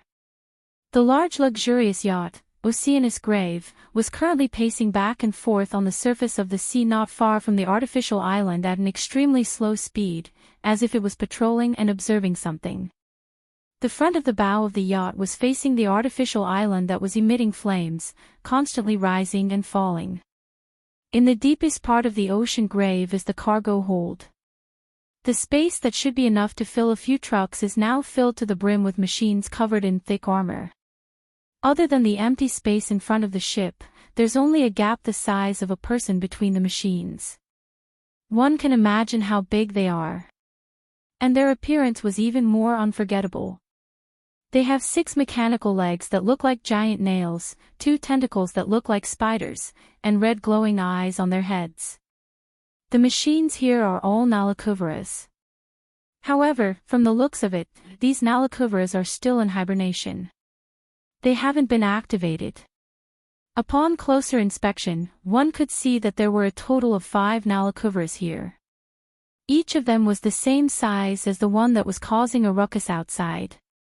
However, behind the 5 Nalakuveras in a row, deep in the depths of the forest, there was another Nalakuvera. It seems like there is an even bigger monster placed there. Although it was covered in the same armor as the other Nalakuveras, it was a mechanical body that was covered in armor. However, this monster was twice the size of the other Nalakuveras. It had the same mechanical limbs, but its body was bigger. Its head was not placed at the front of the body.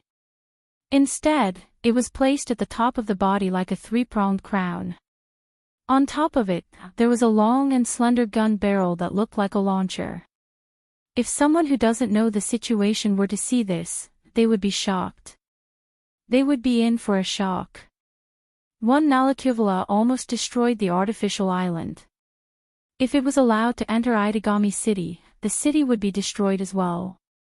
If there were 6 Nalakuveras, plus the one that looked even more powerful, then it would be a total disaster. The warlord's domain, which is several times bigger than Itagami City, will be destroyed. When that happens, the Black Death Emperor faction will have achieved their goal.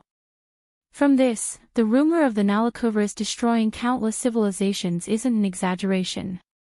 As for whether or not they can kill the primogenitor, that remains to be seen. However, it doesn't matter to the Black Death Emperor faction. Compared to killing the first true ancestor, the true goal of the Black Death Emperor faction was to destroy the Treaty of the Sacred Domain. And if the first true ancestor's territory, the Warlord Domain, were to be destroyed. If the first primogenitor's domain is destroyed, the Treaty of Sanctuary will be destroyed. The world will be engulfed in the flames of war.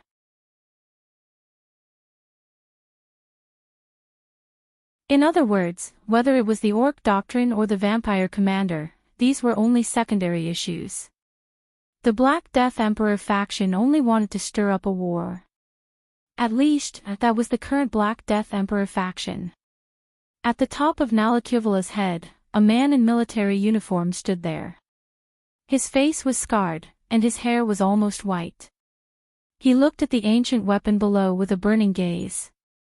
Soon, our war will begin. His hands clenched into fists behind his back. He stared at the largest Nalakuvera. That's the center of all the Nalakuveras.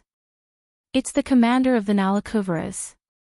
As long as he could sit inside and successfully control it, the rest of the Nalakuveras would obey the orders of the commander. Through this, he could control an entire Nalakuvera team. Suppressing the excitement in his heart, the man in uniform picked up a communication device.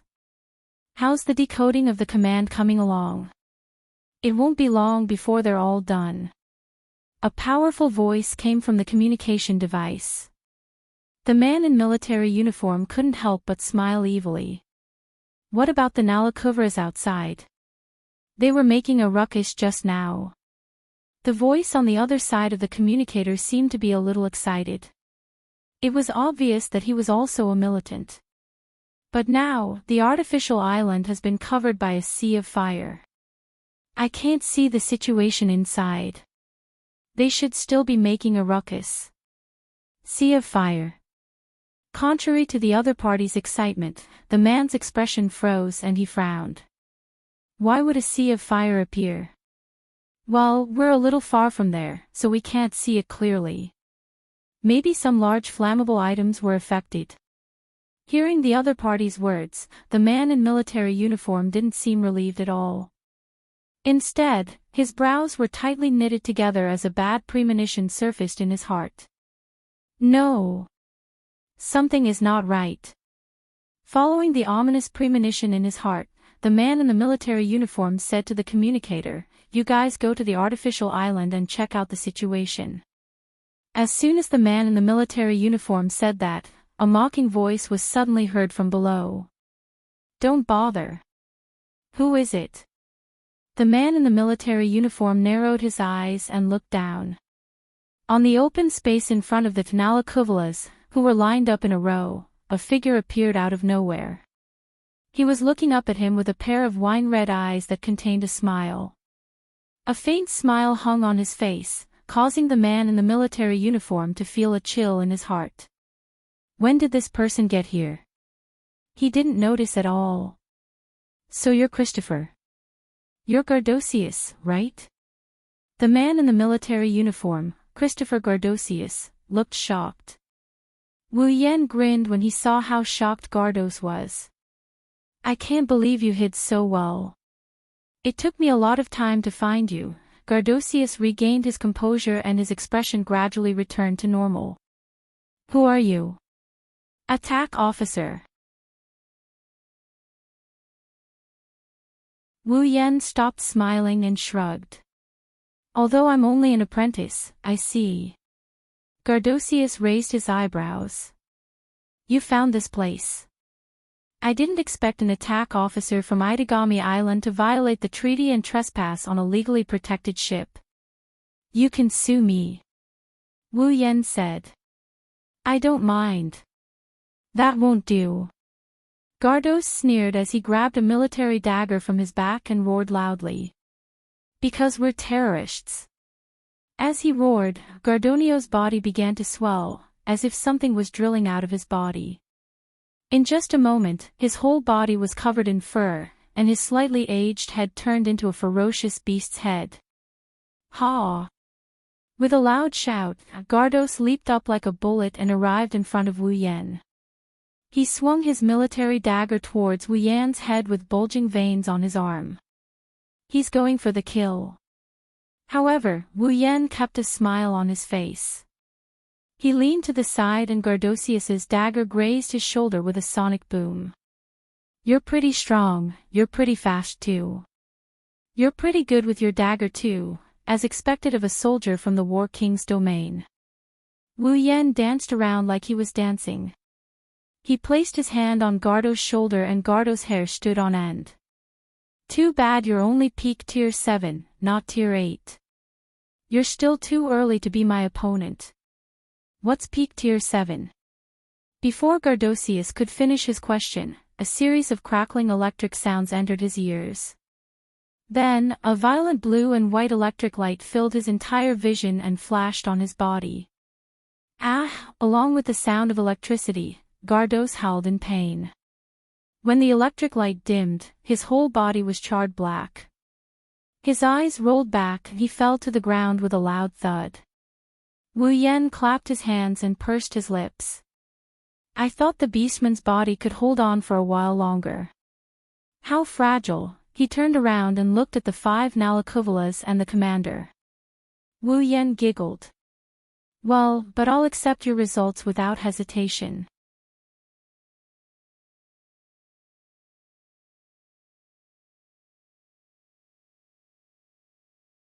Chapter 925.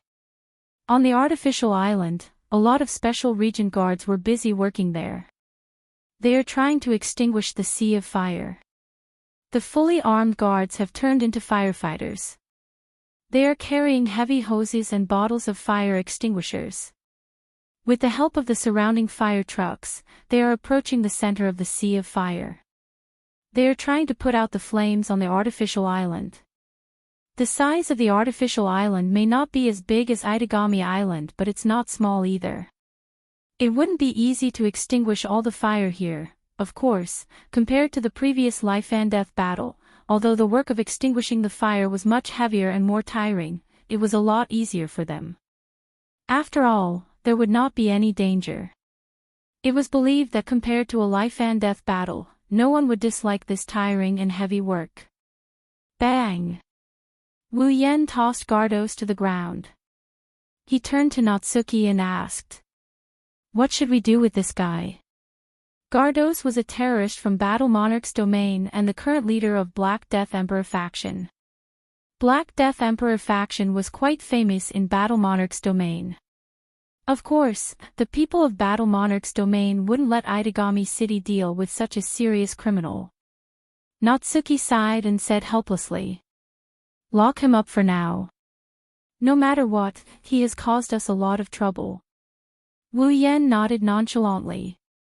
This old man has nothing to do with him. How he deals with him is none of his business. Who cares if he lives or dies? Natsuki raised her head when she saw Wu Yan's nonchalant expression. By the way, where is Nalakuvula? Who knows? Wu Yan waved his hand and pointed at the sea of fire. Maybe he turned into ashes. Oh. Natsuki narrowed her eyes. She looked at Wu Yan as if she could see through his thoughts. She stared at Wu Yan. Wu Yan shrugged in a calm manner. At the very least, if you can't hear his thumping heart, he would look like he's at peace with the situation. Humph. Natsuki waved the fan in her hand and turned around. Since he turned into ashes, it's best if we don't let him appear again. Otherwise, the people in Itagami Island won't want to be left out. They will be tempted to make a move. Wu Yan grinned and he turned around as well. He and Natsuki had their backs to each other and neither of them said anything. Wu Yan knows that many ambitious people will be tempted by a weapon that can destroy countless civilizations. If it wasn't for the fact that Nalakuvula's control method couldn't be deciphered, a lot of people would have gotten involved. Including Itagami Island's higher-ups. Now, the Black Death Emperor's sect had openly used Nalakuvula once. Those who have designs on this ancient weapon should take action. If Nalakuvula is discovered by the city's security forces, Itagami Island will become the center of conflict. From this perspective, Nalakuvula being turned into a noble phantasm and became Wu Yan's noble phantasm. It's a good thing for both Wu Yan and the others. After all, any weapon he turned into a noble phantasm can't escape his control. Even if he doesn't know how to control Nalakuvula, they will still obey his orders.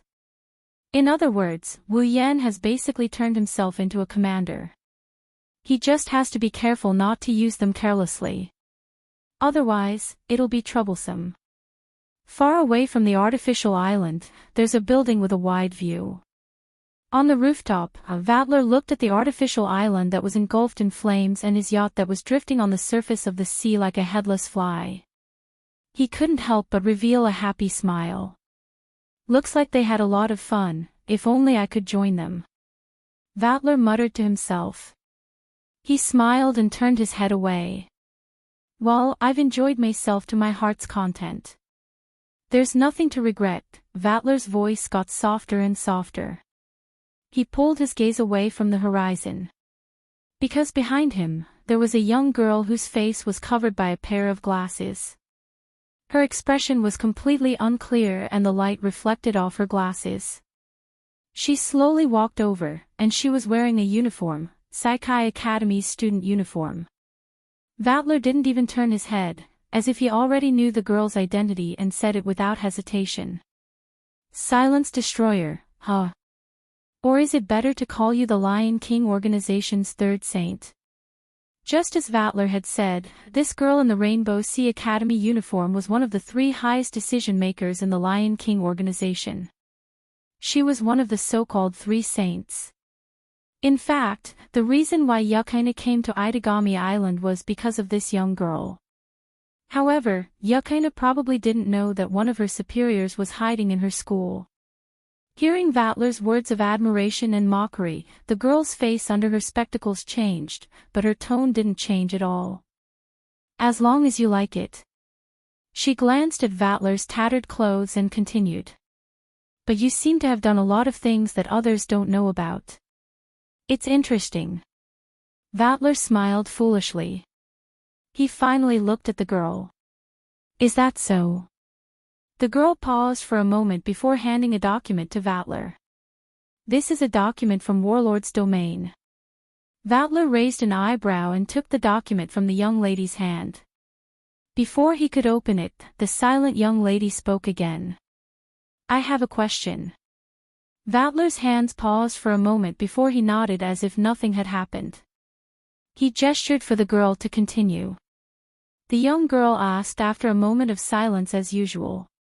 Is the Black Death faction's operation under the orders of that Great One? As the words that Lord came out from the young lady's mouth, the atmosphere of the scene changed. Even the young lady's emotionless tone seemed to have lowered a little. For a moment, it actually caused the air to become somewhat cold.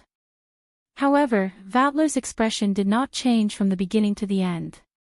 Even his tone did not change.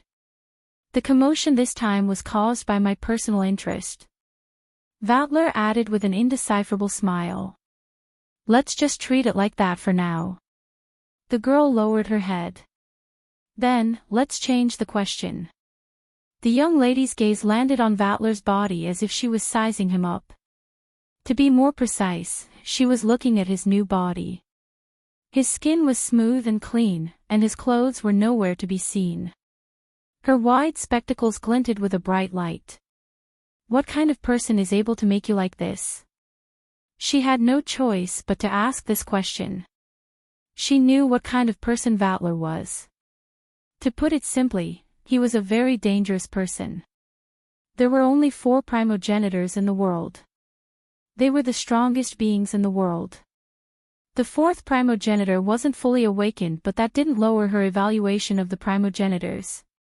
Disregarding the 4th true ancestor who had yet to fully awaken and the other 3 powerful true ancestors, Vatler, who always had a harmless smile on his face, was the most powerful vampire in the entire world.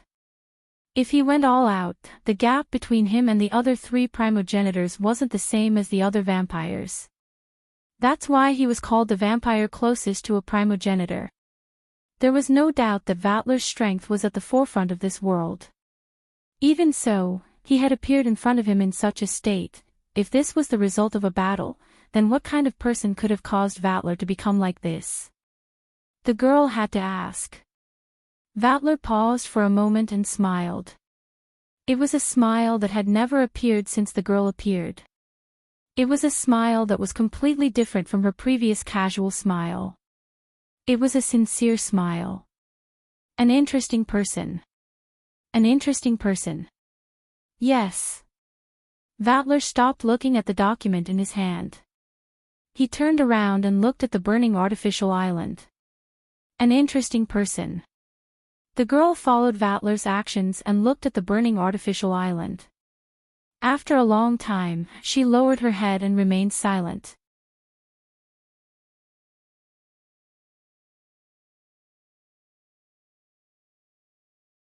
Chapter 926.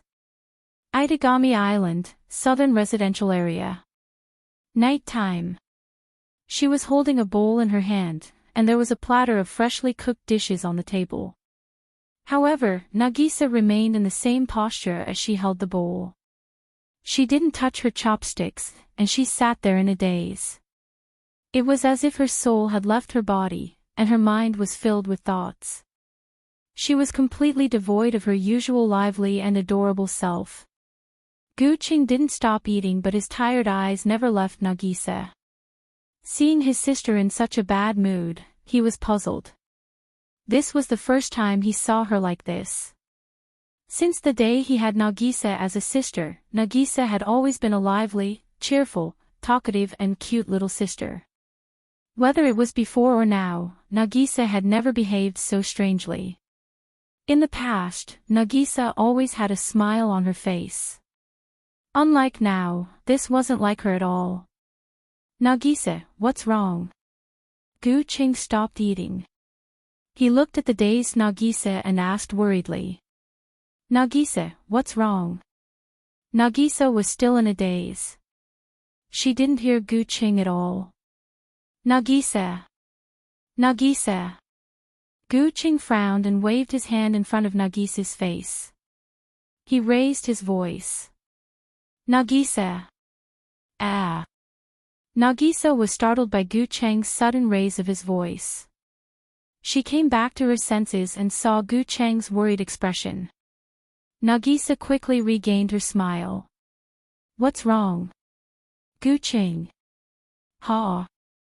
I should be the one asking that question. Gu Cheng grew more and more worried after seeing Nagisa's reaction. What's wrong, Nagisa? You don't look energetic. And no, of course not. Nagisa forced an unnatural smile under Gu Cheng's aggressive gaze. She turned her gaze away. This time. No matter how low Gu Cheng's EQ was, he was certain that Nagisa had something on her mind. Nagisa. Gu Cheng put down his chopsticks. He met Sauce's vision seriously. If there's anything, you can talk to me. Nagisa nodded. Nagisa hesitated for a moment but shook her head. No, it's really nothing. Really? Gu Cheng was doubtful. It's true. Seeing Gu Cheng's doubtful expression, Yi Zichen said. Nagisa puffed up her cheeks and knocked on the plate in front of her. All right, let's eat. Nagisa did not give Gu Cheng a chance to speak. She picked up her chopsticks and started eating quickly. Gu Cheng stared at her with worry in his eyes. That's the gist of it. In Yukina's house, Koja knelt down and told Kotori and Yukaina what happened last night. Kotori and Yukaina looked at each other after hearing Koju's story. You're right, Nisa-chan has been a little different lately. Yukaina pondered for a moment before continuing, she's not as cheerful and talkative as she used to be. Sometimes she even gets distracted in class and doesn't realize that she's almost walking into a wall when she's walking. There was one time when she almost got hit by a car when she didn't look at the road. I have the same feeling.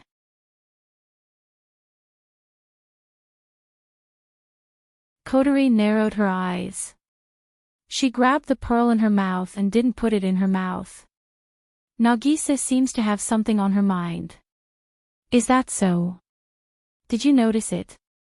Gu Cheng nodded his head in frustration. This has been going on for a few days now. She doesn't look any different from before, but she's always spacing out for no reason. She doesn't even have the energy to eat. This isn't like her at all. There must be something wrong with Nagisa, but she doesn't seem to want to be honest with me at all. Gu Cheng prostrated himself on the ground. That's why I'm begging you. Goku. Yukaina. With a pleading expression, Gu Cheng said pitifully, please help me talk to Nagisa. You're both girls and good friends. Nagisa should be willing to share her troubles with you. Please help me. Kotori and Yukaina sighed. Kotori and Yukaina smiled bitterly. Senpai, don't worry. Yukaina said. I'm also worried about Nagisa-chan. I'll help you. Well. Kotori bit her lollipop and waved her hand. Let's try asking Nagisa and see if we can get anything out of her. Thank you so much. Gu Cheng was so moved that he cried out. As he was too emotional, he knocked his head hard against the ground, causing him to cry out in pain. Kotori and Yukaina couldn't help but laugh in their hearts. That night, Kotori and Yukaina called Nagisa to Yukina's home. Yukina's expression was tense. Her back was straight and her face was stern. She gave off a strange feeling of oppression. Kotori was much more casual, but her eyes were locked on Nagisa. Nagisa was intimidated by their auras, so she shrank back a little. Kotori-chan. Yukina-chan. Nagisa raised her hand weakly. Why are you looking for me? Kotori glanced at Nagisa before exchanging a glance with Yukaina. She was the first to speak. Nagisa, you seem a bit off lately. Nagisa was surprised but she waved her hand. Oh, what's wrong with me?